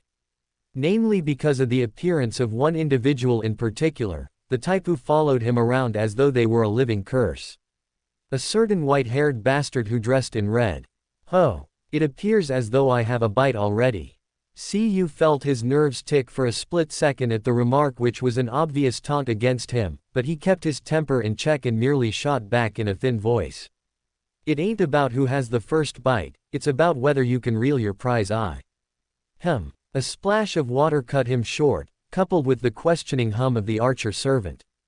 Cu turned his head like a poorly oiled machine to the direction of the asshole and stared, eyes flickering between the healthy-sized trout in their grasp and then towards the expression on the man. A look that he immediately wished he had the capability of punching clean off their face. Heck, he would settle for just punching their head off entirely. The red archer all but waved their prize in his face before dropping it down into the bucket and casting their line off the moment they attached some fresh bait onto it. Cu spared a glance to his own bucket and kept his expression even. It wasn't as though he hadn't caught anything, it was merely that his own gains weren't nearly as good as he was hoping for. But that wasn't to say he was disheartened, anything worth catching wouldn't just throw itself onto his line so easily. That was the excuse he was running with. I don't see the need for showing off your prize. Anyone can get lucky when it comes to a catch. Cu took in a short breath and turned his head further up the stream to the others who had joined them as well, forming some manner of line where nearly half a dozen servants had congregated at this point and all had their lines cast out across the stream with a few more further up near the point where it turned into a lake.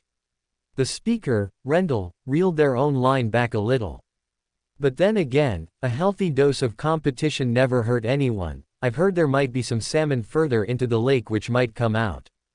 Cu raised a brow. Salmon? Seriously? Rendell nodded their head up and down. Only a rumor though, you would need to ask him for more information. Cu turned his head to the direction they had indicated, spotting a man with lime green hair and a rather simple-looking outfit with their own line cast over the stream. Standing on the opposite side, the man turned their head briefly towards him and nodded once before they focused back on their fishing. Oi, what's this I hear about salmon? The man perked up once again. Oh, yes. I had a brief encounter with one before you all arrived. Saw it swim right past me and towards the lake.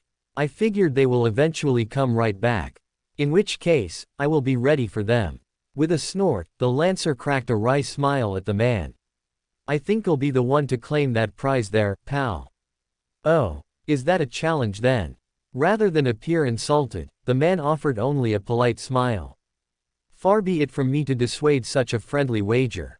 I see no problems with such a thing, and instead promise that when I catch the salmon, I will endeavor to split some of it with you. Cu opened his mouth to speak again, then paused.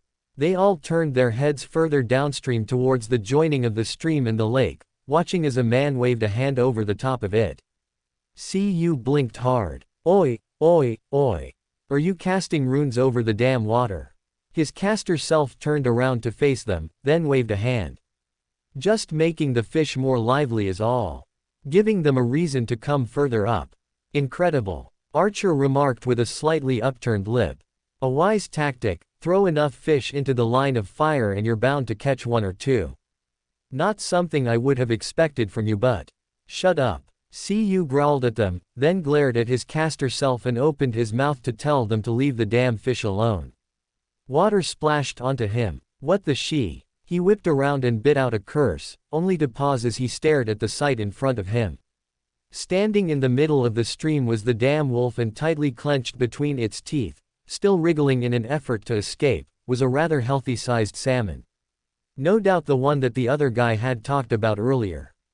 Cu flattened his features as he watched the wolf snap its jaws a few more times and upturn its head, swallowing the entire thing on one go before smacking their lips and plodding out of the stream, shaking themselves dry and catching all of them in the splash radius before they walked off without even looking at any of them. Well, that wasn't what I expected to happen. His eyes turned back to the man with lime green hair, now scratching the underside of their chin. But I suppose I can allow them that. All according to plan, granting the wolf a sacrifice to leave the flock alone is the duty of a shepherd, after all. Rendell made an incredulous noise, clearly seeing through the bull the man was trying to spew. You cannot claim to have planned that. You looked just as surprised as any of us. I was not surprised. The man defended with an easy-going smile.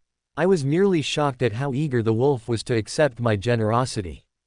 Clearly it had been some time since it was shown such kindness and it did not wish to dally.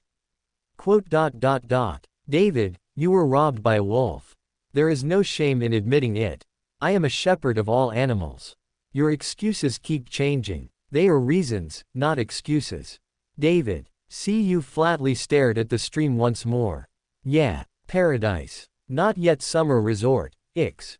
It was incredible that despite all that had happened, there were still things that could surprise Romani. Which was namely why he was sat down in his chair, staring uncomprehendingly at the screen while the words of Edward Teach played on loop in his head. He could accept a lot of things. Maybe too many things. But it was probably telling that he, of all people, was utterly unable to accept the words that were being spoken aloud. By his own reasoning, they were so firmly detached from reality that not even the realms of true magic would elevate his senses to a point where he could understand and accept them. Not even Leo, genius caster servant that she was, seemed to accept them right off the bat. She was leaning over the console, palms flat against the desk and staring at the screen with an unblinking gaze. Something that he only knew because he could see her reflection mirrored on the screen in front of the pair of them, and it soon wasn't just those two. Within the span of a minute, perhaps less, the entire crew of the command room had gotten up and walked over to their station, also they could lean into the conversation and listen in on what was being said. When it had finished, they all stared back at their reflections without a trace of emotion on the face of each and every one of them. It did not last for long. An idle group. The casual comment was spoken by Carrie. The short-haired brunette slowly nodded her head up and down and placed her hands on her hips, staring at the screen as though nothing unusual had been said at all. Her right hand moved up, finding a home on her cheek and started to idly scratch up and down. Then she mouthed the words, "idle group," to herself again and again. Each time she did so, her brows got progressively closer and closer together. "That's a joke, right?" Maxwell spoke next, the voice of reason that he was, and with his own head hung low, he attempted to ground them all. Or maybe some sort of mistake being made. Really, there is certainly no way that something such as that could ever be true, could it? Munier looked unconvinced. I mean, with a name like Starfall, and when we consider the magecraft of the director. The man made a weighing gesture with his hands, but the detail of the reflection was still clear enough that the doctor could tell that even the man was having trouble supporting his own logic. "We haven't had contact with the director for a while," Carrie slowly added on, giving a cringing expression as she turned to the others. "And the guy seemed pretty convinced that she'd been all but abducted by Nero and Marie. This does seem like the sort of hijinks they would get involved in. They probably just dragged her along or something." A moment passed. "Yeah, that makes sense." Romani broke the silence with a nod of the head, turning his chair around to face the group and bringing up a tiny, if a little strained, smile towards them. "That's probably what ended up happening, especially with how those two seem to revel in the public attention. They're very extroverted. I can't say for the others that Blackbeard mentioned, but a woman with a teddy. Doesn't that sound like the goddess Artemis?" Maxwell ventured, bringing his head back up and giving a thoughtful hum. "I'm not entirely sure where she comes into all of this or the pirates, but it's more likely that the director did end up getting roped into this fiasco, which means that she will undoubtedly be beyond furious when she returns." Grimaces spread across the assembled faces. A sigh came from his left. He turned his head and saw Leo push herself upright, clapping her hands together twice. "Calmarcy." He didn't know what that meant, but it sounded like a request to be quiet. The woman turned around and then flashed a patient smile at the group. "Now then, talk about whether the director is pursuing a career in song and dance aside for the moment, we do need to actually put our heads towards the words of the demon." Nods of agreement went across the faces. "Didn't the kid get hit in the face with another note from that guy?" Carrie shrugged her shoulders. "Told him to take things literally, right? So, are we looking for a heartbeat or not? I'm not sure that taking advice from hastily scribbled notes on the back of a burger wrapper is really the sort of thing we should be doing." Munier adjusted their glasses, frowning as they did so. Carrie just snorted, then waved a hand in his direction, causing him to blink at the sudden shift of attention from the man and towards himself. Romani couldn't help but feel as though this wasn't going to end well for his reputation. Why not? Our other unofficial helper is literally a VTuber. Ah, there it was. Magi Mari is a respectable source of information. He blurted out, feeling the need to defend his idol against naysayers. The point being, Munier cleared their throat, pointedly ignoring looking in Romani's direction, all but announcing that he hadn't won the point there, or at all. That we still don't know the informant in this situation. They could be a servant of Chaldea, but if that was the case, why hide themselves? Probably that saber servant who guards the goddess. Maxwell smacked his lips, his eyes turning sharp. Some relation to divinity, and they have proven themselves to be on the verge of becoming hostile. Added onto the fact they are clearly determined to protect their goddess and, by extension, the singularity itself until ordered otherwise. He trailed off meaningfully, but they could understand what he meant. Loose lips and all that. There was the very real possibility that the servant would silence anyone who tried to pass along vital information to Fujimaru. This might well have been the safest way that they could actually get some probably info to them. Who could tell if the Holy Grail also didn't let them listen in on the master-servant bond? We've got no reason to dismiss this, so far, but I'd hold off on going by their words at the moment. Leo shook her head, raising her voice and frowning thoughtfully as she did so. But whatever the reason, they would like us to aim our sights towards places that are less than pleasing for this singularity, especially with the earlier warning, so for the time being, let's see exactly where it leads. Romani didn't bother to hide his look of surprise. We're actually going to look for a heartbeat. Or perhaps what can be inferred as a heartbeat. The caster corrected with a raised finger and a wry smile. Turning back around and leaning towards the screen once more. The heartbeat of this singularity is the magical energy of the Holy Grail we detected. The irregular pattern is the key, but that's hardly a surprise. Its inconsistent nature is proof of something being afoot. So what do we do then? Just watch and wait. Carrie didn't sound all that pleased with the idea, and it didn't sit right with him either if he was being honest. Fortunately, Leo abated their concerns with a shake of the head. Not at all, we're going to be keeping close contact with Protagonista and the gang, not to mention the ever-elusive Chris. There is something about her, and I don't think I'm the only one who has noticed either, but I'll hold off on saying that for now. Let's first see how she continues to react. Romani almost sighed. He was proud of himself for not doing that, but he still couldn't help but palm at his face at the unnecessarily vague words of Leo. It was clear that she knew more than she was letting on, but he doubted she would ever let her thoughts air until she was absolutely certain of them. That meant there was a slimmer chance of her being wrong. Gawain found himself a little ill at ease, if he was being honest with himself. Shuffling a moment and moving to the side to avoid being pushed further by the figure stood by the side, his grimace of discomfort hidden from the world as he stepped a little closer to Master Ritsuka, though it was mostly to try and keep them closer to him than anything else. There were too many unknowns close to him and he didn't recognize a single one. It would be all too easy for an assassin to be here, waiting for the right moment to strike.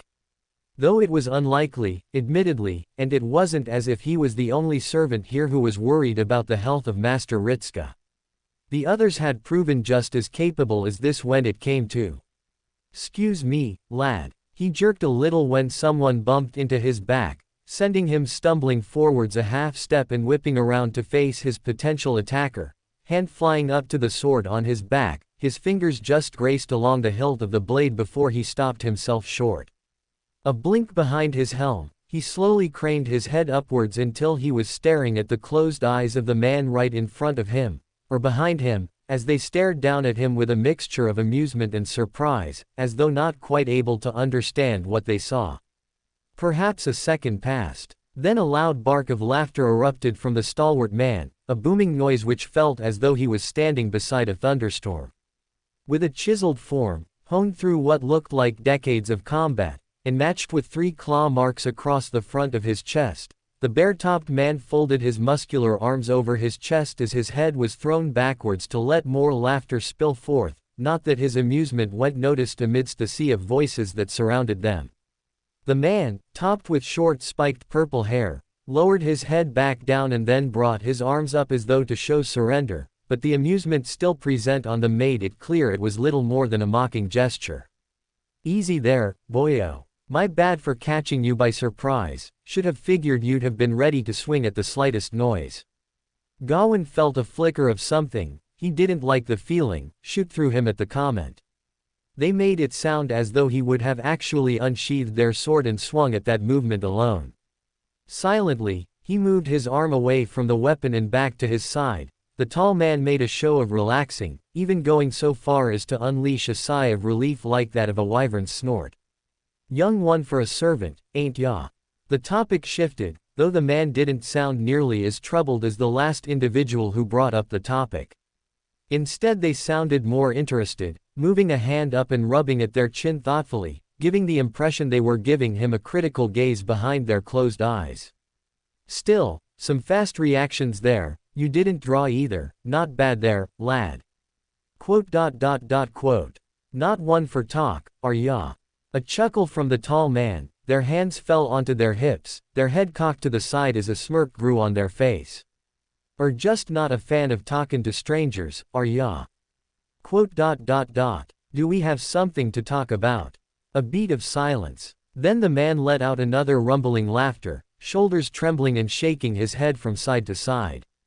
Suppose that we don't, do we? Not even been introduced, but then again, we're both here, ain't we? Means we have something in common. Something in common. Did they mean? Gawain leaned back a little, raising a brow ever so slightly. Is this, also your first time at something like this? Quite so. A nod of the head, then a pause as the man put on a frown. Then again, I've been to plenty of drinkin' parties and seen a bunch of shield maidens sing, normally together with a big old fight at the end, but, nope, never been to something like this. Same as you. A sharp grin crossed the face of the man. I just heard that the women here were something spectacular. Couldn't resist coming over here and giving them a little look. That did not make sense to him. They came here to look at women. Quote. Do you intend to do that with your eyes closed? A beat of silence. The brows of the man shot up while their eyes remained closed, the only indication of their surprise. Then a rippling snort escaped them as another roar of laughter surged forwards. They leaned forwards and brought up a hand, slamming the flat of their palm against his shoulder and staggering him a little. He braced for the next blow, tensing himself for a counter. The man didn't strike again. Gawain stared in confusion as the man continued to laugh, this time slapping their own knee and bringing up a hand to wipe away something forming under their closed eyes. A long breath finally ended the tirade of laughter as they leaned back up, grinning at him with a smile full of teeth. All right then, lad, you're something else, let me tell ya. I'd call you a smart ass. An intelligent mule. What an odd insult. He took a step away and shook his head at the man, ending the conversation before it could continue further. Not even gonna tell me your name then, kid. Quote. Gawain. Gawain, eh. He stared up at the man as they narrowed their brows and pinched them together. They spoke his name as though they tasted it. A hum followed, they pinched their chin between their fingers, a small smile came upon their features. Strong name there, kid. Me. I'm Fergus Mac Roic. What an odd fellow. Still, this was the sort of thing he'd wanted to avoid. Getting drawn into a conversation with them would end up with him losing sight of. He stopped his turn, then blinked behind his helmet slowly. His gaze started to cast itself around as he noticed one glaring problem. Quote. Master Ritska. He stepped forwards, stumbling a little when a man in dark armor walked into him, seemingly without noticing him, and almost sent him falling to the ground. He jumped back a little as they continued on their march, all while seemingly engrossed in a conversation with a dark-suited man in a bone-white mask. Master Ritska. He called out again, whirling around and frowning more openly as he started to move with a bit more haste, cursing his small size as he found himself unable to peer over the top of those who surrounded him. A sea of faces and dozens of different ones, from tall to short and from lanky to well-built, were each more bewildering than the last, and he couldn't find a single one of them that looked familiar to him. Or at least a single one that had been a member of the group he was with. What was going to happen to Master Ritska if he lost sight of them? Wait, they still had Mash and the others, so all was well, unless they had also been separated from him. Dread coiled in his heart, the desire to find his lord intensified further in that moment as he pulled himself forwards. Master Ridoof. A single distraction and he walked right into someone, bouncing backwards and catching himself at the last moment. He turned to apologize to them. It had been his own blunder. Then he found his jaw locked tight when he saw who exactly it was that he had pumped right on into. What's this then? The glowing slitted orbs of Lancer loomed over him, hands on their hips and a sharp smile coming over their face. Though unlike with Fergus, this one set him on edge in an instant. He stepped back from the god just a little and kept his posture tense.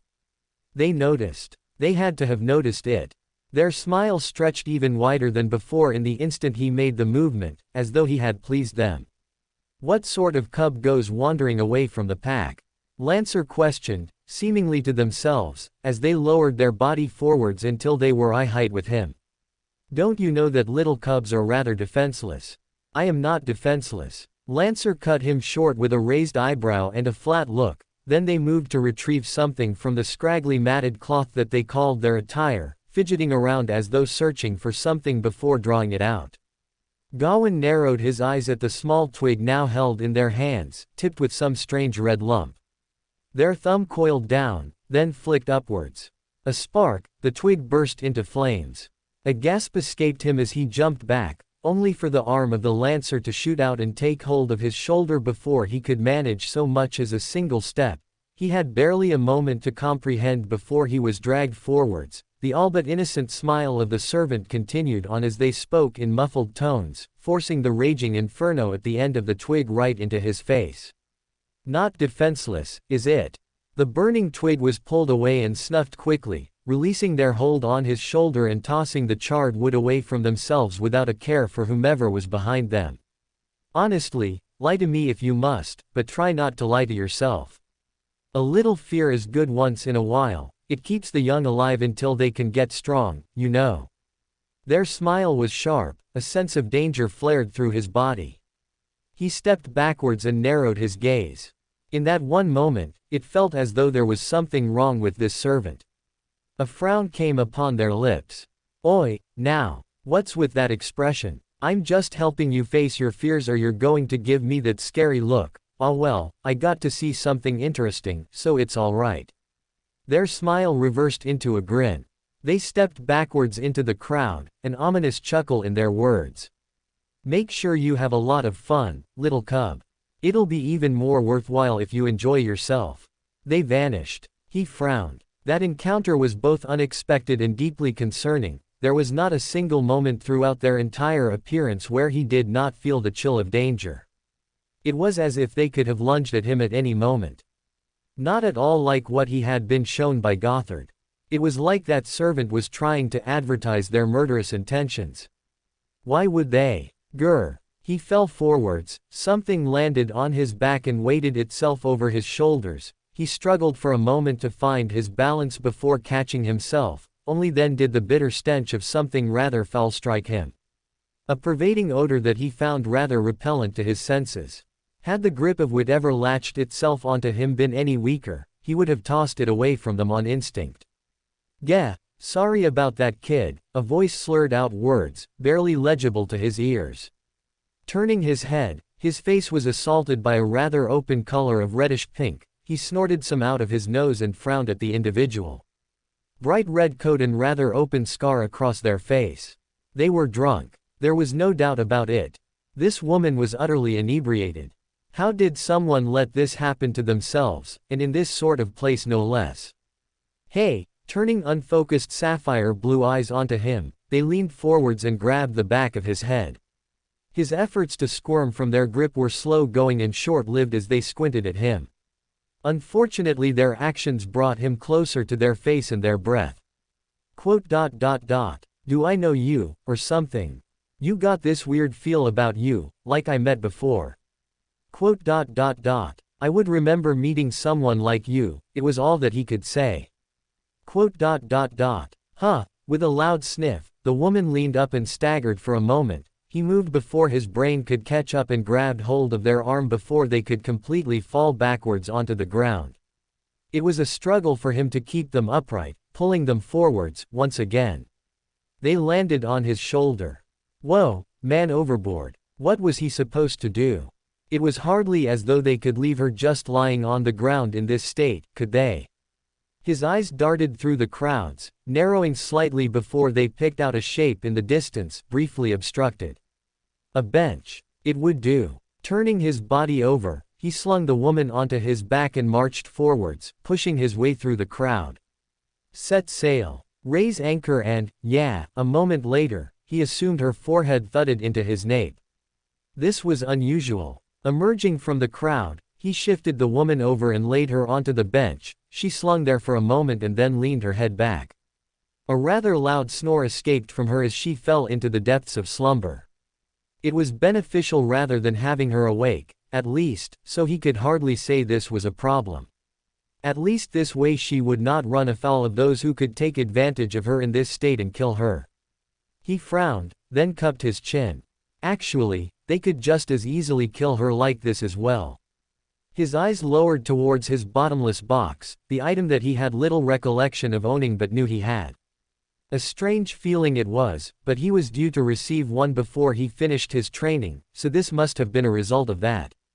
If his older self had gone on the adventure, then there were doubtless items that could be used to rouse the woman. Flipping the lid open, his hand dove into it and rummaged around for a couple seconds. "What are you doing?" He halted his actions, then brought his head up and gazed at the speaker. Wait a second, they leaned into his personal space once again, something that was becoming an alarming pattern by this point in time. Though he kept his ground, purely on the fact that the height difference between the two of them was not as great, though the rather large hat provided a slight advantage. Red eyes widened a little, their jaw dropped and they raised a finger up, pointing it square at his face. "What the heck? You turned into a brat." Gawain blinked at the words, the somewhat insulting words, and then frowned lightly. "Turned into oh, you are familiar with my adult self." "Adult, what the heck happened to you? No, wait, hang on a moment." They did something rather odd. Raising their hands, they removed the hat from the top of their head, the golden shape of a half-sun mounted on the front of it. Long silken black hair rolled down over a scarlet-red cape and darkened button-up uniform of sorts. The girl placed the flat of her hand against the top of her forehead. With a gaze of absolute focus, she moved it across from her own head and towards his. Furrowing his brows, he kept himself silent as her hand moved just above his forehead and into his hairline. It was perhaps a single hair's length of difference between the two of them in terms of height, little more than that. For whatever reason, a complicated expression came over the face of the woman as the hand returned, moving to cup their chin while the other hand positioned their hat back atop their head. "I mean, on the one hand, I'm taller than you, but on the other, it's not like you're going to be a very good lookout post, are you?" A what post? This was a strange person, but they knew his older self, which meant they were an ally of Master Ritska. So, they could be trusted, right?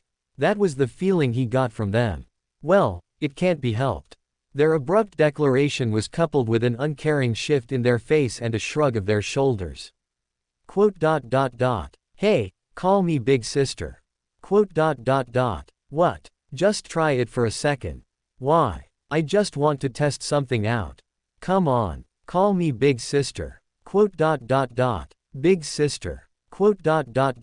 "Nah, it's weird when you say it," they declared with a frown, hands falling to their hips and a frown coming upon their face. Red eyes moved up and down before they flickered towards the sleeping woman on the bench. Their nose wrinkled and they leaned back slightly. "What the heck? Are you babysitting drunks now or something? Actually, where the heck is everyone else?" His eyes turned from them and back to his bottomless box. "I lost track of Master Ritska. As far as the woman goes, she fell on me and I do not believe it would be proper to just abandon her." "So a drunk falls on you and you just dump them on a bench?" "I was looking to see if I had something that could aid them." He drew out something rather surprising.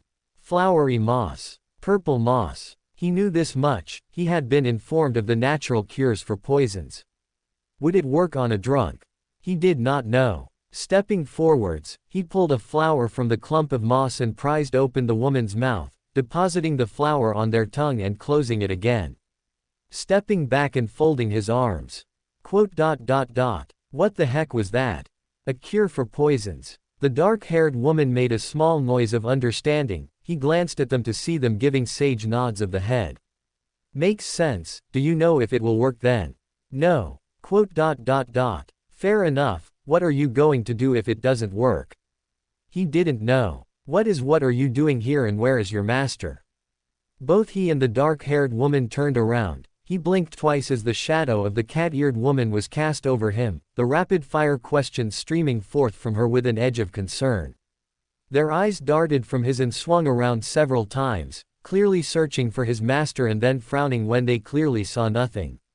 Their gaze shifted from him and then to the woman on the bench. A frown creased their lips before sharp eyes turned to the other woman, the one with dark hair and red eyes. "Hey, I just got here." They took in a breath and closed their eyes. The woman known as Atalanta turned back on him and frowned rather deeply. "Is there a reason that you are not with your master at the moment?" It was a little embarrassing to admit. "I misplaced him." A snort from the side. He felt his face heat up and shot a look to the dark-haired woman, covering her mouth and coughing into it, eyes shining with mirth. "You misplaced him." Atalanta raised a brow, with an expression devoid of emotion for several seconds. Then it hardened ever so slightly before it softened. Their head shook from side to side and then glanced up. "Honestly, never mind. Come, I can track down your master and return you to their side." That would be most welcome. Taking her outstretched hand into his own, he found himself quickly pulled along by her strength and rather impressive speed. It was only when they were at a good distance did the high-pitched voice of the dark-haired woman reach his ears. "Hey, what about this drunk? What am I supposed to do when they wake up?" Gawain frowned lightly, then glanced to the back of Atalanta's head. The twitch of her ears showed that she had at least heard the words, but she gave little impression that she was going to act upon them. Judging by the grip that she had on his hand, he very much doubted that she was going to let him do much of the same thing either. A shadow fell over the pair, but this presence felt less ominous. Turning up and looking towards it, he found himself captivated by a pair of dull golden eyes staring down upon him with a sense of confused interest. At least, that was the feeling he got from the tall figure. Long white hair streaked from the top of their head with a ragged scarf hiding the lower half of their face. "Sorry, I felt something," and the tall man who seemed to feel just like Mother trailed off, staring down at him for a longer period of time before they eventually spoke up. "Might you be Ash?" Another flash of something, a headache shot through him. "Why does everyone keep calling me that? I'm Gawain." Gawain. The unnamed figure parroted back, turning their head away for only a moment before they spoke again. "Son of Guinevere, you know Mother." He awaited an answer for a good few seconds, even as the archer by his side kept him close to her. Still fixing the stranger with a dubious stare but otherwise keeping herself silent. "It seems I do not know her." They answered after a few moments, shaking their head from side to side and turning away. Making it all of a few steps before they abruptly came to a halt and turned their heads slightly in his direction. A slight waver in their voice as they spoke up. Almost as though they were scared of something. Did your mother give you a role when you were born?" They knew about that. But they said they didn't know Mother. This was rather suspicious. "She did, yes. It's what makes me, well, me. If that makes sense." Silence, then they turned away completely. "There is a food stall not far from this place to the east. I would recommend it if one is in search of a simple snack. Though I cannot claim its nutritional value, it does taste nice. You should take him there." The stranger walked off without another word, leaving Gawain rather confused as to who they were in the first place, but with the odd feeling that they were the sort who could be trusted. "I took my eyes off him for less than a second," Ritska hissed to himself, running his hands through his hair as he looked down at the ground. All the while he could feel the comforting hand of Boudica find a home on his shoulders. Walking into a crowd of servants was literally one of the dumbest things he could have done. It should have been obvious they would end up separated, but given that the last time that happened the director apparently ended up in a girl band and they were still missing members of her team, it didn't bode well for him. They had literally gone through an entire conversation about how something was amiss here, combined with the interest Hanleth had in Ash, and then the second he turned his back, something ended up happening and he lost the saber. It was stupid of him to let his guard down like that. Pulling his hands from his face, he turned about to bring his front to Boudica. The writer removed her hand from him and offered a slightly apologetic look as she responded to him. "I'm as much to blame as anyone else, given that he was right next to me as well, but it's not as though he's going to be in too much danger, I should think." "Right. She was right. His mind started to slow down from the initial panic. That was right, it wasn't as though Ash was helpless, he was just getting panicked because they did look like a kid, but this was still a kid who was raised from birth to kill. So it would probably end up fine. Yeah, sorry, he just looks. You don't need to explain it to me. Raising a hand, Boudica shook her head from side to side, understanding visible on her face. It's a little jarring with the idea of a servant being so young, especially as we know he's, well, alive per se, and she cut herself off, then frowned. Wait, is he still undead? Ritska blinked. Huh, he's been put to a point in the past before he became Ash, so shouldn't he be human now? His eyes started to widen as he realized that the writer was onto something, that is, wait, you're right. That's precisely it. He pointed to the writer with a grin blossoming on his face, the realization opening up so many new opportunities for this moment. Right, let's first find the director and then.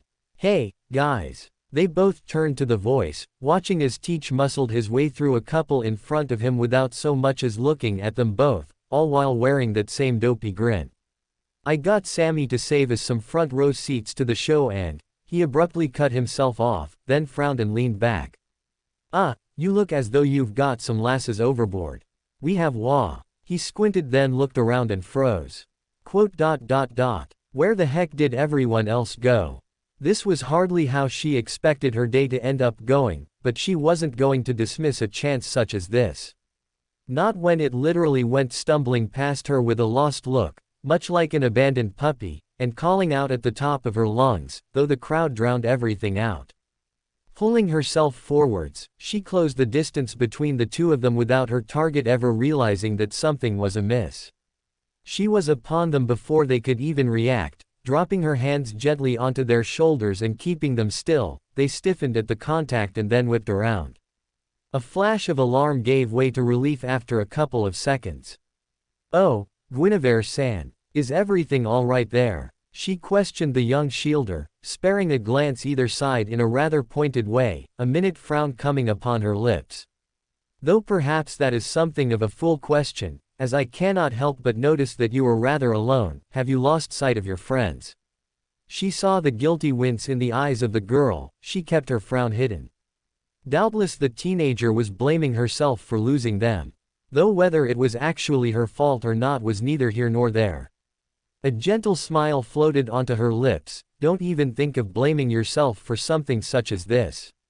Instead, we should focus on reuniting you. Yes. Mash opened her mouth, paused, then gave a single nod of the head. Does that mean you'll help me? I don't want to trouble you. Not at all. She smoothly cut off the young girl, moving a hand around and resting it on her shoulder, turning the girl so that they were now side by side. Not at all. It is the way of a goddess to lead humans, isn't it? You're doing nothing that I wouldn't do under my own power. Now then. She paused, then glanced down at the young girl for a moment. She was still wearing armor. Have you come expecting a battle?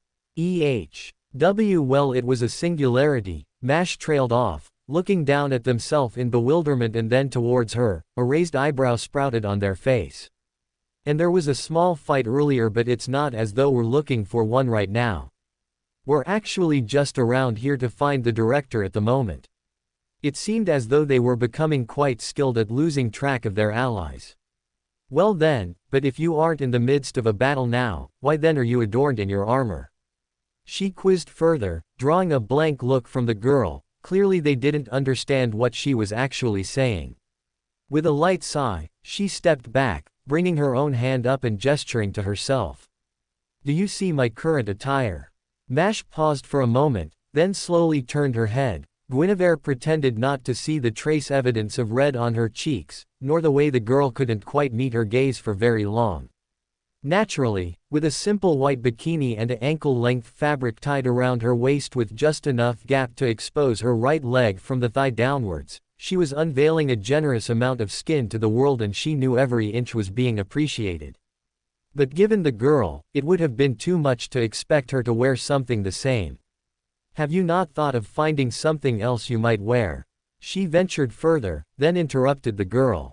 In my experience, you dress for what is expected. If you are dressed in furs, you expect cold, dressed light you expect warmth, and if you dress in armor, you expect a fight. Look at those who surround us right now. They might well have been surrounded by dozens of servants, but they all wore rather casual attire. Though if there was one thing for Guinevere to complain about, it was the lack of fashion amongst them. It all looked rather simple. Her eyes turned back to the shielder. If you walk everywhere in this park while dressed like that, it would look as though you might be searching for trouble, but I know you aren't at all like that. It's not as though you cannot summon your armor if needs be. Yes. You're right, but... See. Guinevere smiled, clasping her hands together and looking down at the shorter girl. In that case, perhaps this would be a good chance to search while taking advantage of this opportunity. Or have you never thought to what you might look if you were to choose a more fitting outfit for this weather? She leaned forwards, then offered an innocent look. But it's up to you, Mash Senpai. The girl blinked, then rolled her lips inwards. But Senpai is. I can use my senses to locate him as we walk. She assured the girl. Whether it took longer than it might need to was something that no one would ever be able to prove. And with so many around, I'm sure that someone will have spotted them, won't they? That's right. Mash clasped onto the bait and nodded her head up and down. And we will find plenty of people in areas where they are more prone to be during festivals, that is to say, the markets. Yes. That's also true. Then we should browse around those. Yes. That does make sense. Come on then, Senpai. With a gentle nudge, she started to usher the girl forwards. There was only a small delay before the girl started to move in step with her. Let's do our best. Ritsuka felt like pulling his hair out. I feel like I just got played like a fiddle or something. Either that or we were subject to the most horrendous luck. Folding his arms, he drummed his fingers before turning his head from left to right, squinting for a second before he sighed, then turned his head and looked down at the man whose shoulders he was sitting on. Can't see anything up here, Cap'n. Damn, Teach sighed, then paused for a moment before he looked up at him and grinned. Maybe the old Queen of Victory might have a better chance if she was on my shoulders, you know. Ritsuka stared down at the man, raising a single brow at them. They just looked back, completely unapologetic. There wasn't a person who didn't know what he was doing, and Ritsuka wasn't sure if he was supposed to be impressed or mortified at the fact the man made such an obvious ploy when he was right in front of the writer herself. Boudica leveled a flat and unimpressed look at her counterpart. Her jaw rolled to the side, then she very pointedly leaned back and looked down at her boots, humming to herself and seemingly debating something in her head. He figured that it involved a lot of kinetic energy and angles. But that was just a guess. The head of the writer snapped to the side a second later. He followed her movement and found himself blinking as he stared down at the new arrival, the one who he hadn't even so much as heard the footsteps of as they approached. Which was admittedly not that big of a surprise. Chris stared up at them, saying nothing at first, then she moved her hand up towards her glasses and adjusted them just a little before she removed her hand, placing it back down loosely at her side. Are you searching for something? His brows pinched just a little, his arms remained folded over his chest. Maybe. Why do you ask? Is it a something or a someone? Ritsuka kept himself on edge. Their sudden intensity compared to before was rather surprising, like she was needling them for info or double-checking something. Why do you ask? He quizzed again. Chris let out a sigh, as though annoyed, then wordlessly turned around and showed her back to them. He stared down at the bold words which read, "Security," printed on her back, and he felt himself flush a little in embarrassment. She turned back around, and though she kept her expression blank, he got the feeling she was mocking him a little. All right, we're missing a couple of people. He admitted after a few moments. You'd remember them from earlier, we lost track of them. Silence from Chris, then a single nod of the head. I see. I will search for them, await an announcement, and then come to collect them. She turned around and started to walk off before he could even get a word out. Instead he stared at her with wide eyes as she all but declared she was going to help them. He brought up a hand, calling out as he did so but getting no reaction. Put me down for a second. Blackbeard almost dropped him the moment he asked. He sent a tiny frown at the rider before shaking his head and taking off after the saber, keeping his eyes on the purple hair as it pushed through the crowd. Managing to make a much better job of it than he was getting. Wait up for a second, Gurk.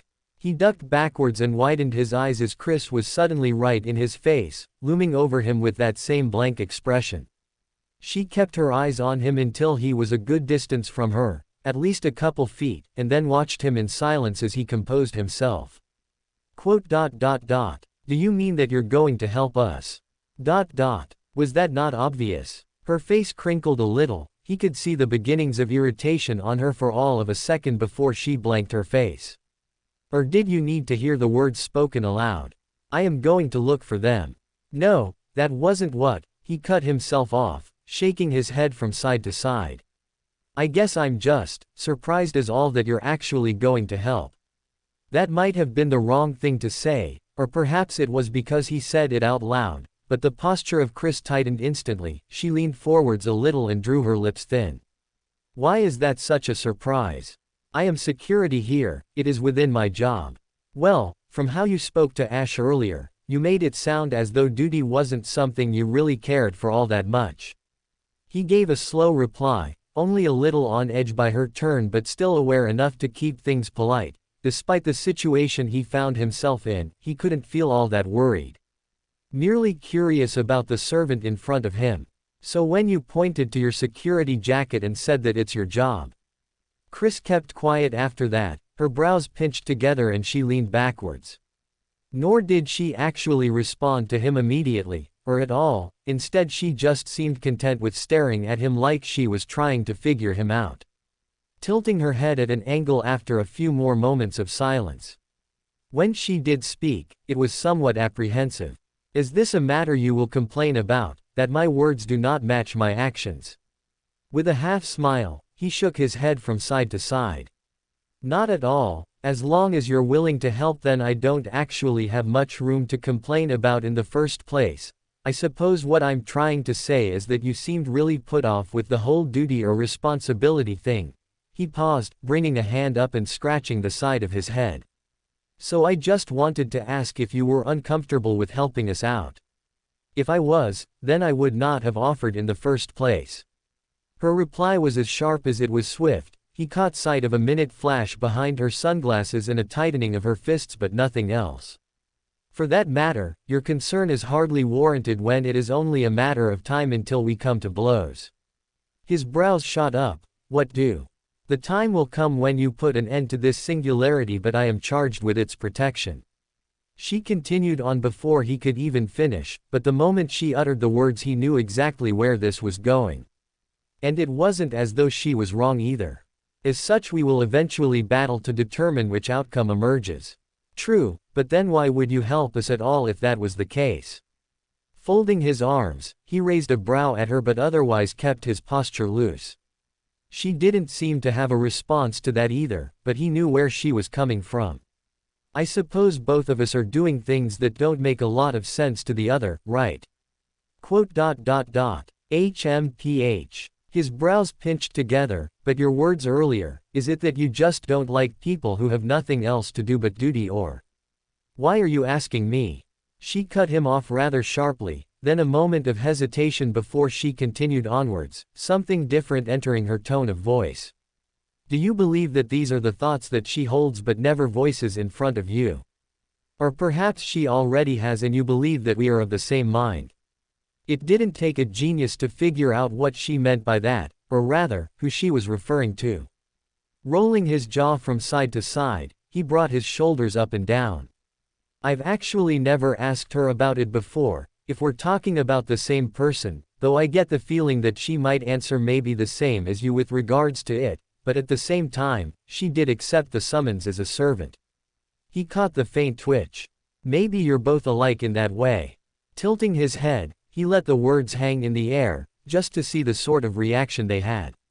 As expected, he did receive one, the faint intake of air through the nose of the servant and the slightly coiled posture. She stiffened at the remark and he found himself the subject of her undivided attention.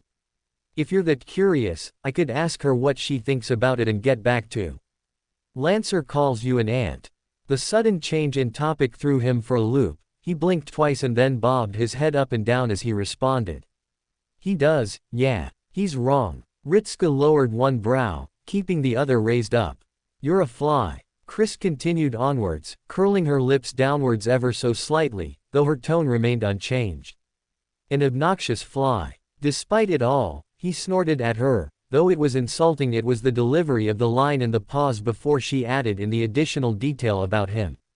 It must have come as a surprise to the saber as she raised an eyebrow at him but said nothing as he laughed to himself, shaking his head from side to side. Sorry, just the way you said that is all, but that's fair enough. I'll leave you if I'm being a pest. He turned about, then paused for a moment, quickly looking back to the saber. Though, I'm a little curious, did you and Hanlith know each other in life?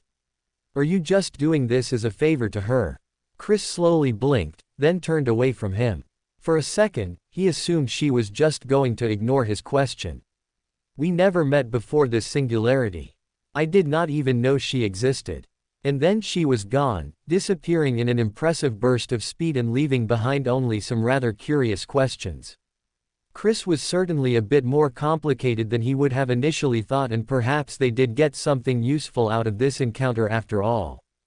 With his interaction with Chris fresh in his mind, he turned back around and walked back the way he came, waving a hand towards Boudica as he approached, the writer having maintained a rather close distance to him but not directly over his shoulder, though he could tell she didn't look thrilled with his actions.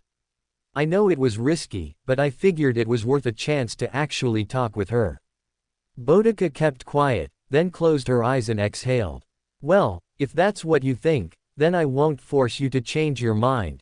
That being said, judging by the look on your face, I trust that the conversation with the saber went rather well.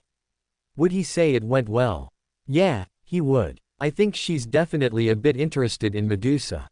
He worded back to her, placing his hands on his hips. But, it seemed more curious than anything hostile. She jumped to the topic pretty quickly when I started to mention her a little more. There was something about her interest that just felt a little bit off to him, not just limited to what one might think of an alternate self. Or maybe he was reading too deeply into things at the moment. Say, do you think that she's actually an alternate version of Medusa? Boudica blinked twice, then her brows shot up. That seems like a rather sudden thing to ask. What brought this about? I'm not sure. A grumble. He ran his fingers along his brow as his thoughts turned to the saber and writer respectively. Something about it just didn't add up and he wasn't sure why that was. Might just be me being a little conspiratorial though, just feels like I'm missing something pretty big. A shrug of the shoulders was his response from the redhead. I can't say that I know the writer well enough to comment on it, and I've only ever spoken with Chris in passing right now. A frown crossed their features. I can't exactly say that I'm a fan of what I've seen though, but perhaps I've met them under the wrong circumstances. They are offering to help after all, so. She trailed off, letting the words settle. Maybe that was just it. Still, the thoughts were set aside for the time being, instead his focus turned elsewhere. For the meantime, she said she will help us out, so all that's left for us to do is just follow teach. He waved a hand towards the waiting pirate, watching the curl of the lips from the writer by his side, sending her a sympathetic smile. Yes, I know he's a bit much, but at the same time, we're getting jumped on several different fronts and we're here now, so we might as well find the director. The others will be fine until this is over, then we can have a little look. I trust Mash to take care of herself for 5 minutes, right? Boudica stared back for a moment, her expression wavered before it softened. Yes, I suppose you're right. Mash is a big girl, and if she's fought all manner of demons and gods, then I suppose she'll be safe if left unattended for a few minutes. A chuckle escaped the writer. Besides, there's a good chance she'll stumble upon us while we're waiting for her. That was also very likely. Mash would be fine. He could take a small breather. Gawain wasn't all that sure what was supposed to be happening. By this point he knew he should have broken out of the grasp of the archer servant currently dragging him along with them. It actually should have been one of his first instincts to do so. Yet he let her keep her grasp on his wrist and pull him along, offering not even an ounce of resistance to her. She had warded away Lancer.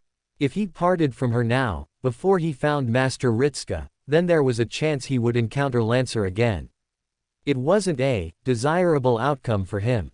He didn't want to be alone against that servant, they were the worst matchup for him. That being said, or unsaid rather, he had yet to actually offer a single word to his savior or even get one offered to him since they started moving. He watched the faces pass him by in the crowds as he was led through them, seemingly without incident. Though he saw some of the servants look to them and then step to the side to give way. He couldn't see the face of the archer, but he figured that it was enough to act as a warning not to approach. It was something he was comfortable with. The fewer unknowns the better. Wait, this direction was. His feet stopped, his arm continued onwards and it took a faint pull on his part to avoid being yanked over. Instead Archer came to a halt the moment she felt his resistance, keeping still for a moment and then turning around, lowering herself down into a crouch before him and keeping those same eyes full of concern for him. "What is it? Have you seen Sam? Where are we going?" he inquired, noticing that they had been moving further and further away from where he was certain that Master Ritska and the others were going to be. Archer thinned her lips, then offered a touch of a smile. "Somewhere that is far from the prying eyes of a certain someone, and where we can wait for your master to actually find you." There was a heat in her words, like she was leaving something unsaid. He didn't miss the way she almost hissed out something before catching herself at the last moment, leaving him with the general impression that she was displeased with Master Ritska for whatever reason. "Unless it was my fault for being distracted," he muttered, hating himself for sounding as small as he was, but it was a deep shame for him to even admit that he had lost sight of his own charge so easily. It was beyond embarrassing for this to have occurred. He doubted that his older self would have been so careless. "Don't, it isn't Master Ritska's fault. I should be out looking for him in case he was also encountered by. It is not your sole responsibility to ensure the safety of your master." Archer cut him off. It was firm but it was without hostility. He has other servants that can protect him. If he has to rely on the instincts of a single child to keep himself safe, then. She trailed off, frowning deeply before shaking her head. The smile returned a moment later. "But if he has any sense at all, then he will be more concerned with your own safety." He opened his mouth to respond that he would have been fine. Then his words caught in his throat. His inability to do anything against the Lancer shot through him for a moment and he turned his head down. The shame of it still burned, the icy grip which had taken hold of his body and stopped anything the moment that little twig was wrapped in fire. Was that truly all it took to stop him moving? How shameful. "Can we go back and look for Master Ritska?" He moved his arm towards her, taking her wrist this time and drawing her attention to the sudden link between them, staring down at it for a few seconds in silence. Did she need further convincing? It would be easier if it were both of us. A hasty addition, so she understood why he was making the request. "You know this layout more than I, and if we encounter Lancer again his voice cracked, he flinched a little. "I don't think I could do much if he employed the same tactic." A light sigh. "Very well then, we can go back and look for." A noise from behind him. He turned his head back around and towards the distance. His eyes narrowed a little at the sudden collection of sounds, yet unlike the noises of battle this sounded less chaotic. Something about it was almost compelling. And just like that, his feet carried him forwards, all but unaware of his grip still on the arm of the archer, pulling her along with him. Finding the seats had been pretty easy. A glance left and right revealed a host of familiar faces that he hadn't expected to see. Which also included the missing servants of the director, namely Brynhilder and Torrin stood not too far down the rows from them, both wearing what he could only describe as glowing bands, wrapped around their wrists with what looked like excitement on their faces. Quite frankly, this was quickly turning into one of the most bewildering experiences he had ever. A sound struck through the noise, above all others, and the noise of the crowd started to fade away. His eyes turned straight ahead to where the great reservoir began. His eyes narrowed at the shape which started to push all the way from beneath the surface, rising upwards from the water without so much as a splash. Its ascent was surprisingly gentle, though that didn't take away from the awe it inspired. Though to call it a dome would have been a little incorrect, it looked more like a giant clam. His brows pinched, staring at it as it rose until finally coming to a halt, just above the surface of the water. The lights above their head dimmed and he suddenly found the world dropped down into darkness, save for the fact that the light of the moon shined above their heads, or that of the fake moon and stars. One that he could tell was not Gwendolyn's. He wasn't sure how he knew, he just did. Though it might have been the way it stretched across the ceiling to match the interior of the dome they resided in, which evidently was not as glass as he suspected it had been. But that was neither here nor there. The mouth of the clam opened up, the top half hoisted itself upwards until it ground to a halt at a perfect 90-degree angle. He could vaguely make out 5 pillars in the center of the clam. Figures stood atop them, but it was difficult to see. Then a spotlight shined down onto the area at the foot of the pillars. He double-talked. Of all the things he expected to see, Mozart sitting at the hem of a large piano while a man in box black armor, rather well built as well, sat at a large pair of drums.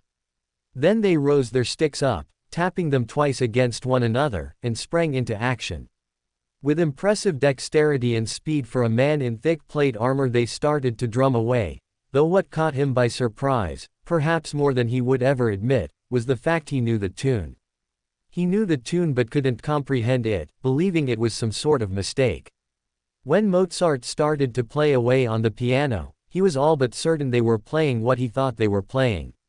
A choir from the background, from a space he couldn't quite see, started soon after, joining in while he could just stare in dumbfoundment at what was happening.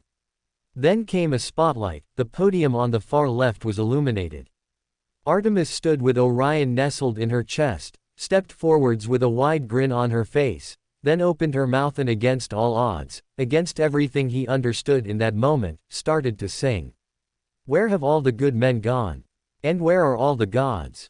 Her hand came up, pressed against her forehead lengthways as she turned as though looking for something. "Where's the streetwise Heracles? To fight the rising odds?" Another spotlight sprang up, this time on the far right. A tall blonde and a short white-haired duo of women, both with their backs pressed against one another, and then, while Artemis fell silent, they took that as their cue to start singing. "Isn't there a white knight upon a fiery steed? Late at night, I toss and I turn. And I dream of what I need." The final 3 pillars burst into life. Ritska felt himself make a noise that didn't even sound human. "I need a hero." The rest of the verse was tuned out by the sound of Romani spitting his coffee out onto his lap, soon followed by a choking and gagging sound as the man went red in the face, throwing himself back into his chair and pointing at the screen. The ability to create words escaped him at that one moment. In the same token, the same could have been said of Da Vinci as well. Given that she had immediately burst out into an uproar of laughter the second the lights sprang on and the final trio started to sing. Or rather, their focus was on only a single individual. That being the one slap bang in the middle of them and upon the tallest pillar. Clad in a midnight black bikini dotted with gleaming lights like that of a night sky, it was the unmistakable figure of the missing director. That was what the rational side of Carrie concluded at that moment. In actuality, she took after Da Vinci and started to laugh in the second she saw what was going on. Falling forwards and catching herself on the desk, bringing a fist up and down as she struggled to breath amidst her cackles. "I'm holding out for a hero, till the end of the night."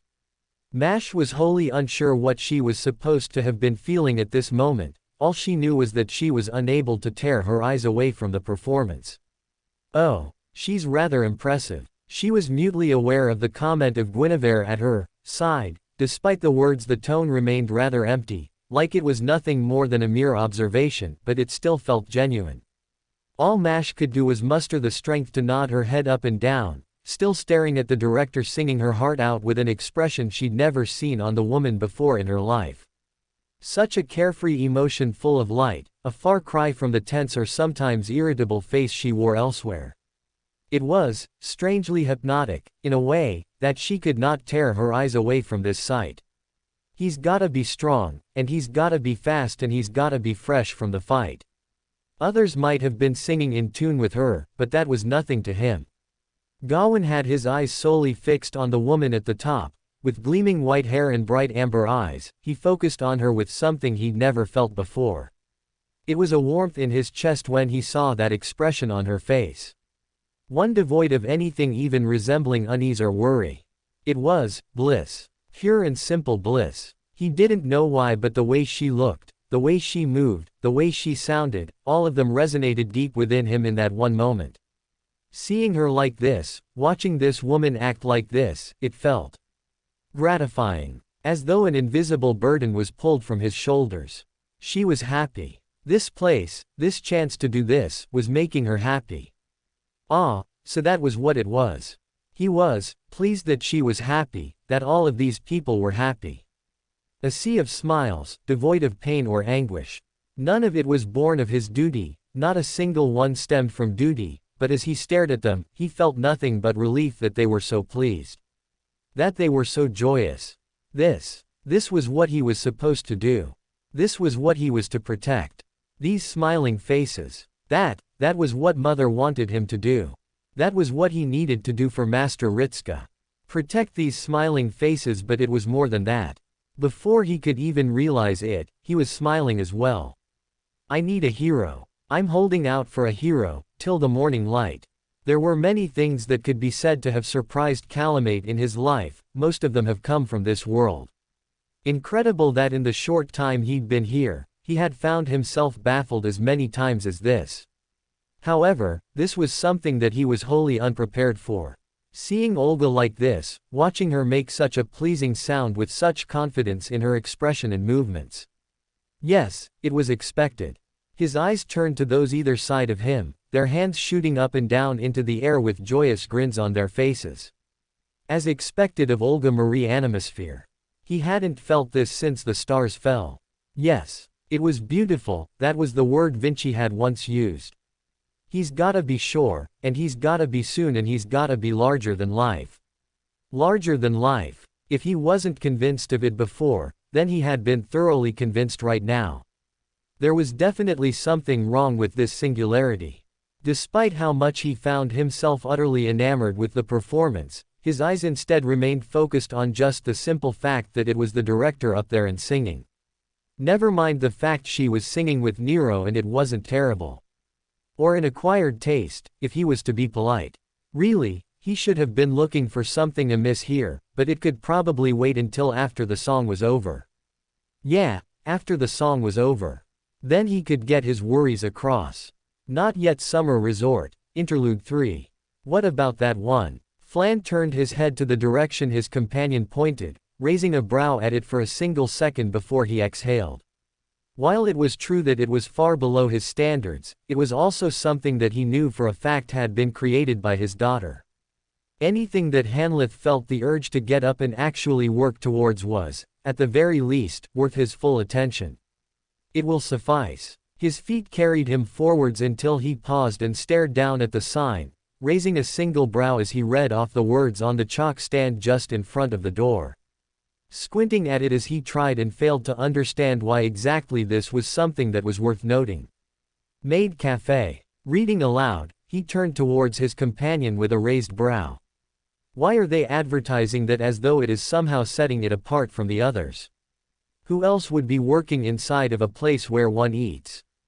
The blond man shrugged their shoulders, placing their hands on their hips and furrowing their own brows. Truth be told, I find myself equally puzzled by this turn of events. One would assume that it would be worth noting if the cafe was not run by maids and was instead manned by something else, like knights. Flan crinkled his brow at the odd image of a silver knight serving drinks. I find myself rather baffled by the imagination that can strike you at any given moment. He replied slowly to Nud, then shook his head and returned his attention to the door and moved forwards, resting his hand on the front of it and pushing inwards. That being said, I would admit that it would certainly be something far more adventurous than Wah. His feet slipped out from underneath him, catching himself on the handle of the door as he stepped in and hearing the unappealing sound of metal shrieking as it was pulled out of place, narrowly managing to avoid slipping onto his backside. Within the span of a single breath, he was upright once again and sending a glare towards the floor. The glare vanished as he found his reflection looking right back at him. Flan found himself briefly stricken by the nature of the floor. Black and white squares in an even pattern, but had been buffed and cleaned to the point where he could see the visible shine on them.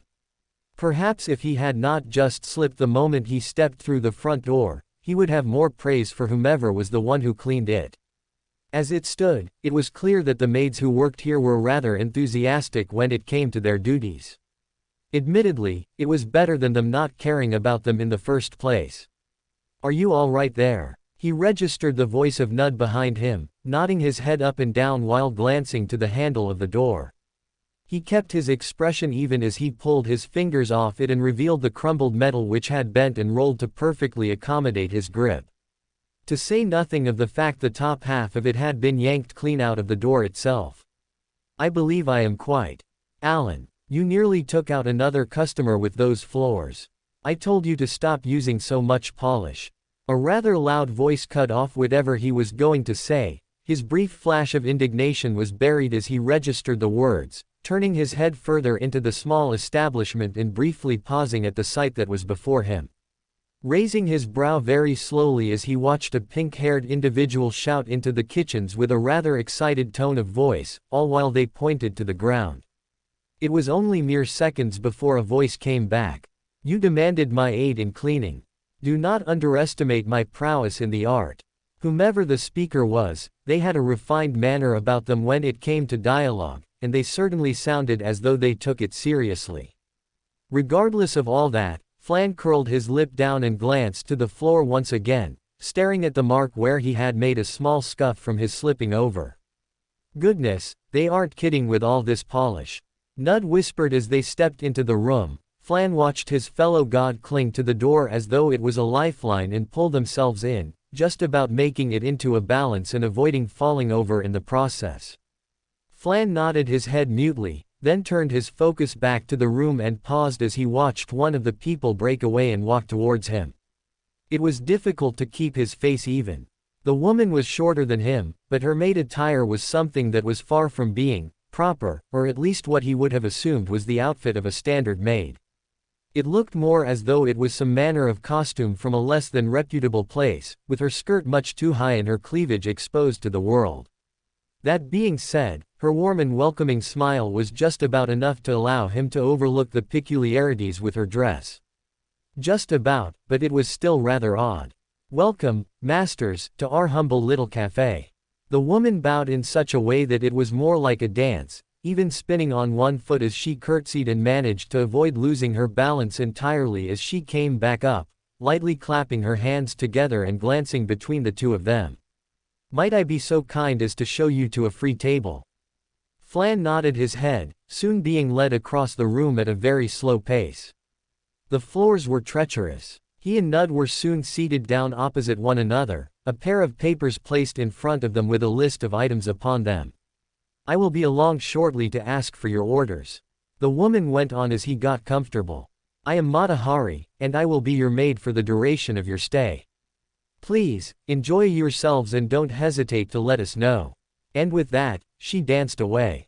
Flan turned his head and watched her depart, looking between her feet and the woman herself as she somehow managed to perform a rather graceful routine across the floors and didn't slip face first onto the ground. This woman was rather skilled, clearly trained as a dancer of sorts. He turned back around, then found himself subject to the blank stare of Nud. "What? Nothing, nothing." The blonde replied rather innocently. Flan grumbled quietly and brought the menu up, reading through the list of beverages and foods, recognizing none of them. It was as though he was reading an entirely different language. He masked his confusion as well as he could, merely nodding his head up and down and humming to himself. "She seemed rather good at dancing, didn't she?" Nud commented rather suddenly after a moment. Flan waited for only a second before he replied. "I suppose she did," he agreed, then felt a pang of something shoot through his chest. His lip curled upwards. Hanlith always did have an eye for talent. Nud smiled as well, clearly impressed by his daughter's discerning nature. As well they should have been. Silence fell between the two of them, then Nud spoke up. I'm going to have a parfait. He took the lifeline for what it was. If his fellow king was going to have something like that, then it was clearly a dish worthy of their status. Then I will as well. For more thrilling fanfiction stories like this, check out my channel Fanfic Audiobook. Dive into epic adventures, mysterious realms, and legendary journeys brought to life through immersive storytelling. Don't forget to like, share, and subscribe for more amazing audiobooks.